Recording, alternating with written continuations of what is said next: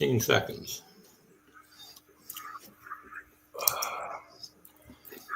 Okay, and we're live. And this is my tribute to George Foreman.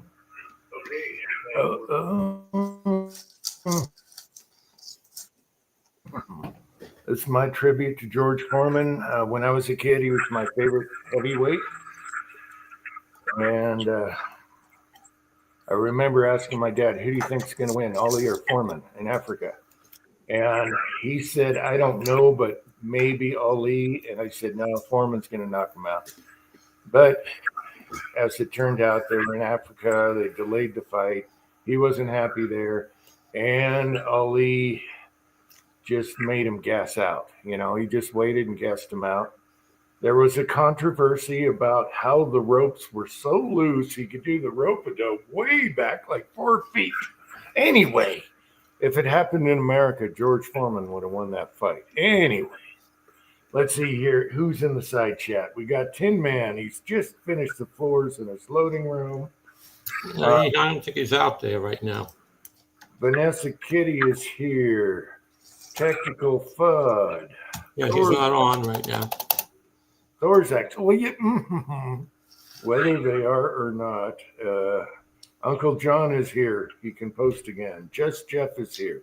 All right, we're caught up. We got Andy here. How's it going, Andy? Everything's peachy keen. Another 45 pounds of zinc arrived today. 45 pounds of what? Zinc. Oh, zinc. All right. The MeWe people are really coming through. All right. I have a zinc channel up, and I have the thing posted on my zinc page and the video I have, trading the zinc, and I have it up on bullet casting. And people are still coming to me. You're still doing it? Yeah, I'm still doing it. That's good. I haven't sorted wheel weights forever. I'm waiting till spring.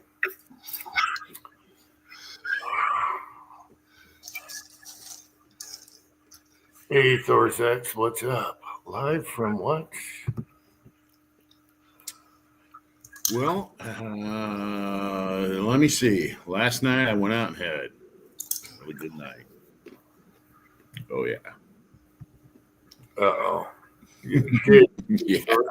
No. It didn't start off this morning with, hey, Dave, I got a question for you. And I say, well, you know what? I got a question for you. Why are you still here? It didn't start out that way this morning. But no, I met some chick last night. We had a fantastic time. Yeah, had a fantastic time. I haven't had a time like that in a long time, dude. It was good for me. It could have been worse. It could have been Coyote Ugly, where you chew your arm off to get away. Yeah. Anyway. Was it 4 o'clock in the morning when the bar was closing and she was the last one? Well, I'm going to tell you something, man.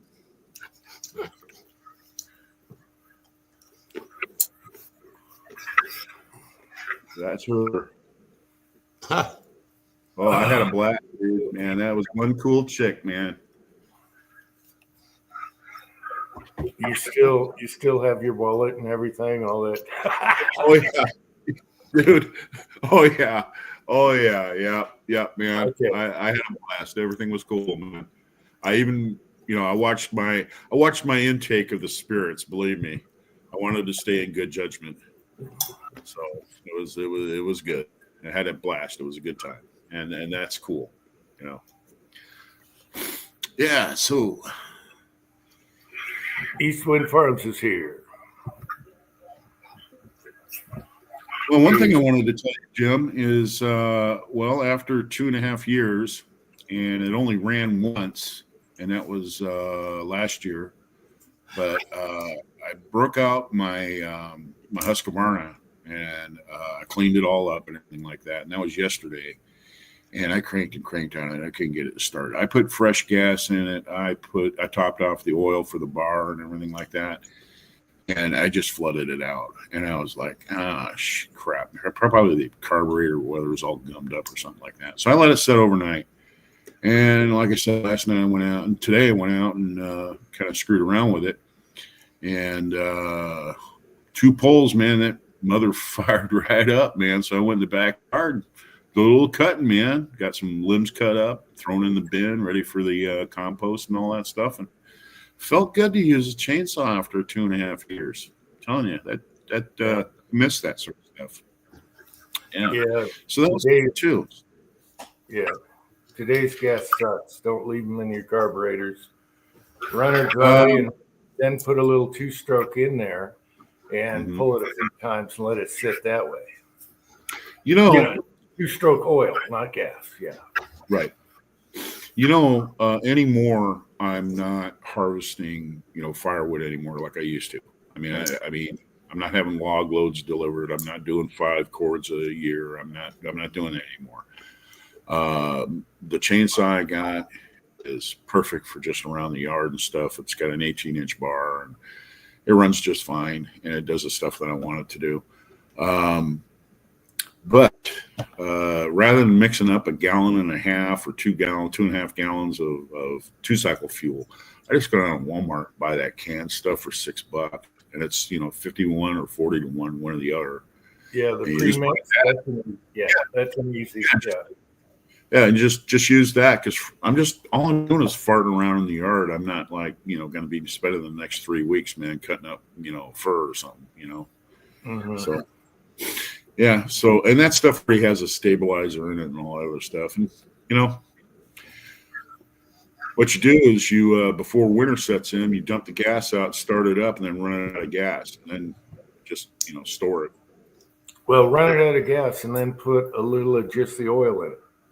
Yeah. And just let that sit, and it'll smoke when you first start it up and add gas to it. But hey, it's gonna looby dooby. So one thing about running that, you could throw Murphy's oil only in it and just pump it a few times, get it in the carb, and let her sit. Yeah. Running that Husky, I just got to say something to you, Jim. You bastard. I mean, you've got some nice saws. You got some Class A saws, and me farting around with that little homeowner saw, man. I miss my old saws. There's nothing like them. Now, cutting with a Class A, actual logging saw, a professional saw, that's fun. I mean, it is, because man, you ain't screwing around. That thing is cutting like butter. It's cutting that wood up like butter. One of my son's favorites, an old Husky, a big one. Mm-hmm. And that's actually the first one you can grab on the whole shelf there. That's one of his favorite. I forget what model. It's a big boy. And he loves that thing. We got Kip here. And yes, George Foreman died. What was his age? 75 or 78, something like that. So that's a bummer. I love Big George. His whole life story is amazing in itself. So, do you know how many sailors and servicemen have a George Foreman grill? That has got to be the fastest, easy way to do steaks or a burger or whatever you want to just throw it in the grill, shut it, and boom, man. Right. You can put bacon in there. All the grease goes into the tray. It drains. Yeah. Yep. I still have a big one. Yeah. I've had 3 different kinds. We'd pick them up at thrift stores if they looked clean.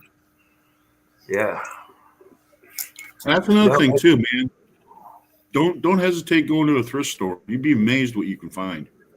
Be amazed what you can find for cheap, pennies on the dollar, man. Same thing, like you're sitting there with the tools. That is really good advice, super good advice, because you can find tools at the thrift store that don't even make anymore. And you buy it and you go down and use it the way it was intended. You think, God, why did they quit making this? The thing works great. Yep. Yeah. Yeah, that's where we get most of our tools, is vintage tools, American made. Yeah. You know what I got at a thrift store? I seen it. It was in a little box, and it was made by Stanley at the time.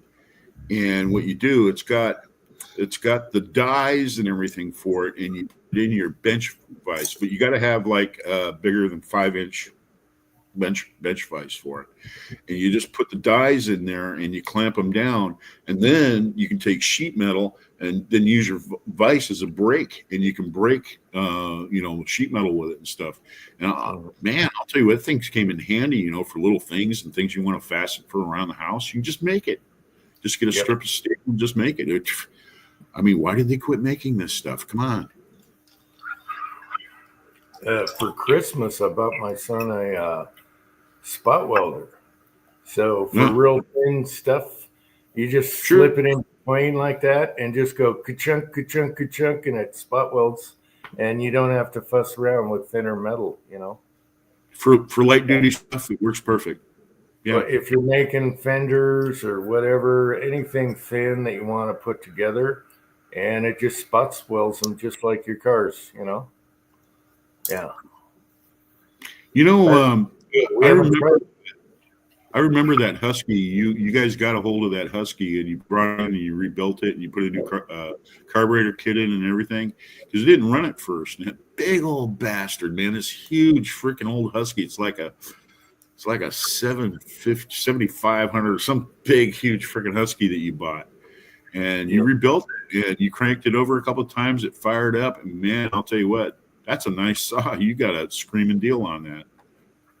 Yeah, well, he's a sucker for chainsaws. We have way too many.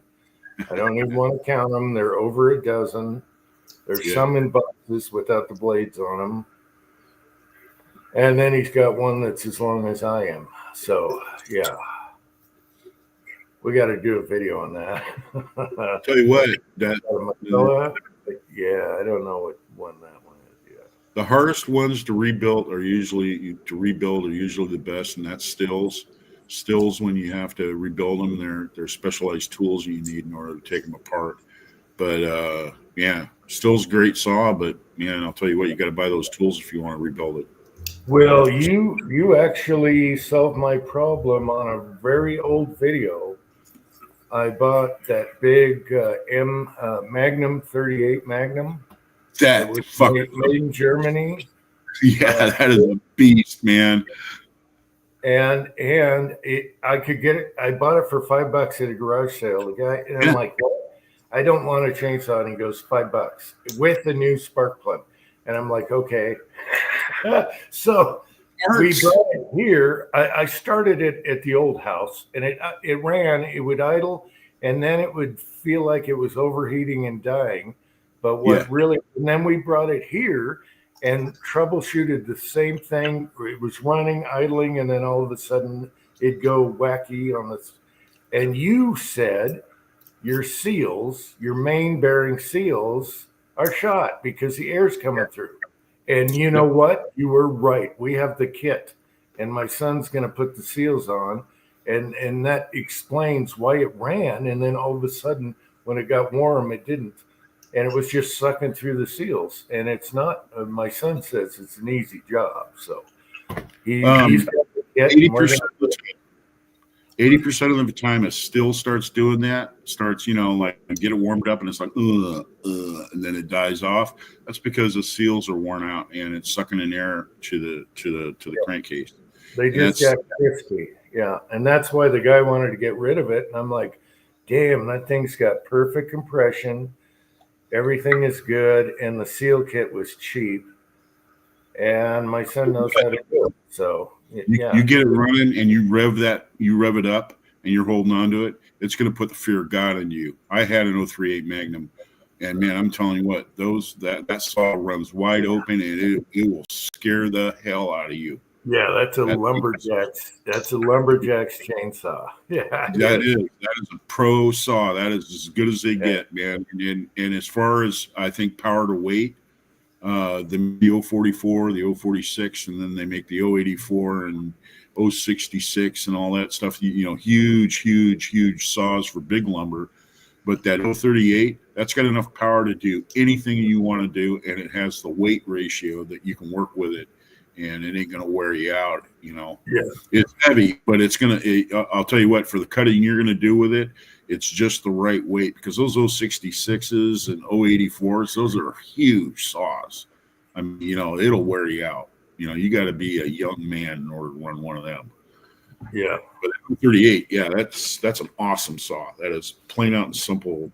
Probably one of the most awesome saws that they made was the 038 Magnum. Yeah. So If you ever get a deal, keep your eye open. If you ever get a deal on an 028 or an 028 Super, buy it. That is an awesome saw too. I have had two of them. I had a 028 Wood Boss and I had an 028 Super, and those are excellent saws. Lightweight. You run them with a 20-inch bar. You can actually run a 25-inch bar on it. And I'll tell you what, that is an excellent saw. Lightweight. You can work with it all day long. Won't wear you out. Great saws. yeah. We don't need any more though. Please God, no. Please God, no. Have a garage sale. Get rid of the ones that you're not going to run, and then just go out and, on Craigslist or something and start looking around, see if there's a couple of stills up that you want to pick up. My son likes to find deals, and then he hoards. He doesn't like to part with them. He gets them all running. They're all lined up. He doesn't want to part with them. So, hey, it'll be good stuff for the future when, the stuff is so much garbage. People are looking for old stuff. You can sell it for 3 times as much. Yeah. I've never been disappointed with a still saw. Wow, you're not going to, okay, Tin Man's not going to use his tractor in the backyard. You got a big enough backyard to have that tractor, and you can use it to plow snow. So what are you talking about, Willis? Why does Uncle Jim image appear to disappear in flashes? That's because I'm using a virtual background without a green screen behind me. If I put a green tarp behind me, it wouldn't do this. Maybe I'll take a green tarp back here. It does look like the graphics from a 1980s music video. The way your head moves around and everything flashes and all that stuff, like not so special effects,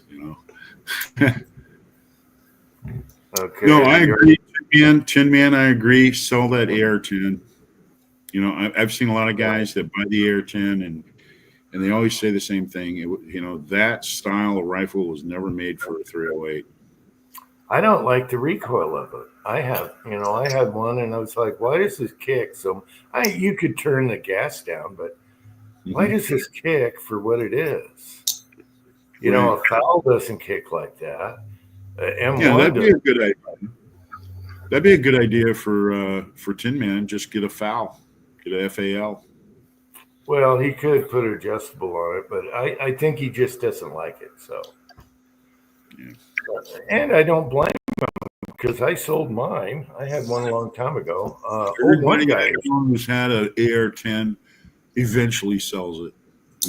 Everybody I know that has had an AR-10 has eventually sold it. Yeah, old one guy is here. Good to see you. Move to 4 strokes. Yeah, I like 2 strokes for certain reasons. You got to rev a 2-stroke if you're talking about a poker. We have a Banshee that is 2-stroke, and man, when you get that, that thing is crazy fast, and it would go straight up a sand mountain. Instantaneous power. I mean, I had a Kawasaki 500 H1, a 1975 H1 500, a triple. It was a 3-cylinder, and I could do wheelies on that thing at 3rd, 4th gear. I mean, it was crazy fast.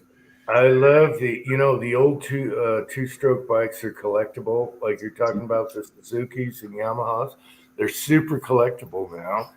And a friend of mine had one. I had a Honda, and a friend of mine had the 2-stroke Suzuki, and it's smoky, but it's fun when you wind them up, and they sound awesome. The problem is you have no compression when you let off the gas. Unlike a 4-stroke, it'll help slow you down. 2 strokes don't do that. It's scary.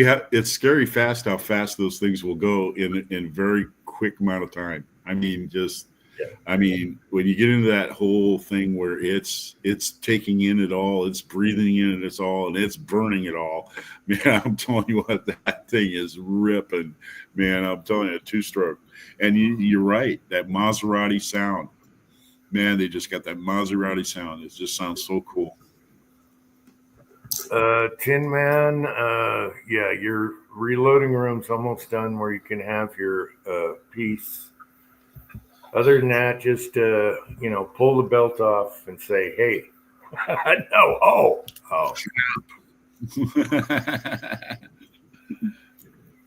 Oh, the old bull tacos. I remember those. Yeah. Kickstarter on the left-hand side, and you kick forward. You remember that? That was really weird about those bikes because you'd have to reach down and then flip the Kickstarter out, and then you'd have to kick it forward. Instead of kicking it back, behind you, you got to kick it forward. Yeah, pretty crazy. What happened to Andy? I'm here. I forgot to ask if you went shooting, Andy. It's getting warmer out there, Not yet. Oh, it's warm here now. Everything's melted. I mean, Andy? we don't have snow, but as far as shooting, I almost thought about going today, but it was windy. Oh.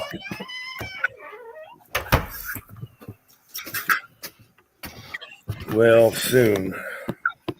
Coming soon. I think all of us got a late winter. Andy, go ahead and talk. I'm fine. I'm just doing something while you guys are talking. No big deal. Enjoy listening about the old motors and stuff. My old is my old is 1968. I want to say that was used when we got it, a McCullough 16-inch. And I used that all the way up to about 1998.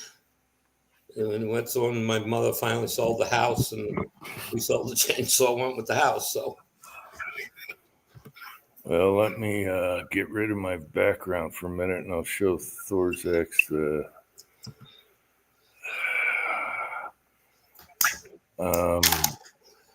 Okay, here we go. Let's see if we can get. Oh. I need to turn the light on, don't I? Son of a bitch. Tin Man even said he wanted to sell us Dylan. Yeah. There's the big husky. Yeah, and he put a plate on it. How do I get that? Oh, there you go. Yeah, and you can see them all lined up. It's crazy town over. See them? Oh, it's crazy town. All right, back to virtual. I can't. Tin Man wants to sell us Dylan, and he don't like it, or he's not using it enough. I don't know. No, he likes the 550. He's selling the 750. Oh. I think, unless he sold the 750. He said he was wanted to sell his Dylan, and his. I know, but he bought a 550. Oh. And I think he's trying to sell a 750 with the feeder and all the all the gobbledygook. I'll tell you what, if I would have bought many years ago, if I would have bought a Dylan 550 or whatever it was at the time, I think I would have been pretty happy with most loading, because using that the square deal B, it works flawlessly, other than I don't like to crimp 9mm properly. I should say the crimp is proper, but I don't know why the case bulges. I mean, I have it on my other press, it bulges, but not like that one. They should have made that with the same dies, but I don't know why. Because the small footprint, they didn't fit. Size. Mm-hmm.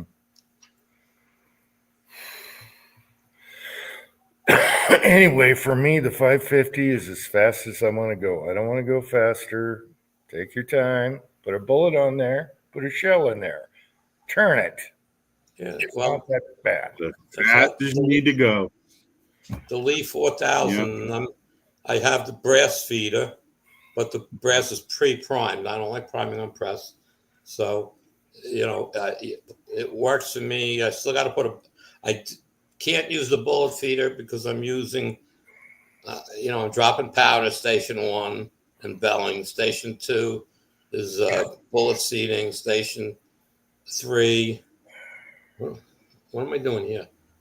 No, I do have one open. I cannot put a bullet. I have my bullet feeder for it, but certain bullets it doesn't like. It's a single tube thing. It's not a Lee product. I forget who makes it. Had it for a long time. And 9mm bullets are a little funky for that thing. The nose gets longer. They drop 2 at a time. So it's just easier to put it in one at a time. But I'm mostly loading 38 on that, and it's set up with 38 dice, and it works great. And the Pro 1000, which is 3-stage, I do my 357 on it because when I load them, it's a hot load, so I'm pre-powdering the case, off press. I drop in I'll load up, drop powder in 15 cases because I don't load hundreds of 357, and then I go over and put them feeder 1 case at a time, bell it, seed it, crimp it, and it's done. Let's see. Patriot Paul is here, and I want to say that sugar alternative is really good because I put it in my coffee, and I hate putting just raw sugar in my coffee and looking down at my beer gut, it's like no good. And this has 0 cals, and it's awesome. So thank you, Patriot Paul, for getting on my ass about getting that. And then he sent me some, and I got you guys mixed up as far as you were the one pushing it all the time. And man, yeah, that's good stuff. Other sugar alternatives taste like ass to me. It tastes like chemicals, but this is all natural and it's really good. So, yeah. What's the brand name, Jim? Patriot Paul's gonna have to put it down. It's some kind of, I want to say pomegranate. No, The camera changed. What the hell? What kind of fruit is that made of? Anyway, it's super. It's like no calories, super good for you, and it's awesome. Patriot Paul, tell them what it is. Otherwise, I got to go upstairs and look at it.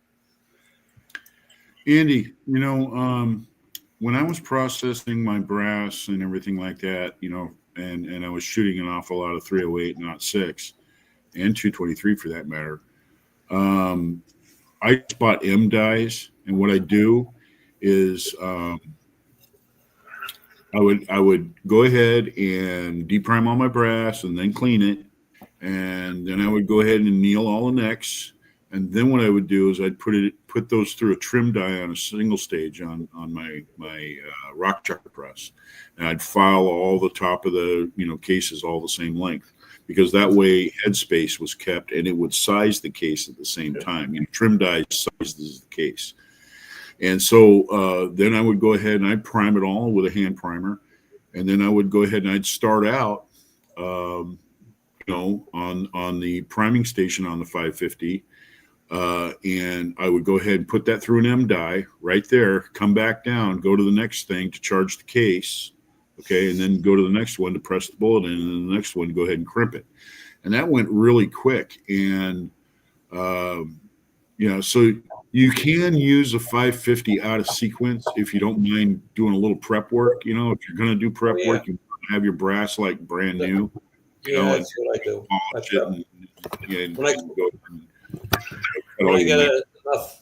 When I shoot my 06 or any of my brass stuff, when I get enough shot worthwhile prepping, I'm not going to prep 10 cases, but if I have 150 cases of 3006 or something, 200, I sit down and I deprime them all. Okay, and then I clean them. Then I size them, and then after they're sized, I use the quick trim from Lee, Mm-hmm. and it works quick, and that's it. It's 3-way cut, so it's one shot and it's done. And then I put them in the bin. They're ready to be reloaded. I don't reload them till the end of the season, so it doesn't matter. I sit down one caliber and I load any brass that I shot. I reload it. If I have a bad piece of brass, I throw it away, pick up one out of my reserve. That's already set to go. Everything's ready to go. If I pick up range brass, I process it. Mm-hmm. It goes in a bin of processing, sitting there. If I need a piece, I take it from there. I keep shooting the same brass over and over and over till it's either too short or splitting or whatever, and I throw it away and grab a new one that's already processed. So I do that with pretty much all my brass. The only problem I'm having with anything is 9mm, and it's always been a little issue for me. And that's no matter where I load it, it always got a little case bulge at the base of where the bullet ends up inside the brass. Always get a little one. But some of them are bigger than others, and they don't go in the chamber gauge. So that's been solved by using the factory crimp die from Lee. That's it. Oh, by the way, Jim, you were talking about bulge busting. I didn't watch that whole last video. You can bulge bust a 9mm using the 9mm crimp die. Yeah, okay. Yeah, Lee says you got to use a Makarov for a bulge buster, but yeah. I use it. I mean, I don't have bulge issues, but I did pick up some brass once that the base is just wooden size. I don't have I use just the standard resizing die. I don't have a total full die, and so I put them through that, and it solved it. So, well, I bought it just for 10mm range brass, where either it was a 1911 or a Glock that had an unsupported non-ramp, on a 1911 non-ramp barrel, and I just wanted to straighten it out one time, and we're good. You obviously don't want to do it over and over. It'll weaken it there, but that's what I bought it for. But then you can do 380 and 45 and 40 with it. And then I found out, hey, you can do 223 brass and 300 blackout when the rims are all messed up. Yep, I saw that. Or that's about where I watched up to. Yeah, or if your primer pockets are oversized and they get, that's when they're getting old. That's usually happens. And that fixes everything at once. I wonder if you can do the same thing with 308. I wonder if you can do the same thing with 308 with the 45 die bulge buster thing. 308 is 45, so I don't know. Yeah. I wonder if it would squeeze down the primer pocket. I wonder if you got primer pockets loose, then you can go ahead and put it through the die, and then it'll tighten up the primer pocket. That'd be a good idea. I don't have a 308 that's got a primer pocket that's large. Usually, the rest of the brass just is stretched out too much. Yeah, but I mean, I've never had any issues with any loose pockets on large brass. Okay, large calibers, unless first of all, I'm not shooting hot. So that's one. Okay. One thing I could do, Thorax, is take a Berdan primed 308 and just punch the primer pocket, make it big so it doesn't fit, and then run it through the 40. It makes sense. Run it through the 45 bulge buster. You definitely need the Lee factory crimps for each, but hey, that might work. Maybe we'll do a test when I got time. I'll ream one out big and just punch it out, and then see if it goes through there and squeezes her back. Yeah, I didn't think about it. Interesting. You might be world renowned. You might be the Messiah that everybody was looking for that has this problem, and you'll descend from the clouds with your arms open and the sun behind you and everything with a big beard. No. Yeah, you could do a video that way. Angels singing in the background. No. You could do a goofy video about it. Yeah, well, that's a good thing to test because I forgot about 308, and they use the same shell holder as some automatics guys load their semi-automatics kind of hot, and you get loose primer pockets, and then you end up throwing all the brass away after about 2 or 3 shots. So I got one thing. When I shot 1,000 yards, I shot 178 grain, which is right on the cusp of 180 grain for an M1 Grand, and I shot that with 4064, and it was not a listed load. I mean, it was boom. I mean, it's gone. I had to get that bullet out there though, and because right at about 950 yards, that's when because of that velocity, it goes subsonic. You get that transonic little vibration. Mm-hmm. So, you had to shoot them a little hot, and that really wasn't good on the brass. But, the other way, the ball bearing trick. Yeah, the other way is the ball bearing trick for all the guys with belted magnums and expensive brass. They can keep annealing it and saving it, but their primer pockets go out. So use the ball bearing trick and wrap it from the inside and do it that way. But you got a good point on the 308. I didn't even think of that because or odd 6. Anything that has the case head 45. Probably 45 and you could this works. That'd be pretty cool. Yeah, that would be neat if it does. So I'll just no ball bearing to screw with, no ball bearing to screw with the balance or do any other stuff or run it up and have the right amount of pressure, and then you're dealing with web thickness and all that other crap. You just put it right through the die and boom, fixed, done, shooting it. Yeah, I have a no-go for large rifle and pistol, so maybe I'll just modify one so it doesn't fit a primer, and we'll see if it goes through there. Super easy, by the way. Super easy. This is great. See what happens when people get together and talk. This is good. This is a good thing. And that's why I like all my presses on the bench instead of like quick detach mounts, because when I went through the junk drawer, I'm using every one of those presses for a different thing. And I just go by and I'm going by, oh, this thing sucks. I'll go over and fix it, boom, and then go to the next. And, I like that. That's why I like all the presses on the bench. I've got no real estate left on my bench, man. My bench is just solid presses. Well, I have three. No more. Well, I have one. No, I have the APP I put on the desk. So literally, I got 4 actually. I don't have enough room on my bench to create a mess. I mean, really, I don't have enough room to accumulate enough junk over there to start being a mess, because then I got to get it all out of the way, because I got to take all my good stuff that I'm doing and put it here. And I'm telling you, man, not having enough room. It's good to have 10 feet for presses and then a desk, which is another 4 or 5 feet, because they're there, and you just I get a small basin one. I can fix this problem and that problem and this, and they're all there. And I have a rolling chair, so I just scoot my ass over, and I go over here and I scoot back, and I'm like, okay, that one's fixed. When you're dealing with junk drawer problem, everything's a nickel, something's a problem. And that's what I was doing in that last video. Otherwise, when you're making it, you're there.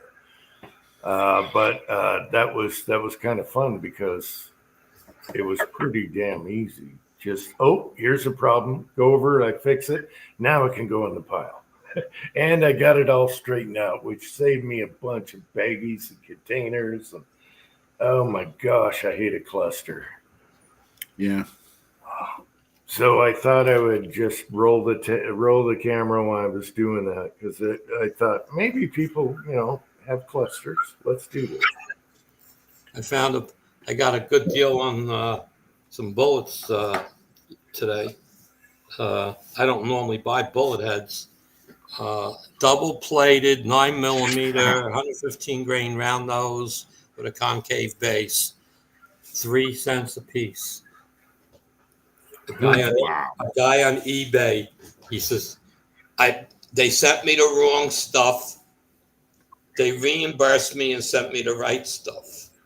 And they gave him some money, not a full reimbursement. They gave him some money back for the inconvenience. And he was selling them 2,000 pieces. Wow, 3 cents is that's. I couldn't blast it up. I mean, they shoot good out of my Ruger, so I said, what the hell? Yeah, and yeah, 3 cents. That's cheap. Yeah. That's what you're wondering about casting, because that costs more than 3 cents in your time. My time. It's not the money isn't there because I didn't pay for the lead or stuff. But I mean, again, I'm casting in zinc anyway, so the zinc is basically free. You know, the amount of zinc I get from people. I stopped going to the junkyard. I stopped by to drop off a bunch of crap to him, and he goes, "I haven't seen you in like 2 years." I go, told him what I was doing. He says, "Just scoring big with that." I go, "Yeah." You know, so what happened to the side chat? Man, all of a sudden just kind of went dead. Anybody alive out there? What's going on? I know it stopped. I think we have 17 here, but we got lurkers. That's all right. If they don't want to talk, don't talk. There's no pressure here. they're listening. Yeah, there's no pressure. We don't ask or anything of you. If you want to be here, you're here. If not, doesn't matter. Yeah. And I forgot I had this company. Let me see where it is. I'll be back. I'm gonna have a smoke. Okay. Where is this?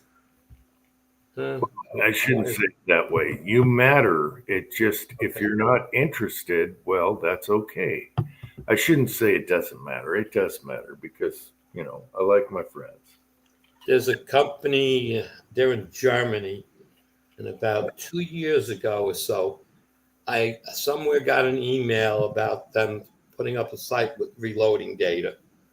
So I joined on and whatnot, but they charged. So I never really paid, but the amount of load data was growing and growing and growing. And I got an email from them about a week ago. You were a member, you're still listed there, but you know, we'll give you a code. And basically they took $10 off. So for basically $20, I have a 1-year membership to this thing, and they got a ton of shit on there. Holy moly. Okay, Just Jeff is still here. Rollis is driving, and Fine Ape. I haven't seen him in a long time. Fine Ape is here. Have you been doing videos, Fine Ape? Because since I got deleted, I don't know if I'm subbed to everyone anymore. So if you reply to one of my videos, I can find you, click on you type deal. I don't know if I'm subbed to you anymore since they ditched my last channel. So click on his name, click the 3 dots, and sub him. I can't do it on this. Oh. Yeah. But all you got to do is reply to one video. I click on you and boom. Okay, Patriot Paul. That's okay. Have your dinner. You took your dump. You're good to go. I love you, Patriot Paul. You always reply to stuff. Yeah.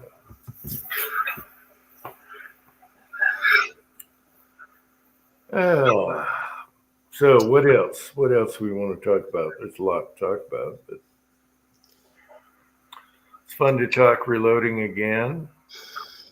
Yeah, again, you let the video, you got up to the point where you were just starting to play with the brass to run it through to tighten up the primer pockets. That's where I cut off there. I haven't been able to watch the rest of it yet. Yeah, just watch the rest. It's just me dealing with cluster different. Yeah, but you know what? You threw out a tip or two, and I says, I used to do that. I forgot I haven't done it in a while, but I remember doing it. You know, it's like, you know, sometimes you haven't done something in a while and you forget about it. Yeah. Fuzzy is here.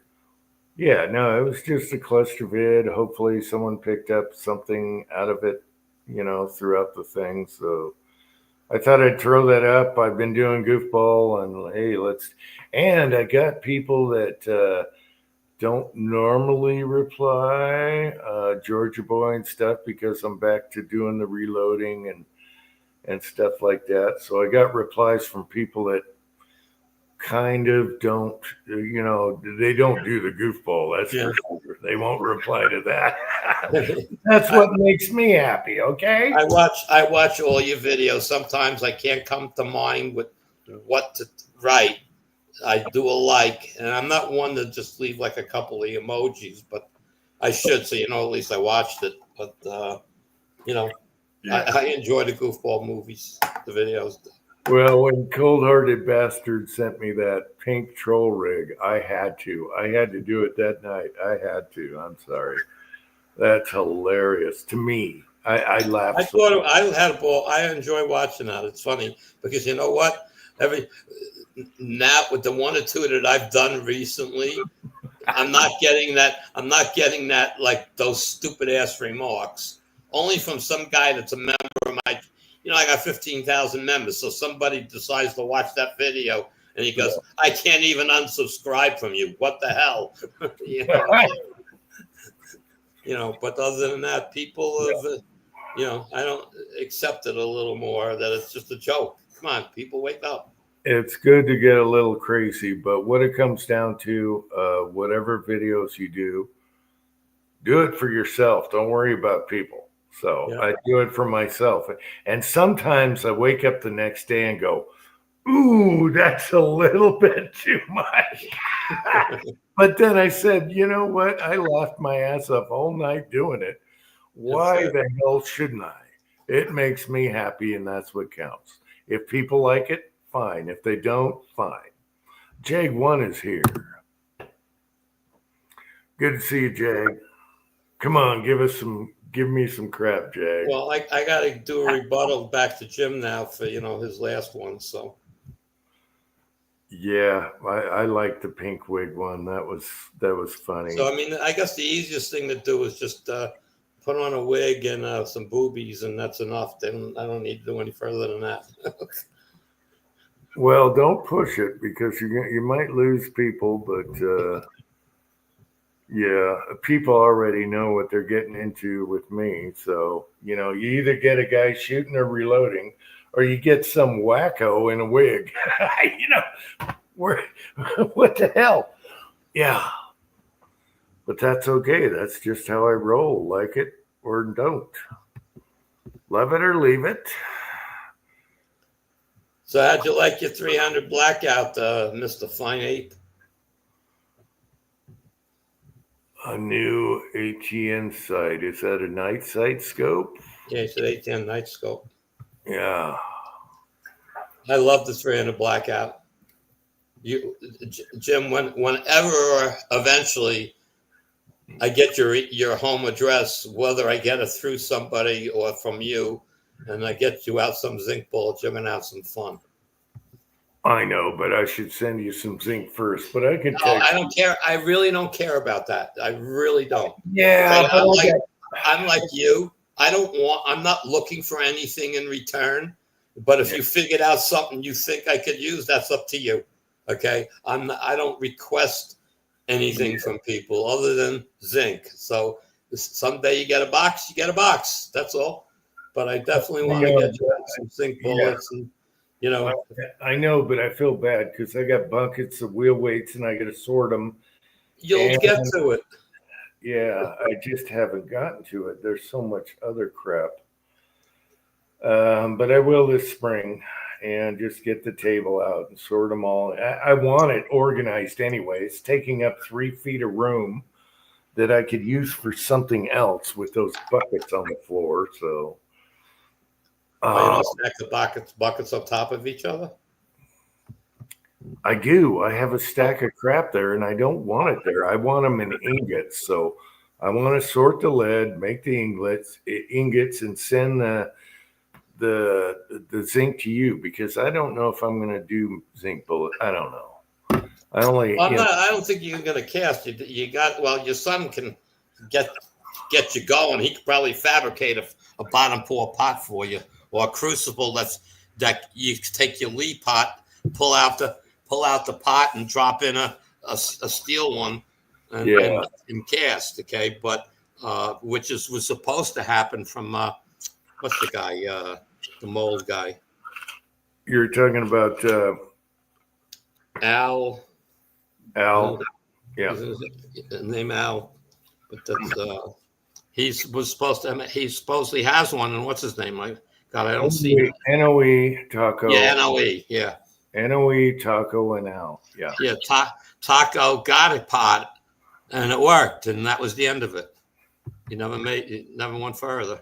Well, it was all about the little spigot, pouring. But he got it. He had it. It worked. Okay. Supposedly. Well, he made the crucible, and I know he tested the crucible that in the Lee pot, and it melted it. So the rest is not hard. I don't know. You're using the same mechanism that the Lee pot has. What are you doing? You're just going to make a little thing on the bottom. Yeah, I just don't know if I'm going to do zinc until we start running out of lead. Then I got to think about it and look at what steel molds I have. Well, you can, if you have, you can use an aluminum mold. You just have to really be hotter. Yeah, it's going to aug those things out eventually, though. Well, the trick is I have an aluminum mold that I use, and it's one of NOE's molds, and it's a 4-cavity, and the leverage is there to open it. Great for 2-cavity. All right, and it's only for 223, so it's easier to cut. And the first mold that I got from him was a 2-cavity, and I must have did 5,000 to 6,000 bullets before I started damaging the mold. And then I learned about being hotter. It cooled too fast, and the zinc got too hard too fast, so it was too hard to open. So by bringing the mold temperature way up, even running the zinc at a higher temperature, once you get that mold hot, it opens like it's lead. Well, Patriot Paul is here. I was wondering about him. Haven't seen him in a long time. I think I'm going to save zinc for when lead gets, it's an emergency thing or lighter bullet thing. But I'm going to when I sort, I'm just going to send you all the zinc I got, and you don't have to do a thing paying me back. So no, well, I'm not trying to pay you back. I'll send you a few bullets of each, and if you say I really like this, then I can send you more. That's all. Yeah. I'm not going to load you up with 300 bullets that you may never use. Yeah. Send you enough so you can play and test with it and say, wow, this is working. Because in the 300 blackout, I mean, you're going to be at 18 grains of powder to make an AR work. Okay. And you'll be blown away how the recoil disappears and how much faster the bullet's going. It's like, wow. Yeah, I just got my hands in so many projects right now. I don't want to deal with zinc right now. And then shoot it in a certain spot in the backyard so I don't mix them up. But you just make a temporary spot that you use. Yeah, I could have a zinc bucket to shoot in. I need to do a 50 where it's flat. There's a lot of things I want to do. I got swingers in the turnaround spot I haven't even shot at yet. It's just so much crap. But yeah. I have no problem getting lead in New York, Fuzz. So it's just that everything's zinc real weights, but we can still shoot lead bullets here. The ranges here are full of them. Okay, guys, hang on a minute. I gotta go to the bathroom. I'll be right back. It started. I mean, really, what started me is watching Elvis. His first zinc video. I go, that's interesting. Okay, because I mean, I had zinc that I was gonna I didn't have a lot of it, but I had, maybe 30, 40 pounds of it. And I had these pots from work, these solder pots. They only hold half a pound of lead, not even. So, I mean, it's not much lead. And it melted the zinc. So I got a small dipper, and that's how I started casting the zinc and testing. And it was working great. So then I went, then I started getting the other molds, and I got the bottom pour pots, and now it's nothing. Well, it wasn't Will. I mean, the guy that started it was Elvis, okay? And then I started playing. I got Willie going, and then what's his name was doing it too. Eagle Eye Shooting. Kenny was doing. He was having some fun for a while, and then he backed off of it totally. So went in a different direction. But everybody I've sent out to, I mean, a lot of the guys that I've sent bullets to and stuff, they're a lot of them casting with zinc now. So, they're fun. A lot of fun. I enjoy. I mean, I don't know what to say. You have to, until you do it for yourself and realize that you can use less gunpowder for the same bullet in zinc than in lead, and it's coming out as fast or faster. So it's actually cheaper to load. There's no powder coating involved, so there's less time in putting the bullet together. Lead, you got to do your thing. Okay, you have to powder coat it, size it, or lube it, whichever, and then load it. Yeah, just cast, size, load. Looks like we lineman pot. Yep. Lineman pots, they work. Lineman was at the 24. I forget the numbers. I had that's what I said to Willie, the lineman pot, and Viejo, he's got it too. I sent him the pot. Yeah, I wonder who got Willie's pot. I have no idea. They were trying to get it for me. Okay, I said I didn't care. I pay him for it. I mean, they gave it to Willie. I didn't care. I'll pay him to get it here, whatever they want. And it just never. I don't know what they do with the stuff. Jag, it's hard to find the pots. There's the old Lymans and the old Seikos. Lyman 24, I think, and I forget the model of the Seiko. It's a cast iron pot that's bottom pour, and they're out there on eBay now and then. But some people think they're sitting on gold. They want ridiculous numbers for them. So it's like, I had one guy asking $250. It was there for 3 months. I said, I'll give you $75. He said, sold.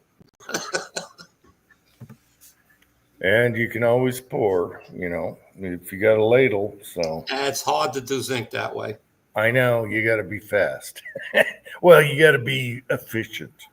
Well, it's more than fast. You kind of like put the nozzle of the ladle into the hole on the mold, and then tap the mold up and down a little bit as you do it. Otherwise, you won't get a flat base.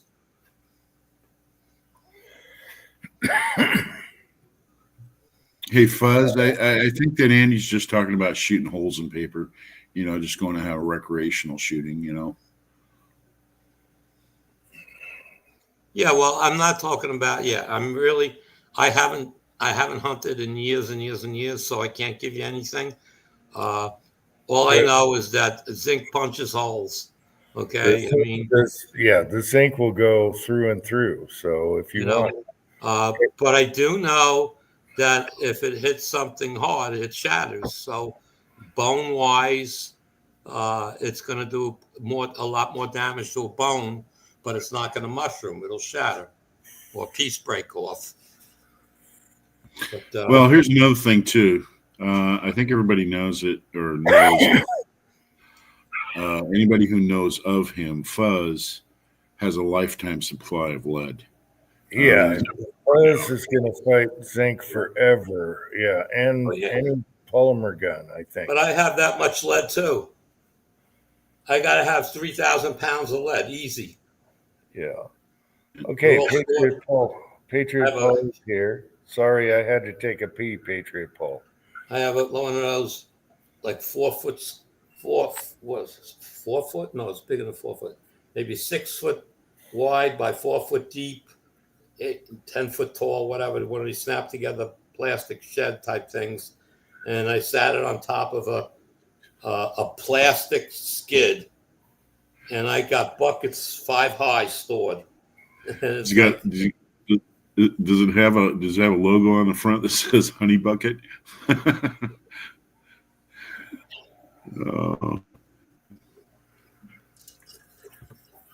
Thank you, Miss Kitty. Oh, thank you, Miss Kitty. So, Patriot Paul, are you there? I'm here. Oh, okay. Thought my microphone was off.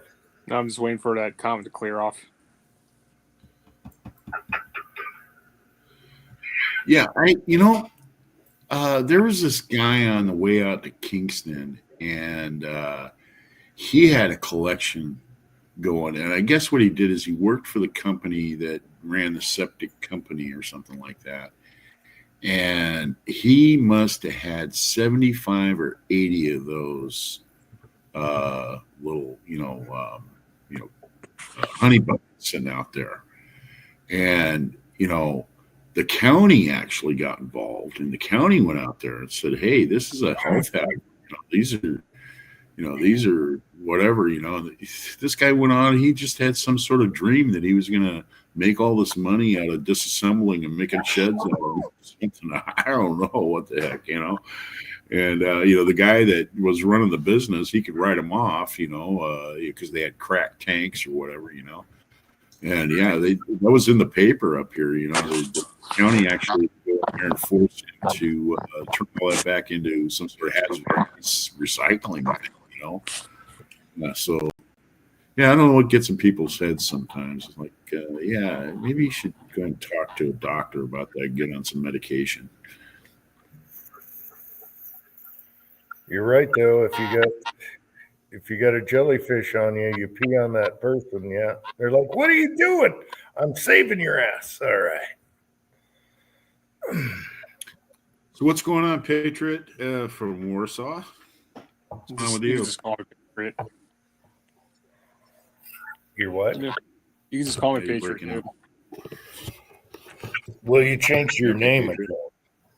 U.S. Patriot from Warsaw. You changed your name again. Yeah, because I got tired of it. Thrown out in the garbage.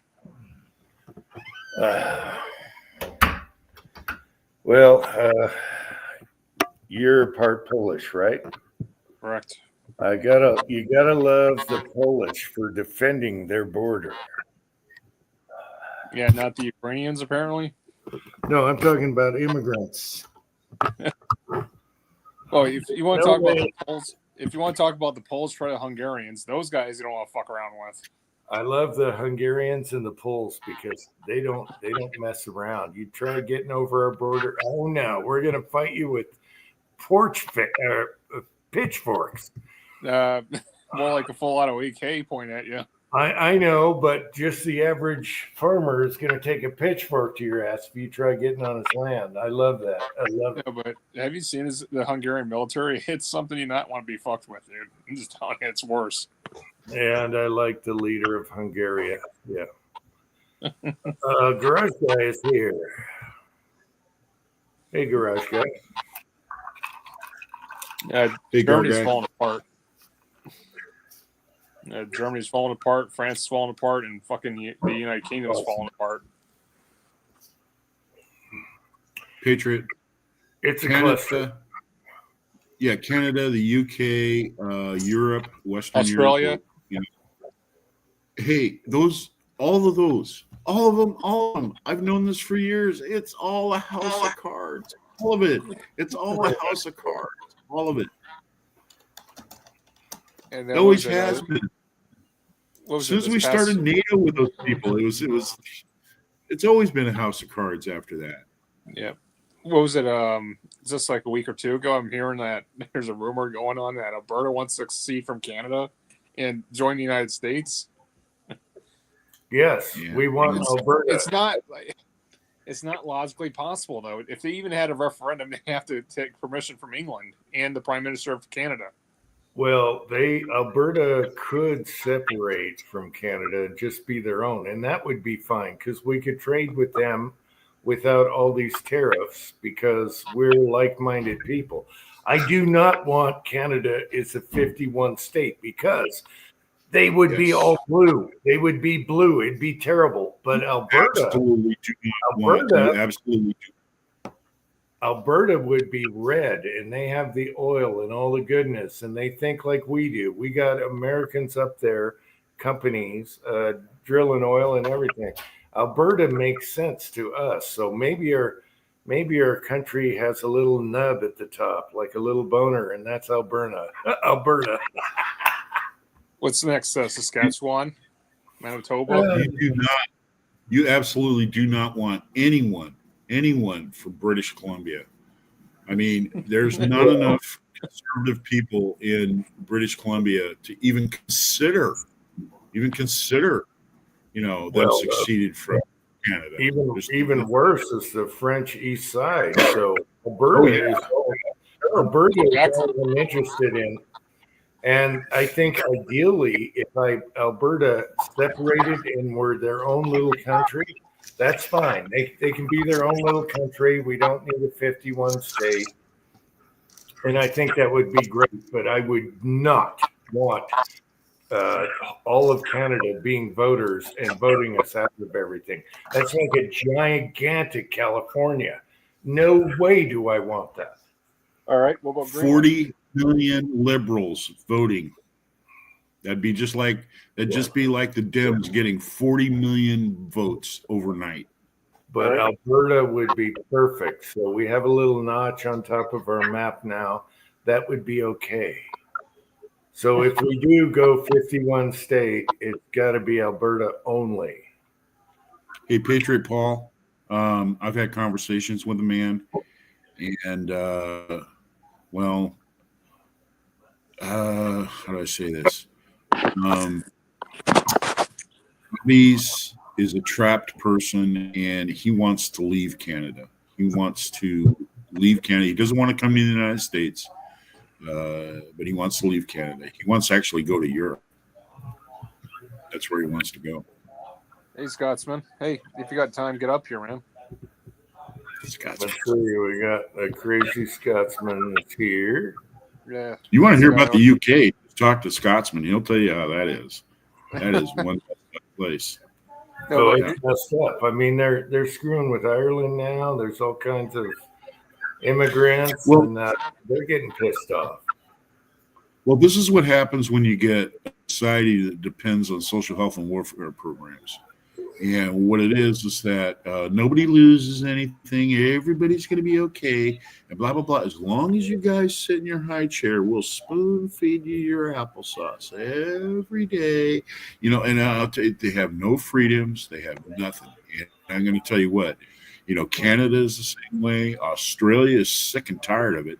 You got people that are rioting in Australia right now, because of the liberal crap that's going on down there. It's only a matter of time for France. And France has been swirling down the toilet forever. Yeah, I can never trust it. Like I said, all of that, it's all a house of cards. All of it. And that's it. There's no saving them. They're going to have to save themselves. That's just the way it is. There's got to have to be some sort of revolution that happens to get rid of the kingships, to get the freedoms back. I don't know. I don't know. You got to break something before you can fix it, I guess. You gotta love Sky News Australia, because they're conservative and they talk about a lot of stuff our media won't even talk about. So I love Sky News Australia, and that's good news. That's good stuff. Especially their what do you call it? Anyway, all right. I don't have any problem with any way that anybody wants to live their life in the confines of their home and that sort of thing. But the whole thing with the woke movement and the pride flags and all that stuff. I'm going to tell you what, Australia, you talked about Sky News. There's actually a group of people. They find out that there's going to be some pride parade. There's a group of guys that show up and they call themselves the men something. I don't know what it is, but they get up there and they're charged. They will not let that parade progress. The cops have to come out and everything like that. And people are sick of it. People are standing up. People are standing up about the government saying, hey, I don't care. Don't try to make me care. Don't try to make me care about it. On YouTube, I think everyone should watch Sky News Australia, especially lefties losing it. They make fun of lefties losing it. And it's funny to hear that from Australia, where we don't even have our own thing here. Yeah. Patriot Paul Connor doesn't have a chance. He's got some stuff in the closet. Okay, he's got issues.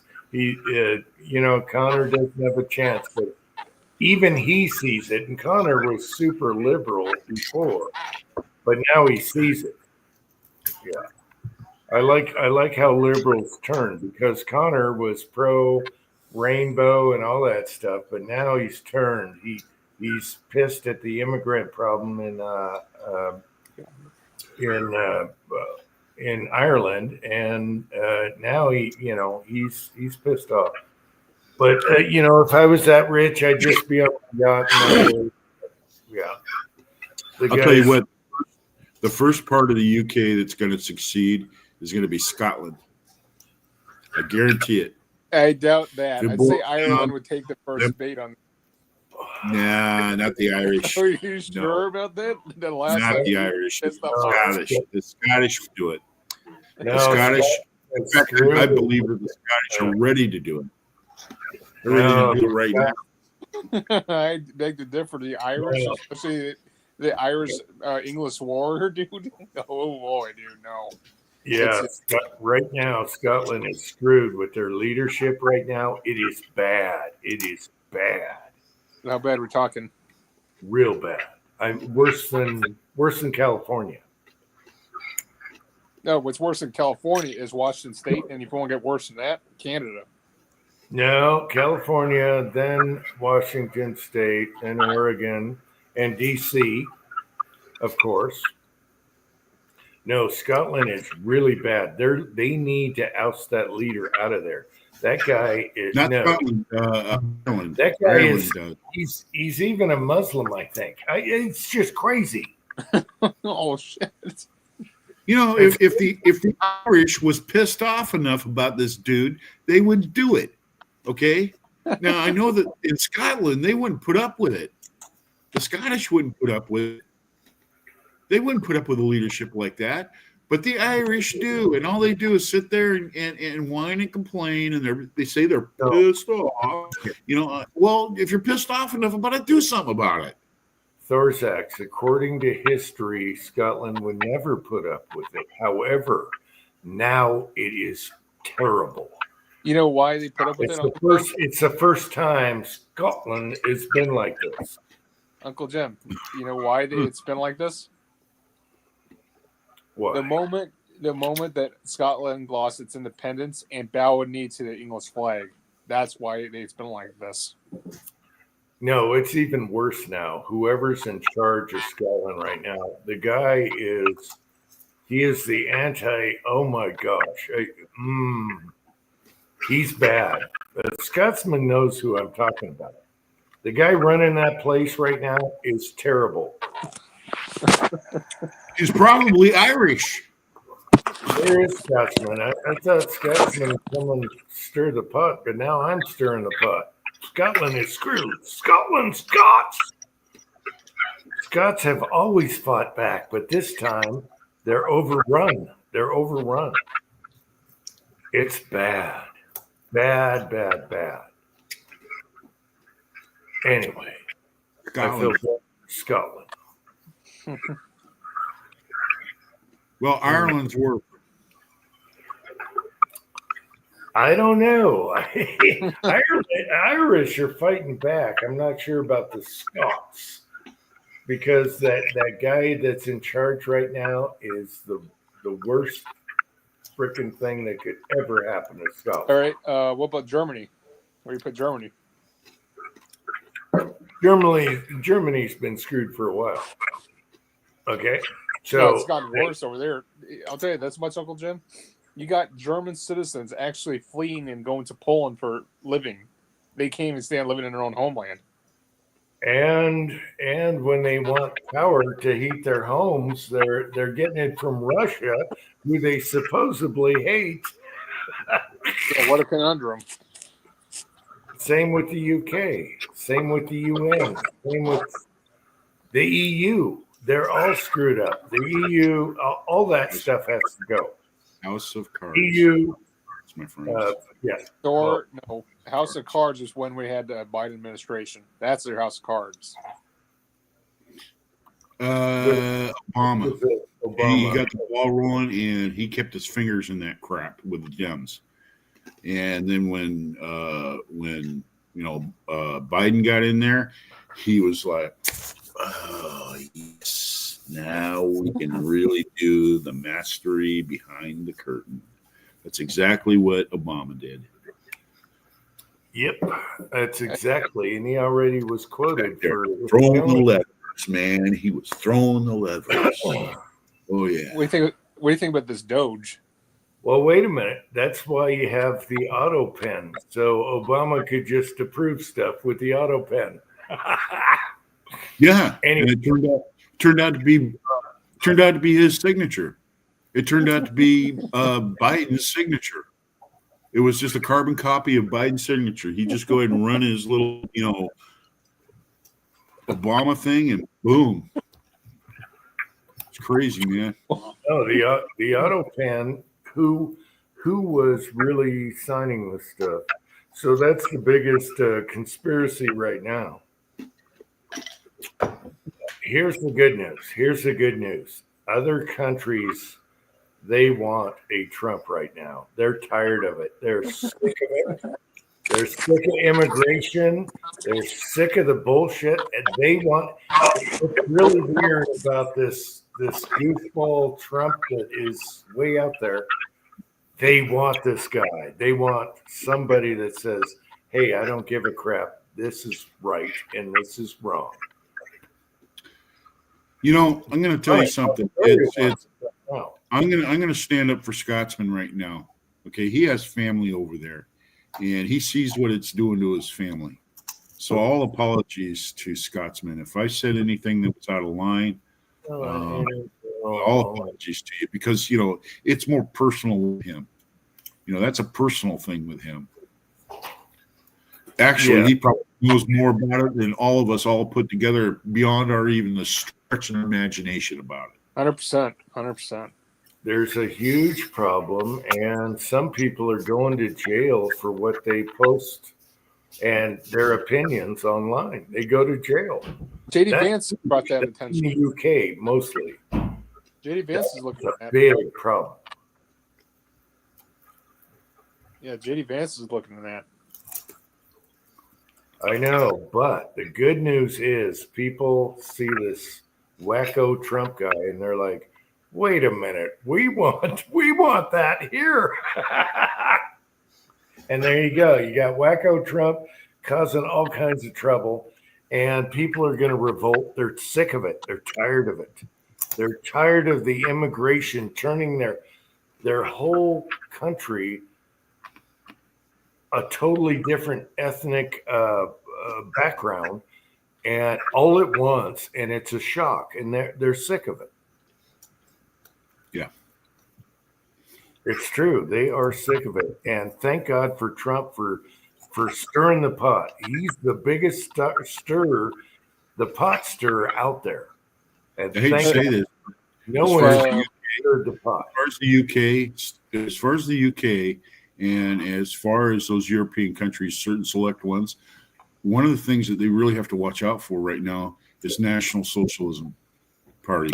The National Socialist Party, man, they this is just the ingredients, and you get the right amount of ingredients, man, and it's going to go out of style over there. Germany.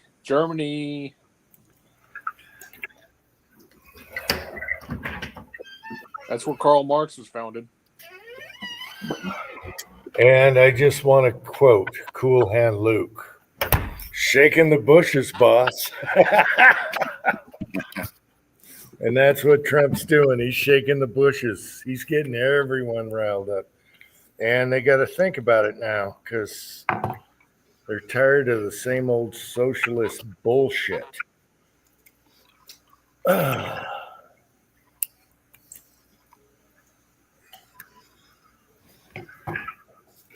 I did watch the meeting that Trump had with the Chancellor of Germany, and Chancellor of Germany was talking about what they feel that's appropriate, for the United States to get involved with and all that other stuff, and Trump let him speak. And hey, we're both leaders. We're gonna respect the thrones that we're sitting on, and it was your turn to speak, and it's mine. Okay, that's the way that Trump was, and he turned around and says, "Your country pays 1% of the NATO bill. We pay 4.5% of that bill. Do you think that's appropriate? Do you think that's appropriate? We've been doing that for more than 40, 50 years now. Do you think that's appropriate?" I mean, and he just stuck him right over a barrel.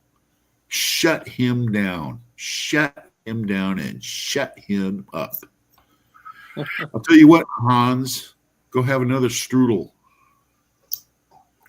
Have another beer. I just like, he says, fair is fair. You charge us in the tariffs, we're going to charge you. We're no longer your suckers. We're not going to protect you and put all our military money on your ass when you do nothing for us. That's exactly right. There's only 2 allies that America has right now. You know what they are right now? 2? There's only 2 that I trust. Yeah, there's not many. Yeah, you're right. I'm thinking. No. Yeah. Is Israel and the Republic of Poland. Yeah, well, Israel has to because they need us because, that's a cluster in itself. And Poland and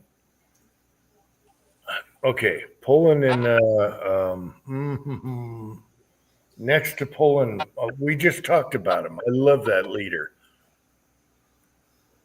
Come on. What? Remind me. Which one?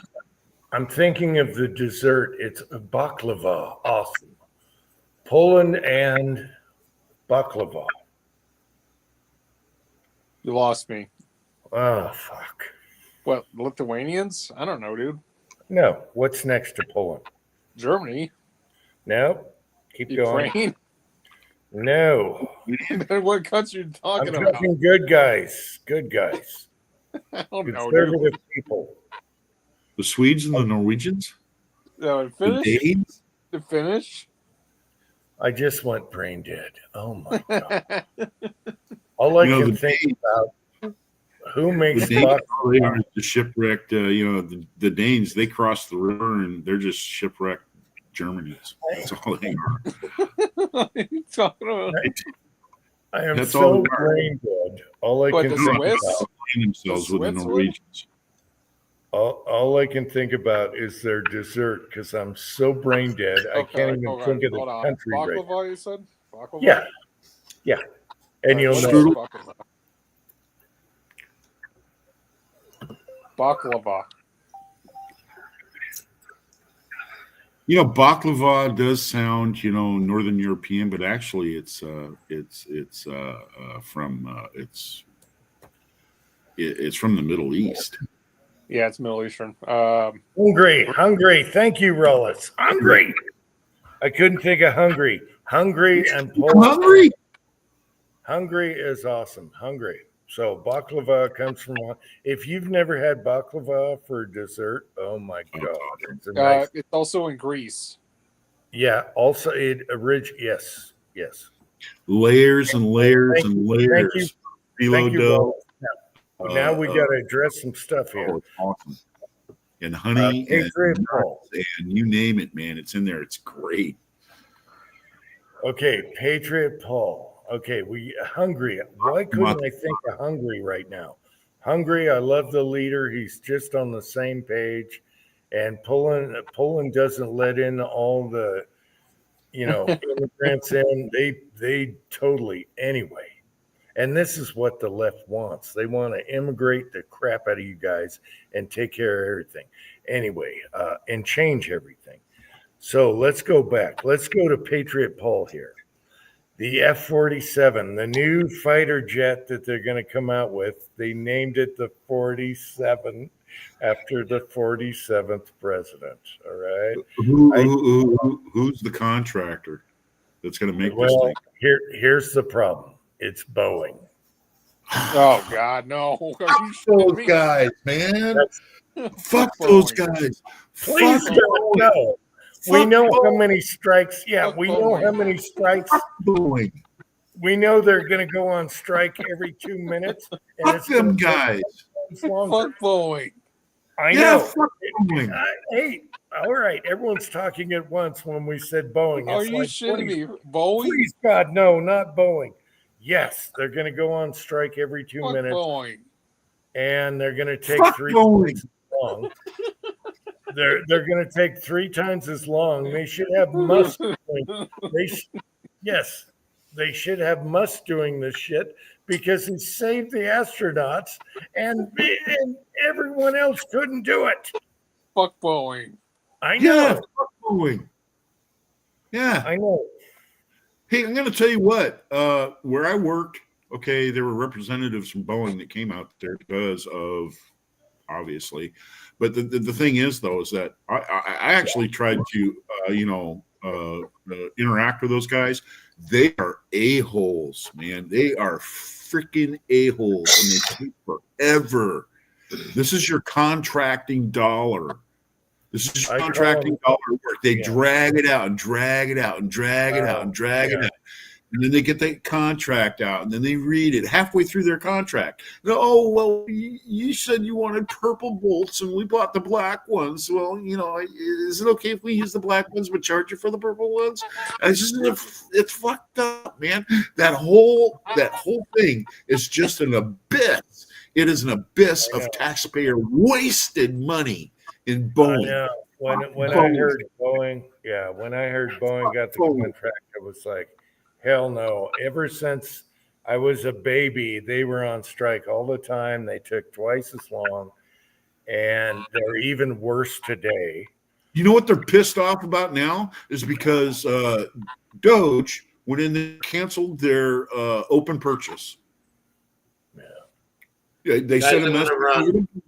They told Boeing, okay, no more open purchase. You guys can't appropriate money for the government to pay for your contract stuff. You actually have to go through the channels, and you have to order it, and you have to do the whole 9 yards and show us the invoices and everything like that before we'll pay for it under your contract. You can't just zip it off into some credit card or some credit company or something like that, and then they go after the government for the money after you've already made the money off of it.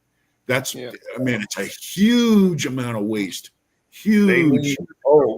They're so. I know guys that work for Boeing, and when they were trained, do you know what their job was?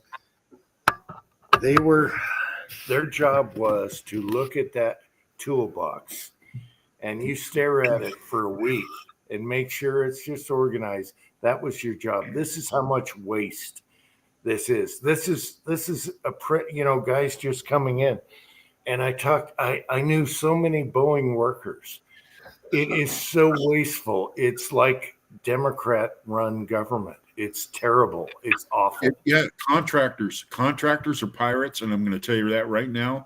Those guys, once they get their contract, they do exactly what Jim said. And the bottom line is, They're not worried about fulfilling their contract because at the end they're going to show a loss. Not just that, they show a loss so that they can go ahead and bid for more money. Meanwhile, they already made profit off of it.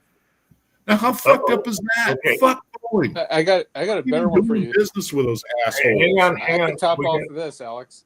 We gotta say goodnight to Andy. Good night, Andy. I'm sorry we got Night, everyone. No, Good night, Andy. I'm sorry, Andy. We got into the Boeing thing. Sorry, Andy. I'm sorry.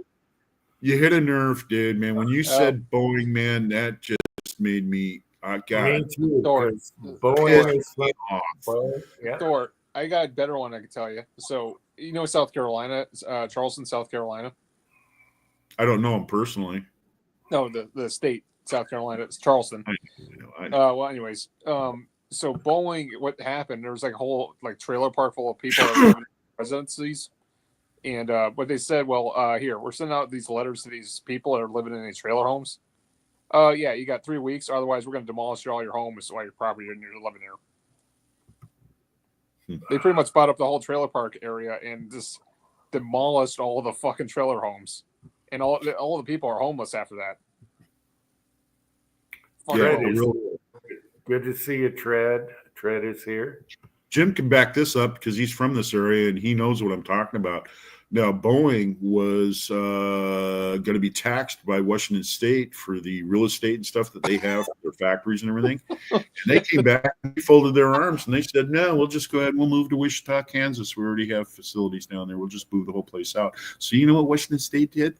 They said, let me get my knees and I'll go ahead and do this number to you while I lick your asshole at the same time. That's exactly what they did to Boeing.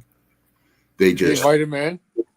They said, forget it. We don't know what we were talking about. We'll just pass that. We'll pass that tax on to the people who live here.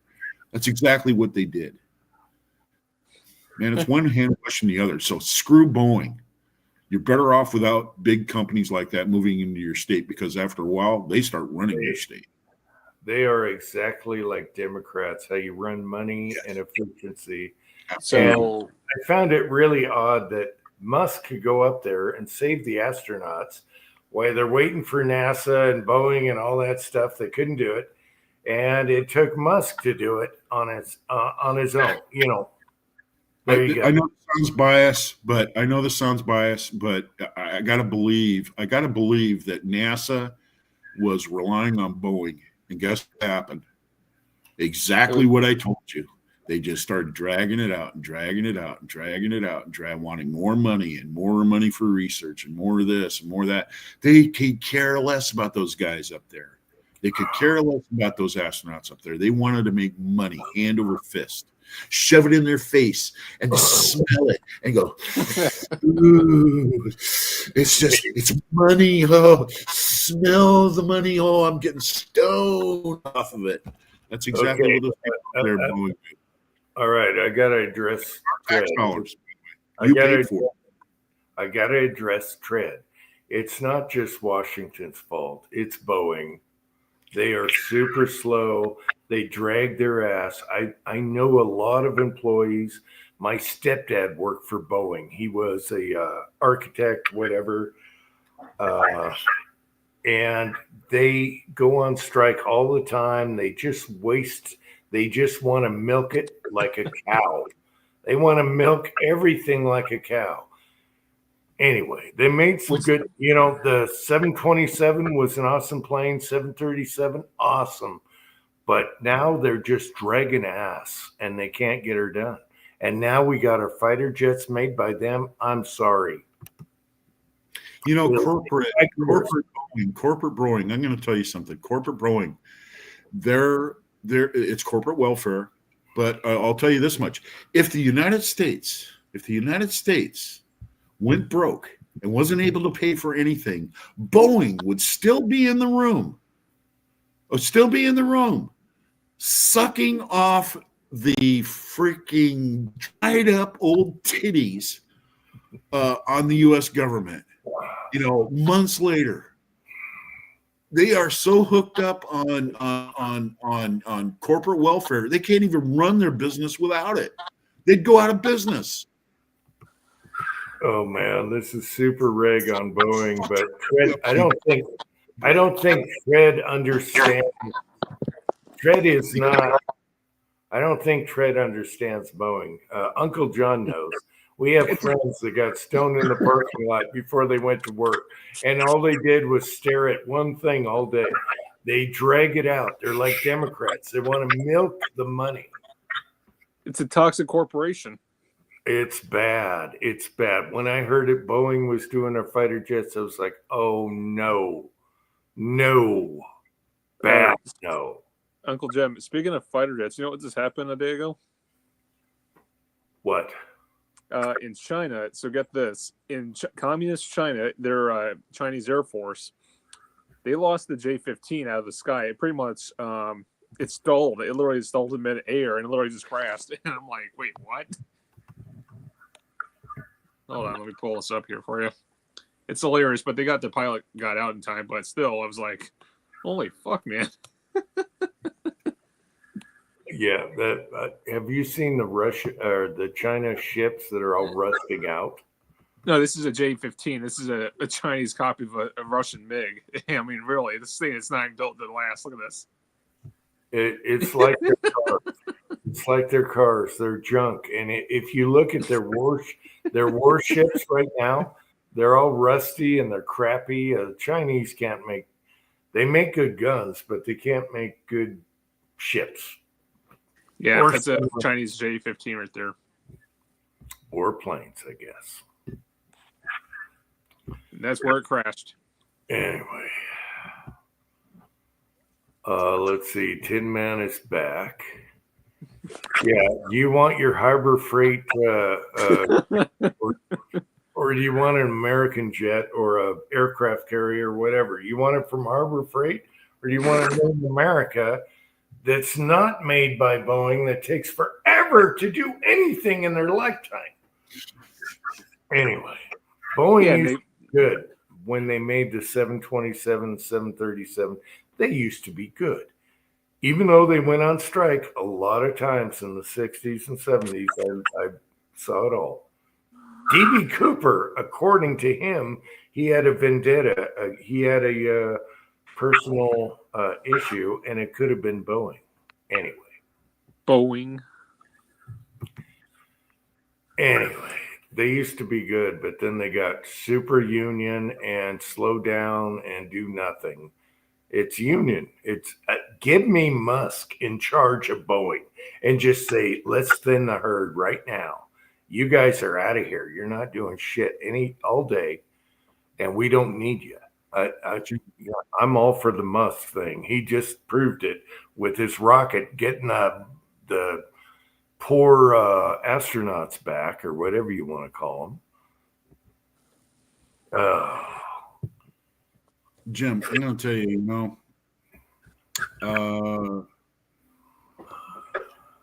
you want to look at what's wrong with Washington State. It's companies like that. If you look at, what's going on around the country with the drop of the price in gas and, and then that's affecting, retail and grocery store prices and things like that throughout the whole country. Not one damn thing has changed here in Washington State. We still pay $4.50 a gallon. Mm-hmm. One thing. It's just like Biden never left Washington State.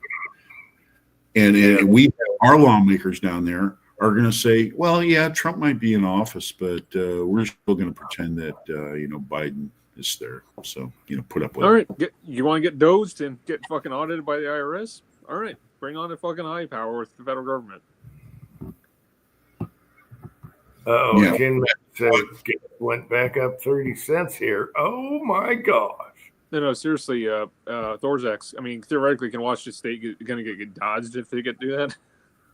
You know what? I don't think Doge will actually get involved with Washington State. They'll have to go into Oregon. They'll have to go into California. And it's the whole West Coast is the problem. It's not just the whole West. It might as well just be one great big long lettered, word for the West Coast. We don't have a state anymore. That they've formed a democratic country out here, and they're trying everything they can to protect it and keep it and stay in power as kings. Relocate. Relocate for where?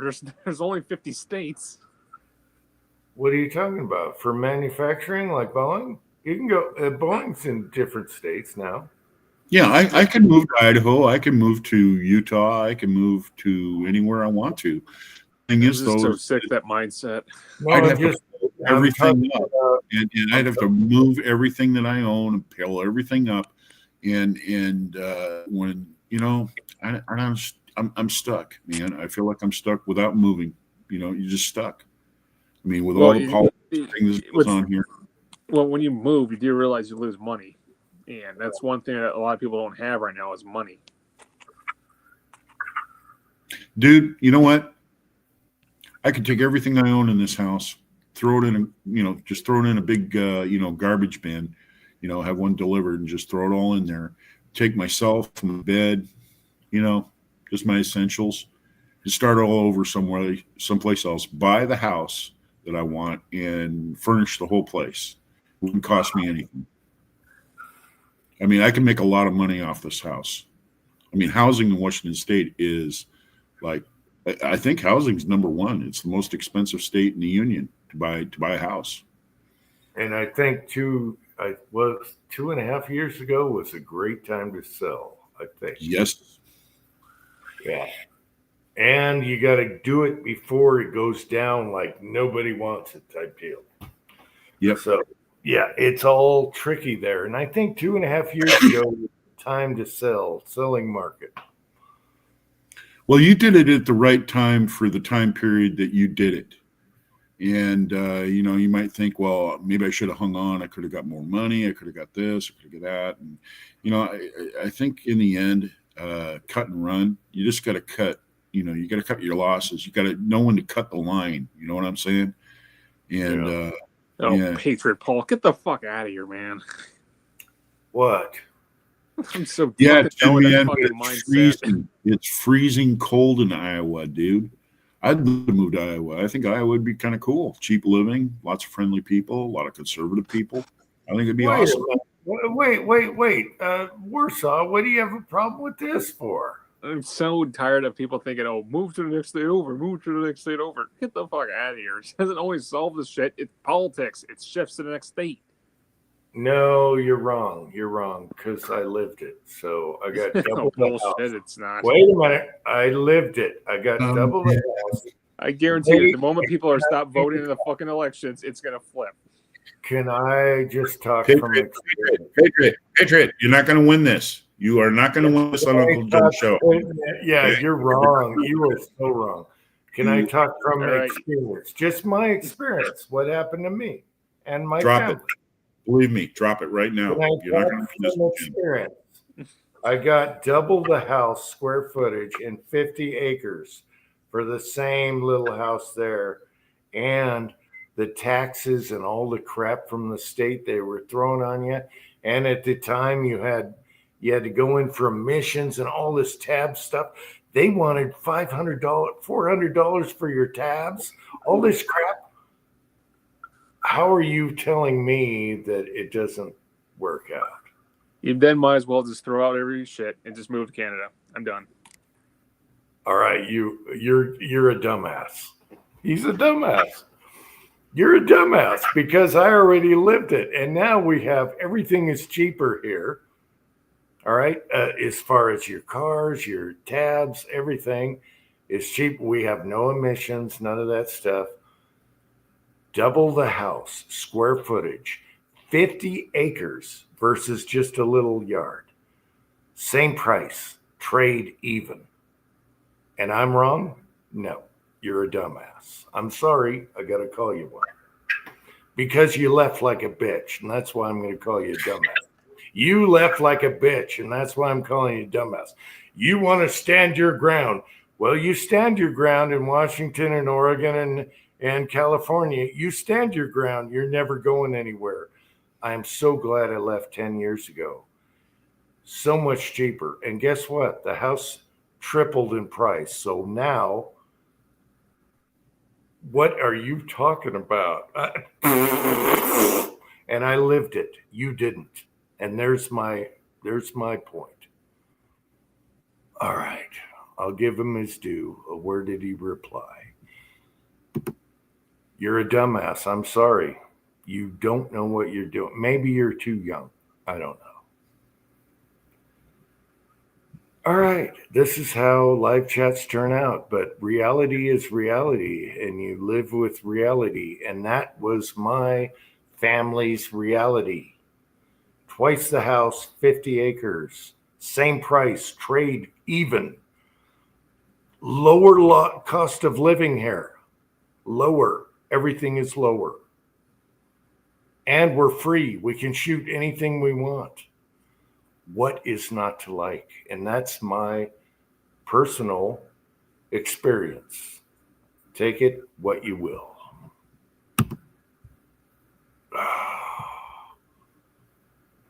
Mrs. Tin Man's here. What did you miss? Oh, you missed a little drama. That's what you missed. Good to see you, Mrs. Tin Man. That's exactly what happened to us, and that's the truth. I can't fake it. You've seen my yard, all right? You've seen what we do in shooting. You think I could shoot in the backyard where I used to live? No. You couldn't even burn your receipts in the backyard. Now I can burn in a barrel. I can do what I want. I'm free. Don't even give me that crap. I'm not buying your crap. You're too young. You don't know what you're doing. You know, I used to go to an awful lot of controversial, meetings and things where my emotions would get a hold of me, and I said certain things to certain people. And there were things that I just would not back off on, and one of the things is that they're not me. Okay. They didn't experience the things that I experienced. They don't have the education that I have. They have not went through the same life experiences that I have and had to deal with the troubles that I've had on the workplace or whatever, And when you got some guy who comes in and just twirls his pistols and says, y'all are fucked up. You know what? Really? Really? Maybe you need to sit the fuck down and listen to a couple of old men talk, because I'm in disagreement with Jim, and I don't blame him at all for moving. I have my reasons why I haven't moved, but he had his. And you know what? We should be okay with that. We should be having freedom to do that. Otherwise, what are you really focusing on? Everything is supposed to be according to the way that you think about it. That's messed up. And even our old state governor, what's his name? He just walked out. He moved to Idaho. Yeah. Jay Inslee moved to Idaho. He bought a place in Idaho. He fucking stayed up, and then he moved to Idaho. Yeah, they can't stand their own poop. Yeah. So that's how messed up this place is. When people say hold your ground and it's going to come around, no, the West Coast isn't coming around. It's not. I'm sorry. It's all one great big state. It's all one great big state. It was 10 years ago. It was 10 years ago when I smelled the coffee, and they wanted to do no personal sales on guns and shit. And I'm like, dude, this is bullshit. And the expense of taxes and everything that they had to pay for living in that state, I was like, it's time to go. And Patriot, I can understand this. He's saying I'm a turncoat. You should hold your ground. Hold your ground. No, I'm too old to hold my ground. And guess what? The state got 10 times worse. Now you can't even buy an AR in the state that I left. Are you kidding me? I can do anything here. I can carry any knife. I could carry a sword. We have any gun we could buy right off the bat. Right now, without a waiting period. There's no restrictions here. And it's been 10 years. And you're telling me I'm wrong. I'm a turncoat for leaving my state I grew up in. No, I smelled the coffee. When you smell dump, you move. And that's all I did. That's my story. And you guys can take it or leave it, whatever opinion. I don't care.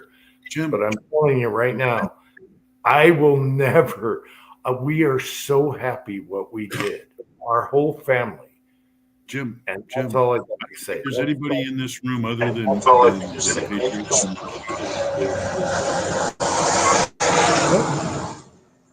You're I don't allowed. think anybody- I don't think there's anybody in this room that disagrees with you, and Patriot from Warsaw. I mean, Patriot. His opinion. You don't have to explain it to me, and you don't have to explain it to him. You don't have to explain it to me. All right. Rollis, you're echoing, so I put you on mute for a minute. No. Okay. Let me try this. All right. I want to argue with Patriot because he doesn't understand. He's saying more states are turning blue. No, according to the last election, it went the opposite. All right. Anyway. Okay, how you doing, Rollis? Hey, what's up, guys? So, just sitting here at the rest area, trying to get my break in.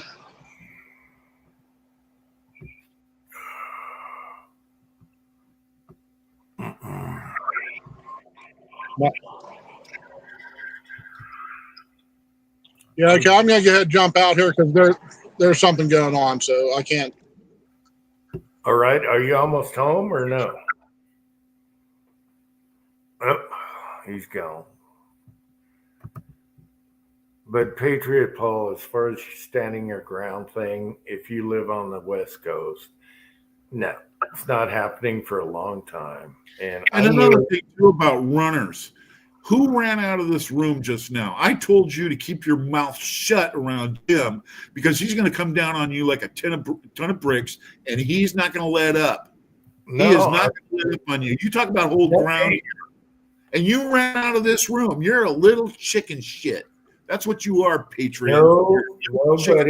Nobody's running. That's all you are. A little girl, man. That's what you are. A little girl. You sit there, make a big fire, and say, "Whoa, whoa, whoa! Everybody's gonna get upset."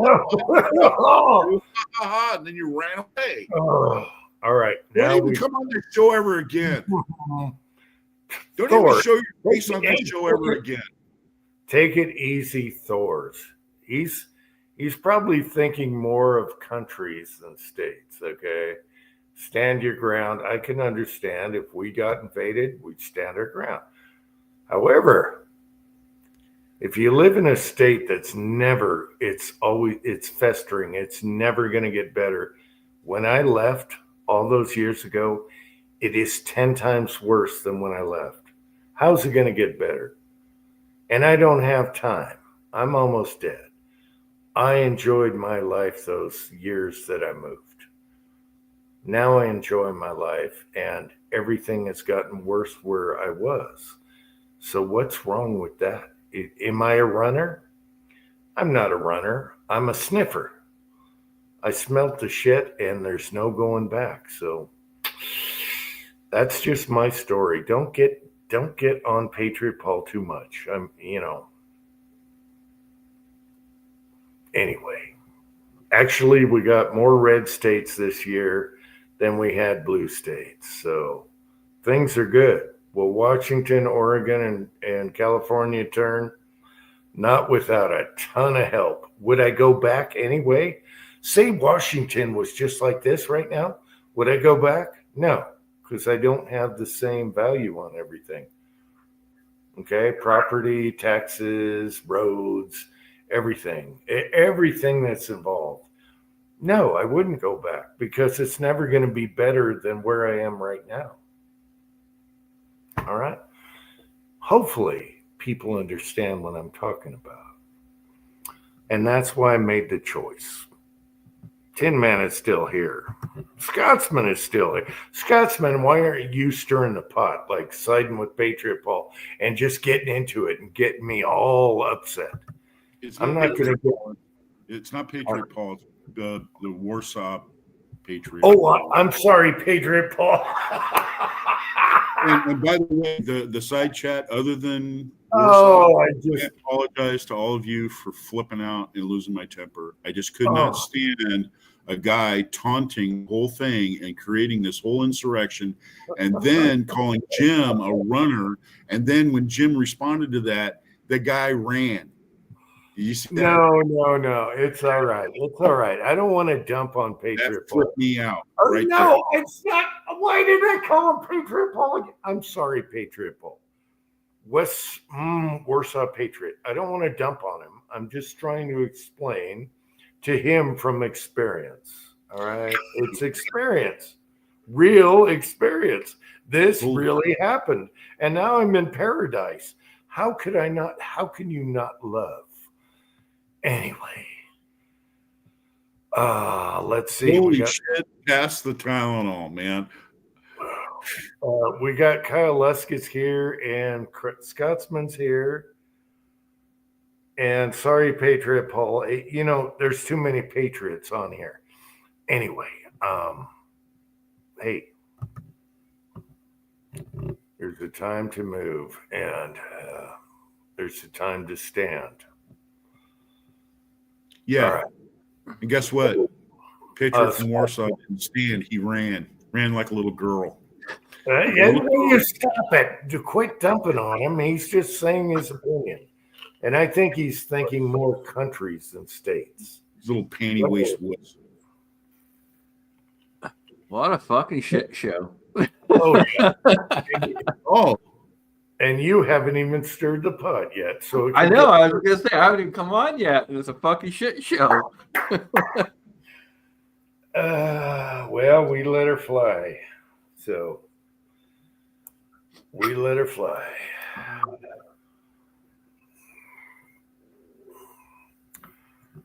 How's it going, Scotsman? It's going all right. Would you have moved from Washington 10 years ago when they said no more private sales? And it was getting expensive just to drive your car and all that crap. I'm gonna smoke. I'm gonna jump up. I'm gonna go out and smoke. I need to have some.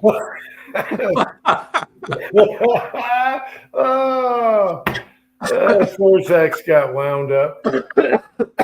Oh, it's funny. And I thought I'm not getting wound up tonight. And I didn't. I'm just saying what it is. Yeah. I'm not getting wound up. I can tell you, man, I've moved all over this freaking country. And yeah, it's not the funnest thing to move, but yeah, you can get all the states that are like that and get yourself in a much better state. Yes, it will be cheaper for you. You will be better off. You'll have more opportunities for better land opportunities, housing opportunities, all of that. Yeah.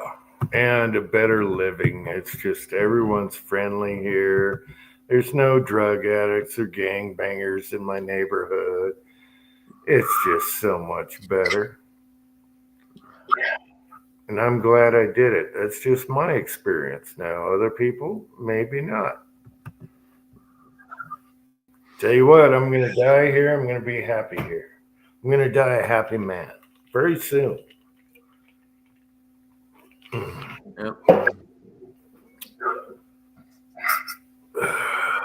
And I've lived out that way before, so I know how shitty some of those states can be, and they only get worse. Oh my God, you didn't, Tin Man. Tin Man just texted. Yeah, I hope you did do that, Tin Man. Sorry. Hobbies is still here. All right, what were you talking about? I was saying I've lived in some of the states out that way, and I know how fucked up they can be, and they're only getting worse. They are.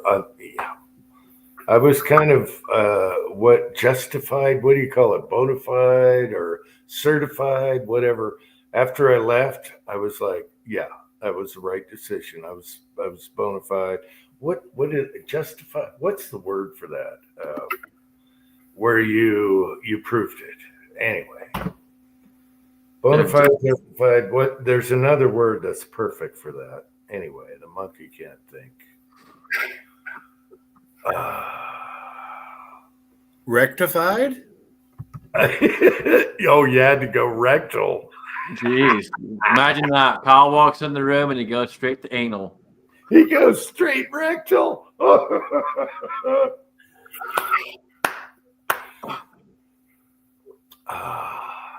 Anyway, if you got a chance and you can do it, and you know that you're drowning in quicksand and there's no way out, there's other ways to go.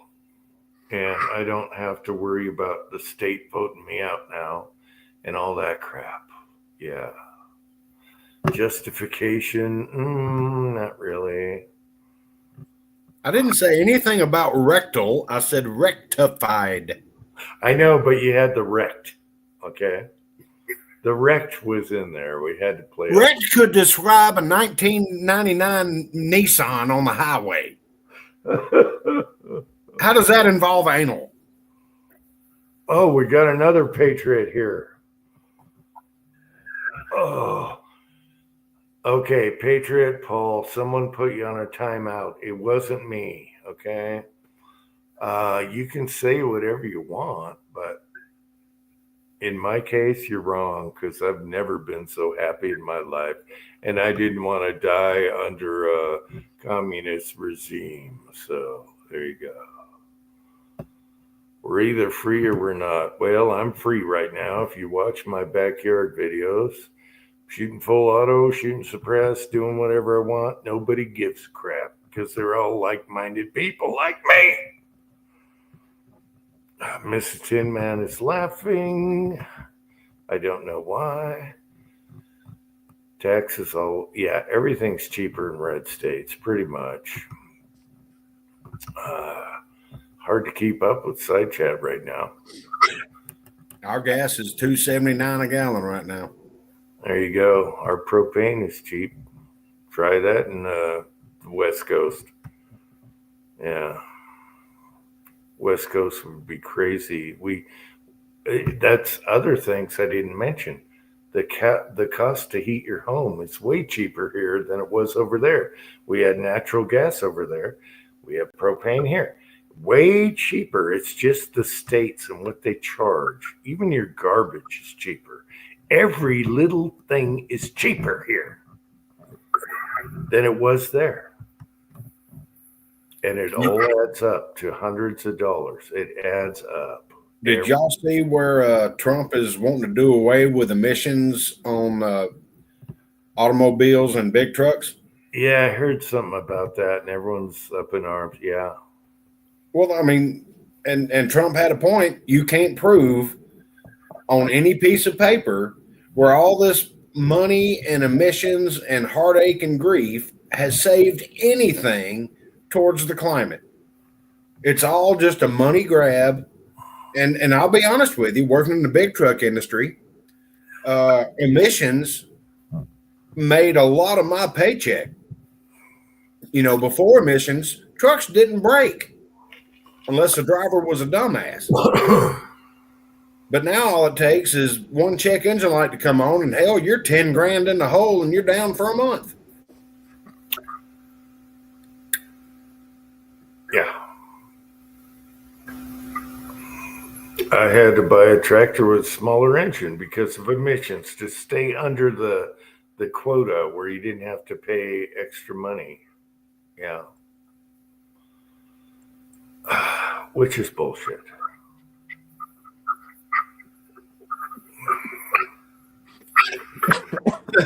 Jesus, Tim.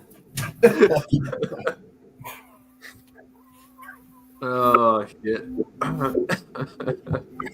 Oh my gosh. And we got the precious Mrs. Tin Man here to keep him in check, Tin Man got his floor done in the reloading room. He's almost there. He's still not done yet. Damn, man, come on. Well, we estimated a month. He said no, but me and Mrs. Tin Man agreed it's going to take a month. And he's almost at that monthly quota, so we'll see what happens.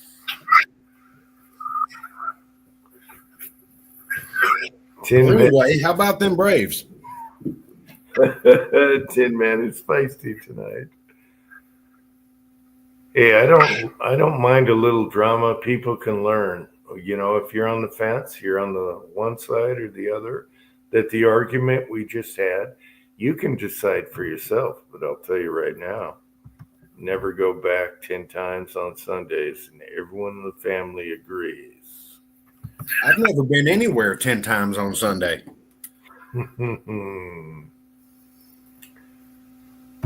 Yeah, got to do baseboard and the side of your cabinets, whether you match them or just throw the extra flooring on it. I don't know. You're almost there, Tin Man. You're damn close. Yeah, Just put some lattice work on there and spray them with some camouflage spray paint and be done with it. Baseboard won't take too long to do.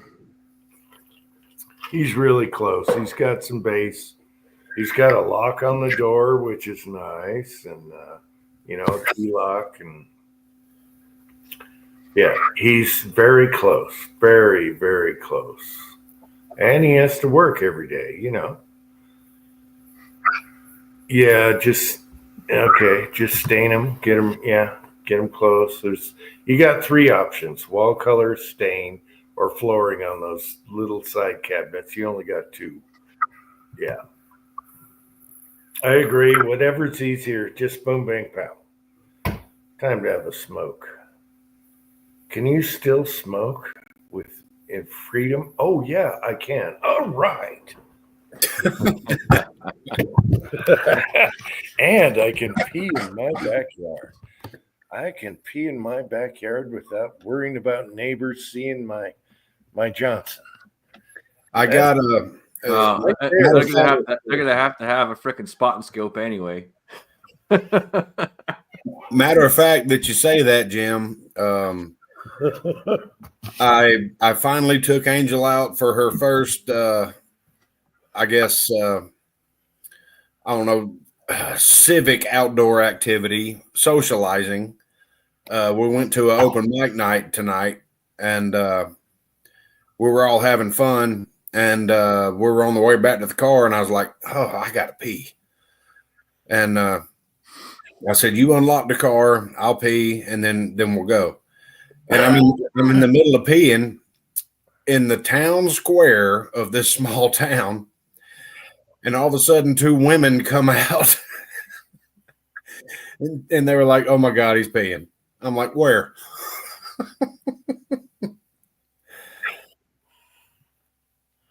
I don't know. It was funny. At least to me. At my other yard, I had to go in the corner of the fence so the neighbors didn't see me. Now I can just anywhere I want. Hey, I could yell to the mountains and say, "Come and look." All right. Oh, we got Patriot Paul still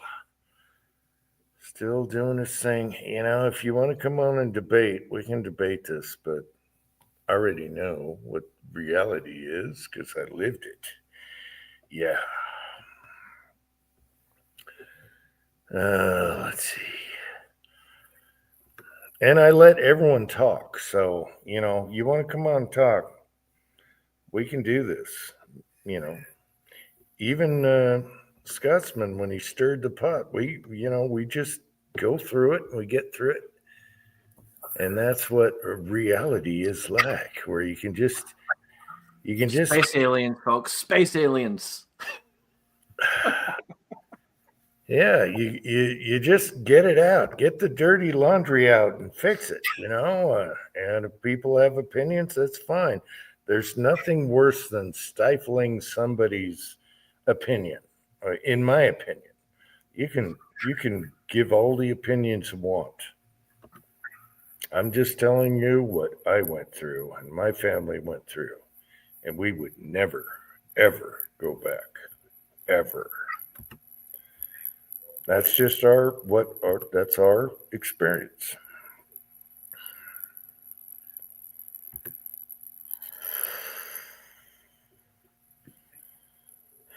That's the point. You can't. I don't know. Can't what? There's nothing I can't do. Except for I can't bench press 400 pounds. I'm still good for 350. I don't know. I'm getting old. Yeah, me too. I used to work out with 350. So why get upset and riled up about it? Yeah, exactly right. Give a guy a break for finding freedom and living the rest of his life in freedom, cheaper, better. Everything is better. There's nothing worse I can think about. Why? Why is that a problem? In my state, it's red. So it's going to be red for a while unless Salt Lake City gets wacko. But it's going to be red for a while.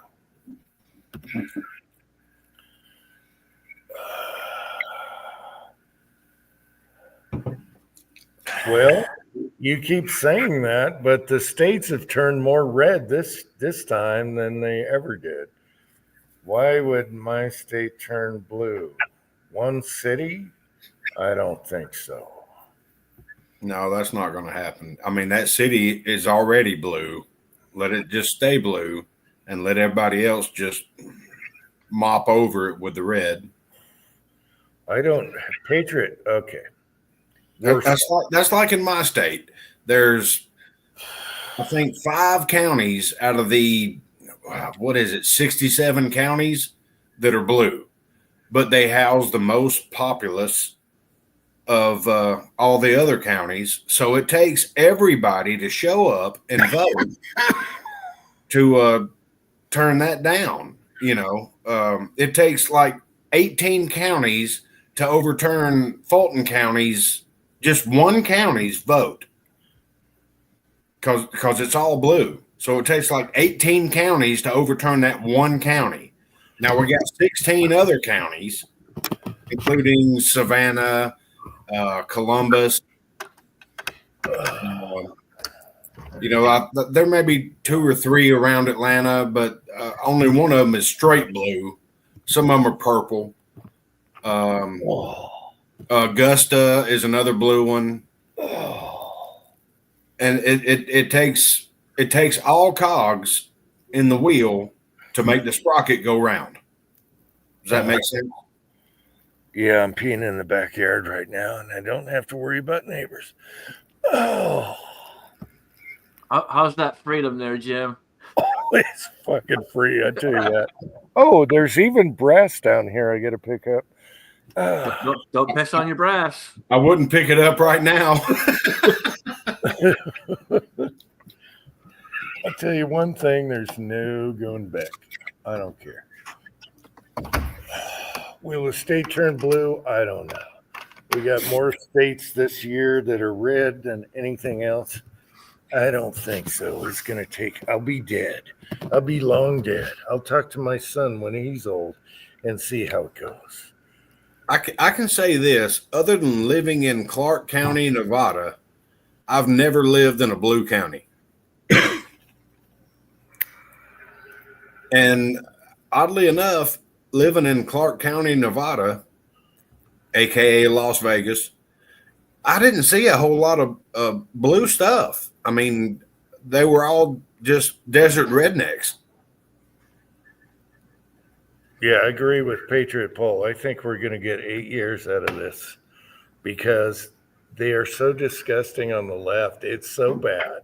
You've seen the protest over stupid crap. It's so bad. They got nothing. I'm just so happy. I'm so happy.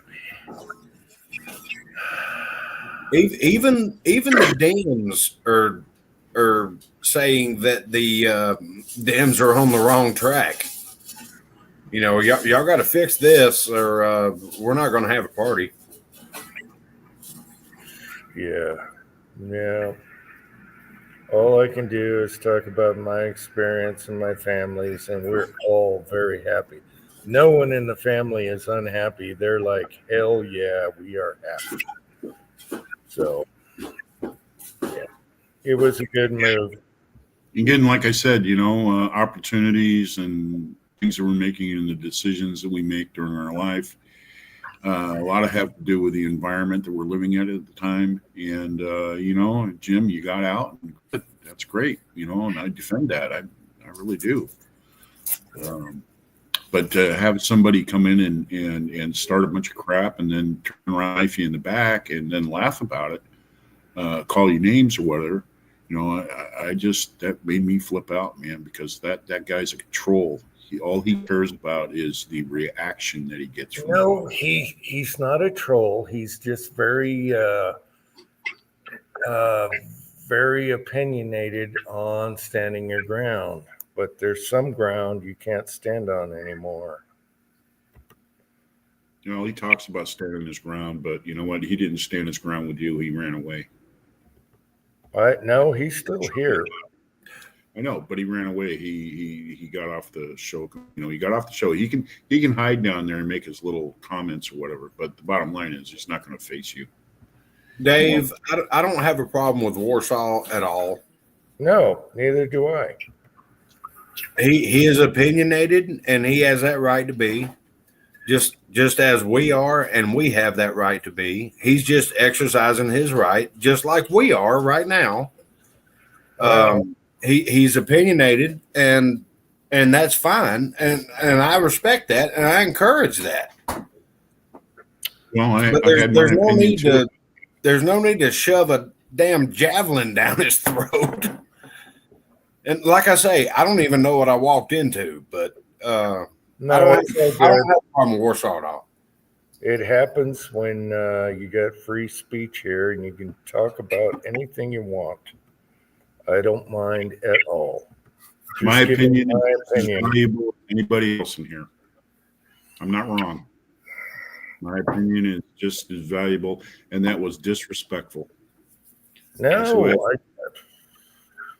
it's an opinion. I don't think it was disrespectful. It's an opinion. And like I say, I don't know what I walked into. Do whatever you want. Anyone's opinion is fine with me. I'm just saying my experience, and man, never going back. Ever. So, anyway, we can talk about, we're all men here. We can talk about, everything we want. You want to get in a bar fight? We're all sitting around having a beer. That's what these live chats are. Get in a bar fight? Okay. Pick yourself up and dust yourself off, and we'll go from there. Shake hands and move on. Yeah. Right turn, Clyde.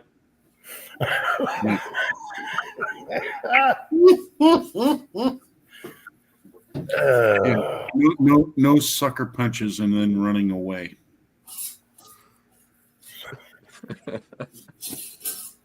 Yeah, that don't fly with me.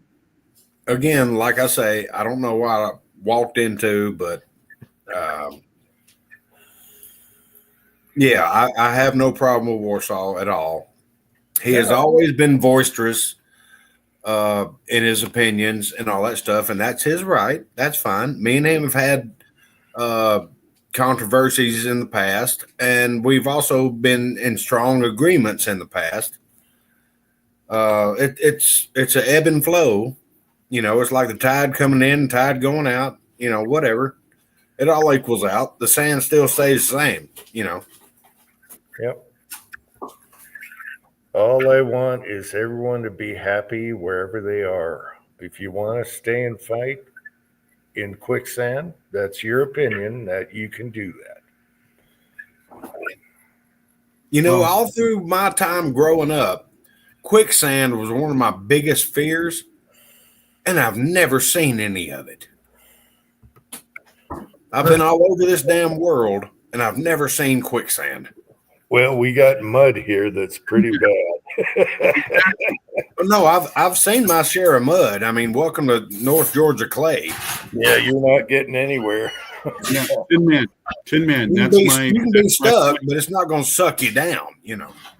Yeah, instead of looking you in the face, I'm just going to write you a letter from now on, and you have to respect me for that. And I haven't left a chat. Yeah, you did. You left the chat. You left the chat. You can't face people. Hey, to each their own. If you want to stay, stay. But I tell you what, I couldn't go get the guns I like right now if I still lived there. I can pick them up right now in 15 minutes. Paperwork, phone call, out. Boom, bang, pow. No restrictions. And that's how it used to be where I used to live until it started going bad and I moved. But everything else was bad. It wasn't just guns. It was cost of living, taxes, how much garbage costs, how much heat costs, everything. Everything was terrible. So that's what we did. And we wanted to move to Mayberry. Okay, we wanted the small town life. What did that sound? Yeah. So we moved to Mayberry. That was our love, and that's what we did.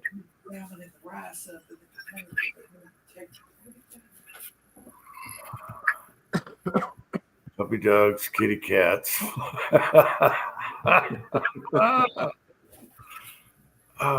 Tin Man, you gonna come on before I cut this thing? And Mrs. Tin Man. Oh, you still got a long time to go. What the hell are you talking about? Oh man, I'm tired. I didn't want to do a long chat tonight. I got to get up in the morning, and I'm meeting my uncle and his father here, and we're chainsawing up a bunch of trees and getting them up the street so we can use this log splitter. And we're cutting them up into logs that he's going to take home, and I'm going to split a bunch of wood for the fire pit and the smoker. And they're supposed to be here about 10 o'clock. So I'm not going to be on here till like 4 in the morning. That's not going to happen. But yeah, neither am I. I mean, I got plans tomorrow, and then I start my new job on Monday at 6 in the morning. So So you got it. Oh, wait, let's talk about that. what do you want to talk about? You got your new job. How far away? Okay, how far away is your new job? Are you going to like it, and what is it? It's about 3 miles, and I'm now a chef. Oh, awesome. Cast iron? Cast iron? Listen to Scotsman. You've had my cooking. Shut the hell up. Oh God! Wait a minute. Is this like cast iron? Wait. Somebody ask him what kind of chef he is. Waffle House. You got a job at the Waffle House. You know, No, it's not at the Waffle House. It's a step up. you know, Uncle John, it was an actual chef. A really nice place too, a nice restaurante. So Uncle John, in his earlier days, he was a chef. Yeah, he could do all that. Oh yeah, he's really.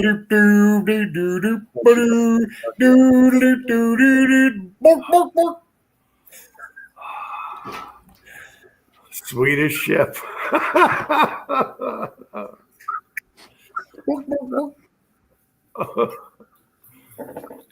What was that show? It used to be Top Chef. Top Chef. Yeah, you guys watch that? Oh, Well, it's nothing like that. 3 months. I applied for the butcher position Yeah. at a local grocery store, and the only thing they had available was for full time was a sushi chef. Okay. And I'm like, I don't know how to make sushi, but I know how to eat it. And they're like, we'll train you. I'm like, okay, so I can start making sushi at the house now that I know how to do it, and it'll save us a shit ton of money because me and Angel both love sushi. Well, you better sniff it first. Yeah. But they're opening other stores in the towns north of us, and the store manager said most of the people that work here were going to be they live up there, so they're going to migrate up to those stores. So there'll be a butcher position open shortly, How about and you? it'll be another $3 an hour raise. I was like, oh, well, okay, all right. But I'm working a 40-hour week instead of a 32-hour week, which means I get benefits and all that other stuff. And I'm already sitting on a $3 an hour raise from what I was doing. So, And you're a sushi chef? yeah. Okay. Wow. I know it doesn't sound glamorous, but it does say chef. So I'm happy you got a job, Kyle. Yeah, we're glad you got a job. Okay. I just need money coming in. I don't give a damn where it comes from. Yeah, but you're only 3 miles away. You're in rickshaw range still. Well, but see, the rickshaw is going to have to leave early because I have to be there at 6 o'clock in the morning. We got chessboard here. Hey, chessboard, what's up?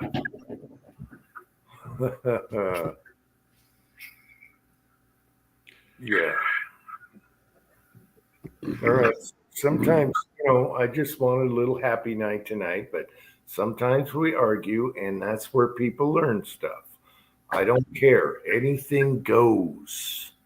Anything goes in a chat here. And we work through it, and everyone's fine. Everyone's fine now, I I'm think. still pissed off. We got our steam off. Get your steam off. You're good. I didn't.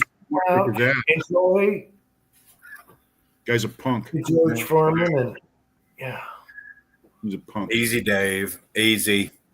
just like George Foreman, he went through a lot of stuff. He went through the ghetto. He lived in the worst neighborhood ever.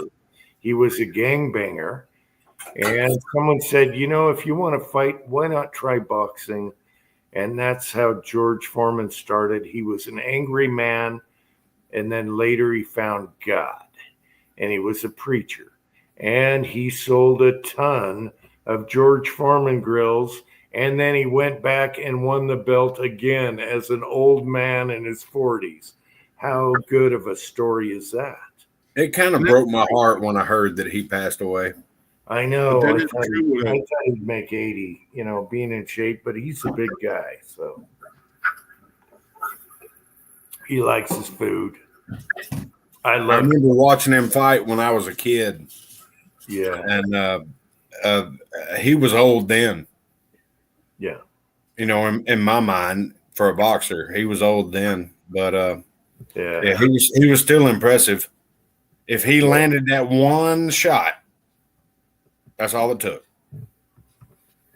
Well, he also moved away from the ghetto to make his life better. So there's moving again. He made his life better. And he used to be a thug and beat up people. He was a big, and his total life changed. And he had a family. He became a preacher, everything. What a life story this guy has. And I tell you what, he was the scariest guy I've ever seen. When he hit a heavy bag, no other boxer hits a heavy bag like that. It is a thud. It is a car crash. Every hit, left or right-handed. And Foreman was the scariest guy ever. A lot of people talk Tyson. He would have kicked Tyson's ass because Frazier was like a Tyson. Come in low and try and hit you that way. He knocked Frazier down like 6 times each fight. He would have taken care of Tyson easy. He's just a big boy with a heavy hand. It's just like Butterbean. Oh, no. Don't go to Butterbean. Oh, If Butterbean ever landed a blow on you, you were on the mat. It didn't matter. yeah, but it was nothing like Foreman. Foreman was... He was the original Butterbean. Don't even compare those two. No, Foreman didn't have a gut like Butterbean. Are you crazy? There's no comparison there. That's totally. I'm talking about power, guys. I'm talking about power. Yeah, but you're talking amateur power against somebody that fought all the best. That actually, Frazier was the guy. He took the belt from Frazier. Frazier was the man. He was the Tyson at the time. And he actually lifted Frazier off his feet with an uppercut. I mean, there's different levels. Yeah. And then Foreman turned out to be a nice guy after all. After he was an evil guy that hated everything, he turned out to be the nicest, cuddly guy you ever saw. Big teddy bear. You got to love George Foreman. I'm sorry. Yeah. There's some good videos you can watch on his life story. On YouTube, I'm halfway through one because I was trying to get a picture for tonight, like that picture. And it's amazing. It's amazing. And then he named all his son George, so I know he's crazy, just like me. He's nuts. He's a nutcase. Yeah, he's got like 15 kids, and they're all named George. But he made it work. He used to only be able to eat one meal a day if he was lucky. And he joined the arms, the work corps. What do you call it? Anyway, he joined that, and he was like, wow, I can get 3 meals a day. And that changed his life. The Peace Corps? Peace Corps. No, work corps, arms corps, whatever. Anyway, he joined that, and his mom said, yeah, go ahead. It'll be good for you. And that's where they found a boxing guy, and that's where he got into boxing. He was just happy to eat 3 meals a day. Never saw that before. And then he got big. Yeah. And I swear to God, he would have beat Ali if it was in the States and he didn't have to go through all that bullshit in Africa. Because they delayed the fight. It was hot. Everyone was all going for Ali and rooting against him. And if they fought in the U.S., he would have beat Ali. And then he hated Ali. After he found God, he talked to Ali almost every other day. They were friends and everything. It's just an amazing story. And there's interviews, I don't know if you guys seen them. There's actual interviews in England and local where you got Frazier, Ali, and Foreman all together talking about, their careers together. It's hilarious. And that's when Ali started getting a little, he was a little screwed up in the head. Yeah, but it was really good stuff. Massive respect for all of them. And Frazier, for people that don't know, he was like a Tyson, super mean guy and everything. He turned out to be the nicest guy in the world. Frazier is a super nice guy, and they all loved each other. They respected each other. Yeah. That was the thing. They respected each other. They totally respected each other afterwards, Yeah. Well, I mean, I go 12 rounds with somebody and we're both still standing at the end of it. I'm going to respect the shit out of them. Yeah. No, those were good times. Those guys were monsters. There's a lot of talk about Tyson, blah, blah, blah. But these guys, Frazier was the Tyson back then. Foreman was the killer. I mean, He had awkward punches, but man, when he gave you a body shot or either right or left to the head, you were toast. I mean, Yeah, when they landed, you knew it. the thud that came off of that guy's fist, even on a bag, was totally different than anyone else. And then, of course, Ali, which was super sophisticated and knew how to play each fighter. They all respected each other to the end. You go back and watch some of the old school fights, man. It was pretty awesome to see. Yeah, they were. Yeah, it was good times. And it wasn't the old school fights, Scotsman. It was growing up fights. I used to watch some of that stuff on TV as a kid. What I mean by that is nothing like today's fights where it's all just BS, man. Oh, yeah. There was actual boxing. They let them box, and it wasn't none of this hanging on to each other till the end of the round, and it's all about the money. No, they wanted to win. Yeah. No, George Foreman's my favorite heavyweight ever. You know, Tyson had his moments and everything. He had his spot. But I tell you what, Foreman would have taken out Tyson because Tyson was like a Frazier. Well, Tyson got ruined by Don King. Well, they all got ruined by Don King. Everyone, even Ali. At the end of Ali's career, he was too old. He shouldn't have been in there. And Don King just wanted to make some money. Yep. That's a bunch of crap right there. And he should have quit. They put him up against what's his name? I couldn't stand that guy. Big guy. Not Norton. Norton was in the mix with Frazier and all that. What was his name? Uncle John, help me out. Who came after? Anyway. Talking about Freddie. No. Big, huge black guy. What was his name? Everyone hated him, his personality and everything. Anyway, he beat the crap out of Ali, and that was so sad. He shouldn't have been there. Ali was way too old. See, we can't even remember his name. That's how forgettable he was. But he dominated at the time. So, oxbung. What is an oxbung? Don't ask. Oh, they're talking haggis and goat stomach. It's sheep stomach, I think. Yep, that's sheep stomach, not a goat stomach. Like there's a difference. There is a difference, dumbass. Come on, chef.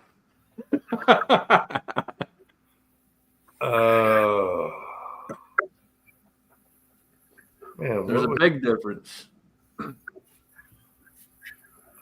Potato.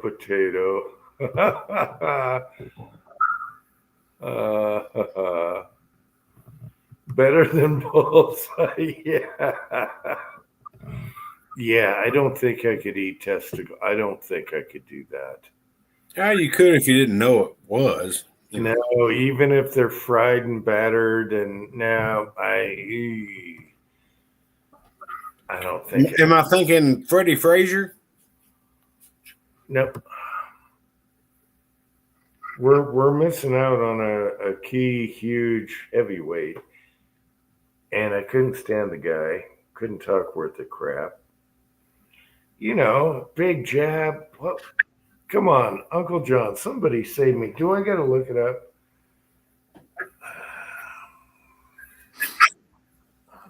Go. I have to now. No, it wasn't Butterbean. No.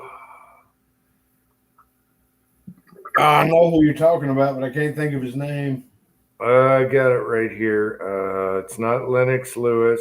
Larry Holmes. Yeah, Holmes. Yeah. Larry Holmes beat the crap out of Ali when Ali was old, and that was they shouldn't have ever done that. That was abuse. If you go back and watch that fight, that was abuse. It was abuse, and Larry Holmes, he ruled for a long time because he was huge, had a big jab. No one could get close to him. Larry Holmes, nobody liked him, but he dominated, and that's what really messed up Ali. They shouldn't have ever done that fight. Let's see. Scotty Sheffield had it on the Masters menu. What are you talking about? Golf? Talking about haggis, they had it on the menu after the Masters. Are you crazy? Scotty did haggis at the Masters dinner? Oh my gosh. I bet there was a lot of barfing going on. Uncle John, is that true? No one's ever had haggis at the Master dinner. Oh my gosh. Oh, haggis is good for you, man. Put hair in your nutsack. I think there was a lot of toilets being filled that night, my friend. Oh my God. I didn't know the Masters had haggis for a dinner. Oh my God. It's so good for you, dude. People always freak out when they hear it, but it's really nothing that most people don't eat anyway. Yeah, but Scotty, I thought Scotty was from England. He's not Irish. What did Scotty do haggis, Uncle John? That's a mystery right there. I don't think Scotty is from Scotland. Scott. Sean Connery was the Schlesinger. Sean Connery sure was, and the Schlesinger ball in Goldfinger, where they flip the golf balls. I love that. Yeah. Anyway. Schlesinger 7. Yeah. Yeah. Yeah. Goldfinger is such a classic. It even had golf in it where they switched the golf balls on Goldfinger. How do you know that's not his golf ball? Because it's right here. Well, he said, I'm stepping on it right now.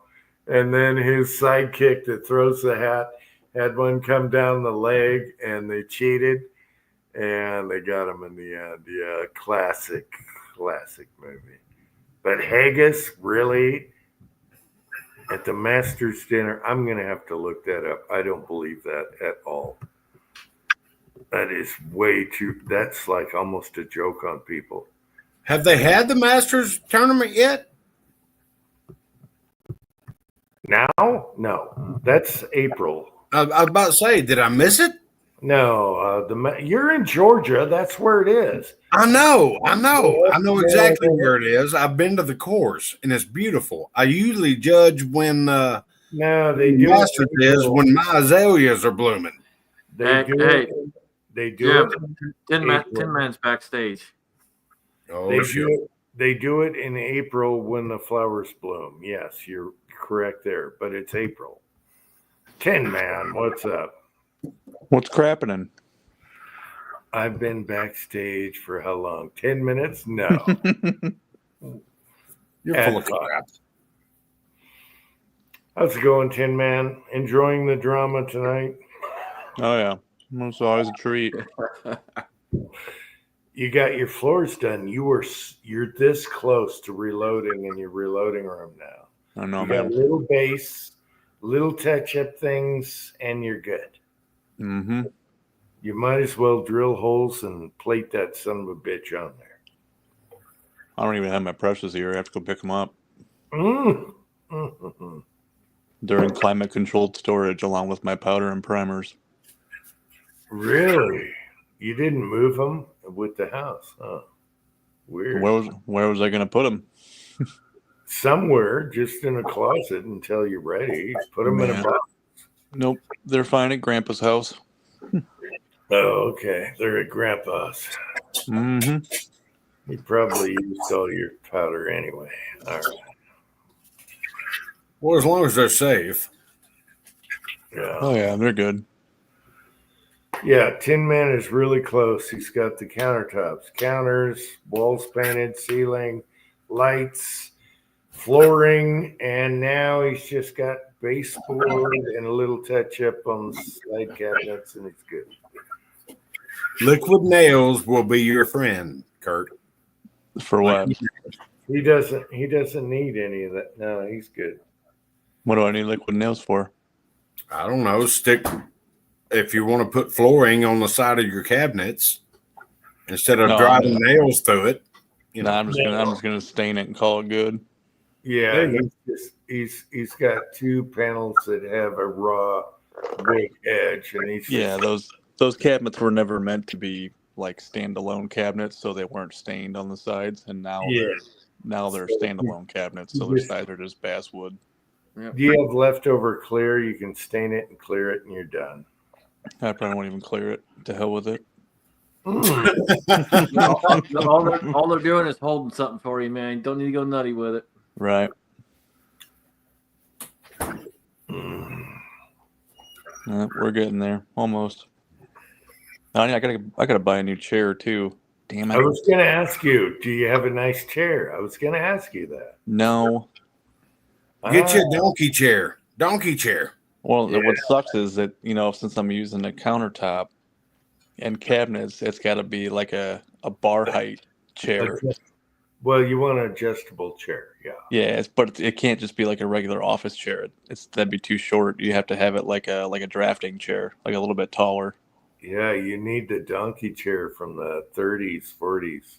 I got to figure out how to make adjustable.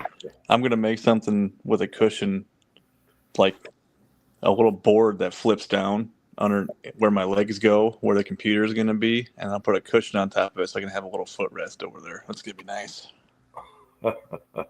Relaxo chair. Yes, I love the donkey. Cranky or Ozark broke the donkey and I had to go weld it. Yes. when you guys were over here, one of the welds broke. I don't think I ever got to sit in that chair. Oh, super comfy, totally adjustable and spring back. And nothing bulky. It's super small. Yeah. Nice. It's got Brady Bunch vinyl gold. I saw it. Yeah, it's like the old 70s. I know. Retro. It's awesome. I got to do another video on the donkey chair. Mrs. Tinman is here. Cover the cabinet up with gun stickers. Well, that's not my wife. That's William Ganley. No, that's William. I'm sorry, William. William, I'm sorry. I already called Patriot Paul someone else and all that. I'm sorry. I'm bad with names today. Get in line, William. I'm taking. Good to see you, William, tonight. Uncle Jim's been messing up people's names tonight. Good to see you, William.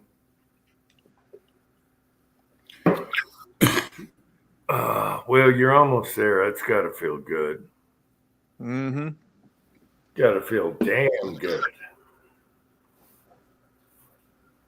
Oh, yeah. I'm ready. I'm ready to be done with it. I'm sure y'all are ready to be done hearing about it. Ready to be reloading, man. I'm working on it. Close. And do you have an area where you can do live chats while you're reloading? Probably sideways on the laptop or whatever. So if you look at the picture, there's two spots where I can pull a chair up. Yeah.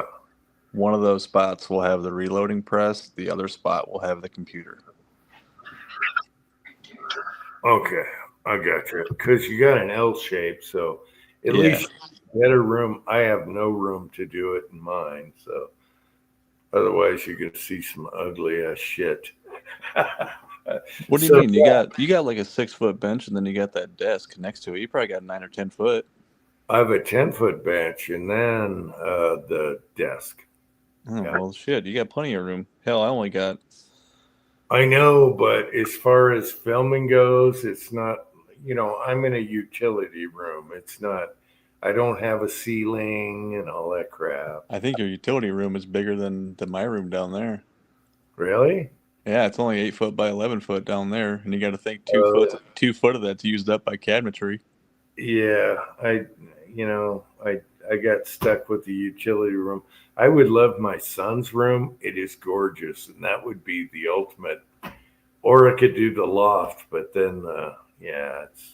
You can take over that nice sewing room. Oh no! You want a divorce? Give her the closet. Give her the closet. Yeah, you want to see me divorced out on the net? I can't take the sewing room. I got stuck with the utility. Say next thing you know, you'll see Jim. He'll be running up that mountain, man.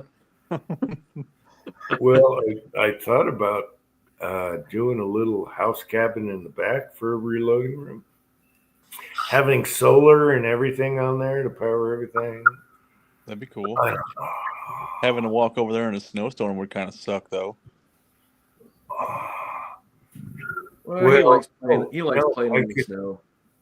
I could have a little solar. Elon Musk makes these little tiny houses for $19,000 now. You know that? I forget what they're called. Yeah, I think I've seen those. They pull up and they fold out, and you got a lot of room. That would be a perfect reloading room.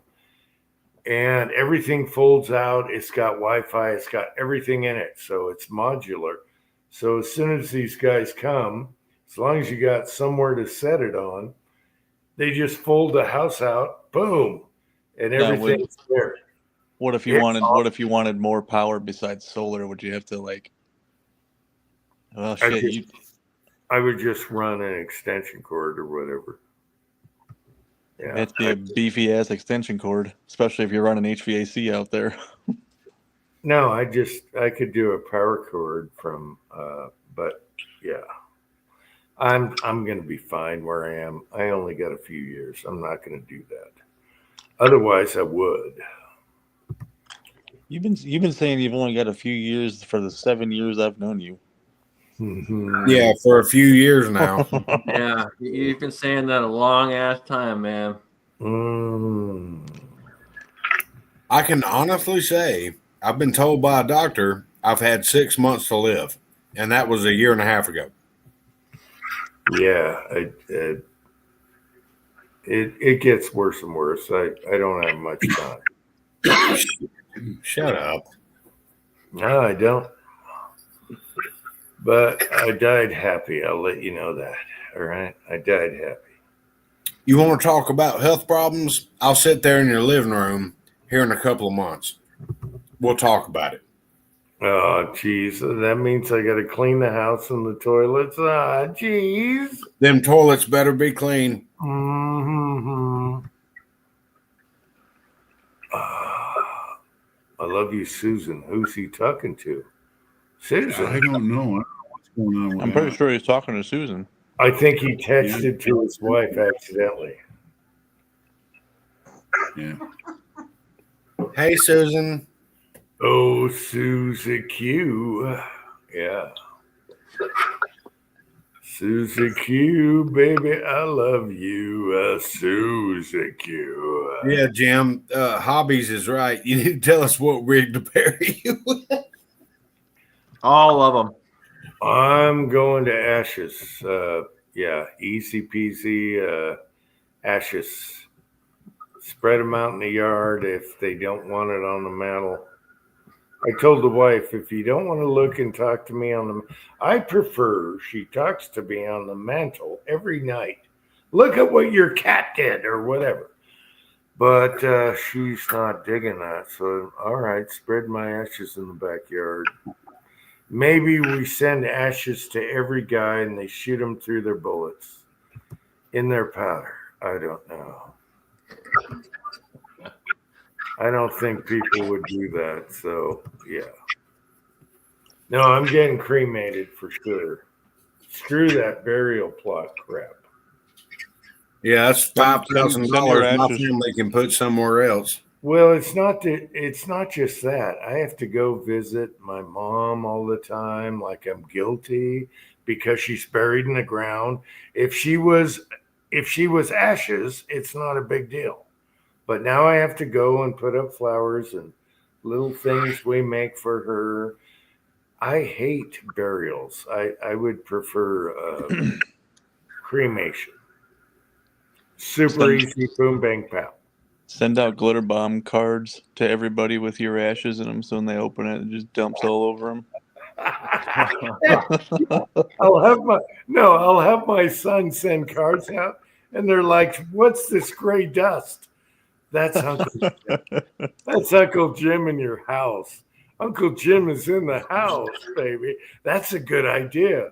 And you know what? I would not vacuum you up. Watch out, people. Uncle Jim is in the house. I'm going to tell my son to do that. That would be hilarious. Oh, God, That it smells would like be- ass. Yeah. Tin Mans would get ass sprayed for sure. Oh, Jesus. Oh, that's a great idea. I just have my son send little envelopes to everybody, and they're like, "What the hell is this?" And the note will simply say, "Uncle Jim is in the house." Well, here's what you need to do. You need to put a small envelope inside of a larger envelope. That way we don't open it inside the house and shit just go everywhere. That ruins the joke. Yeah, but see, here's the thing. Jim, you're this breaking. happens- if this happens and he actually goes and I get something in the mail, you think I'm going to actually open it in the house? Right. Yeah. Yeah. Jim sent me a package, and I actually went outside and opened it. Because and Angel's like, "What are you doing?" I'm like, "You'll understand."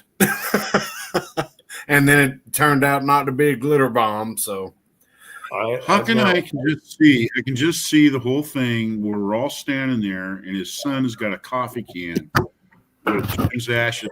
There'd be a scene just like out of the Big Lebowski. As soon as he opened up the can to dump it out or whatever, The wind the picks big up. wind would come along and it would just blow all over the top of us. Exactly what we had. We just stand there with this look on our face saying, "Yeah, a little bit of Jim was still in that can."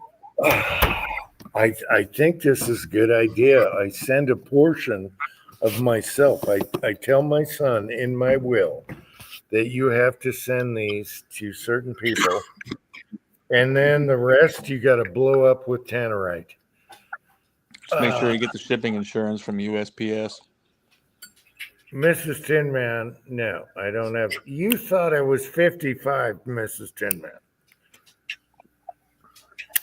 What are you, 63? You are You're way 63? off. No, I'm older.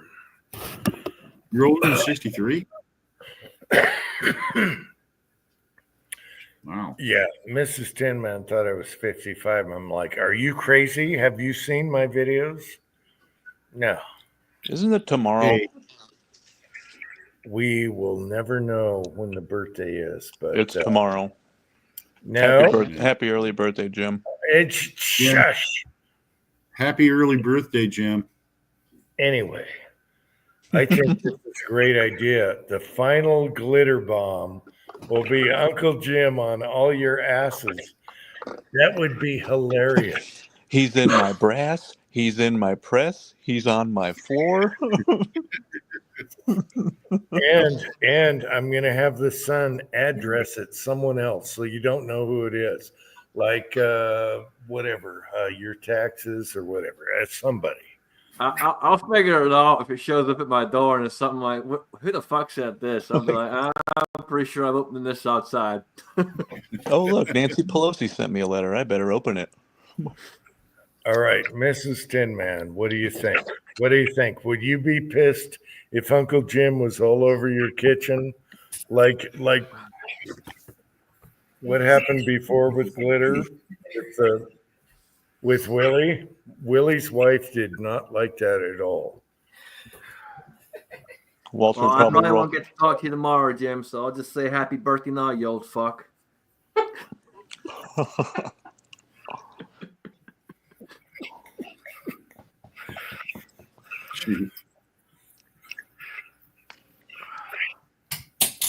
Son of a bitch. Happy birthday, sir. I think that's the way to go. Spread the love. Spread the love. Kyle's rocking the Gene Shalit wig. Uncle Jim and everyone's home, and they'll never get rid of it, just like glitter. I think that's the way to go. I'll put that in my will. Hey, Jim. Mr. Groot says hello and happy birthday. Wait a minute. I got to enlarge it here. Mr. Groot says happy birthday. Mm-hmm. What is Mr. Groot? Never seen or heard. I forget. You what don't movie know that is. Groot? I forget what movie that is. Shit. What was it? Enchanted? No. No. Damn it. Wow, no idea. I can't remember. Something Invaders, or not Invaders. Guardians of the Galaxy. Oh yeah, that's right. We are Groot. Couldn't hear you. Mrs. Tin Man says Walter would probably roll around in it. Yes, put Uncle Jim in the cat box. In the Oh, cat. that's awesome. That would be awesome. I would love Walter to run around in my ashes. I would love that. Oh, that would be hilarious.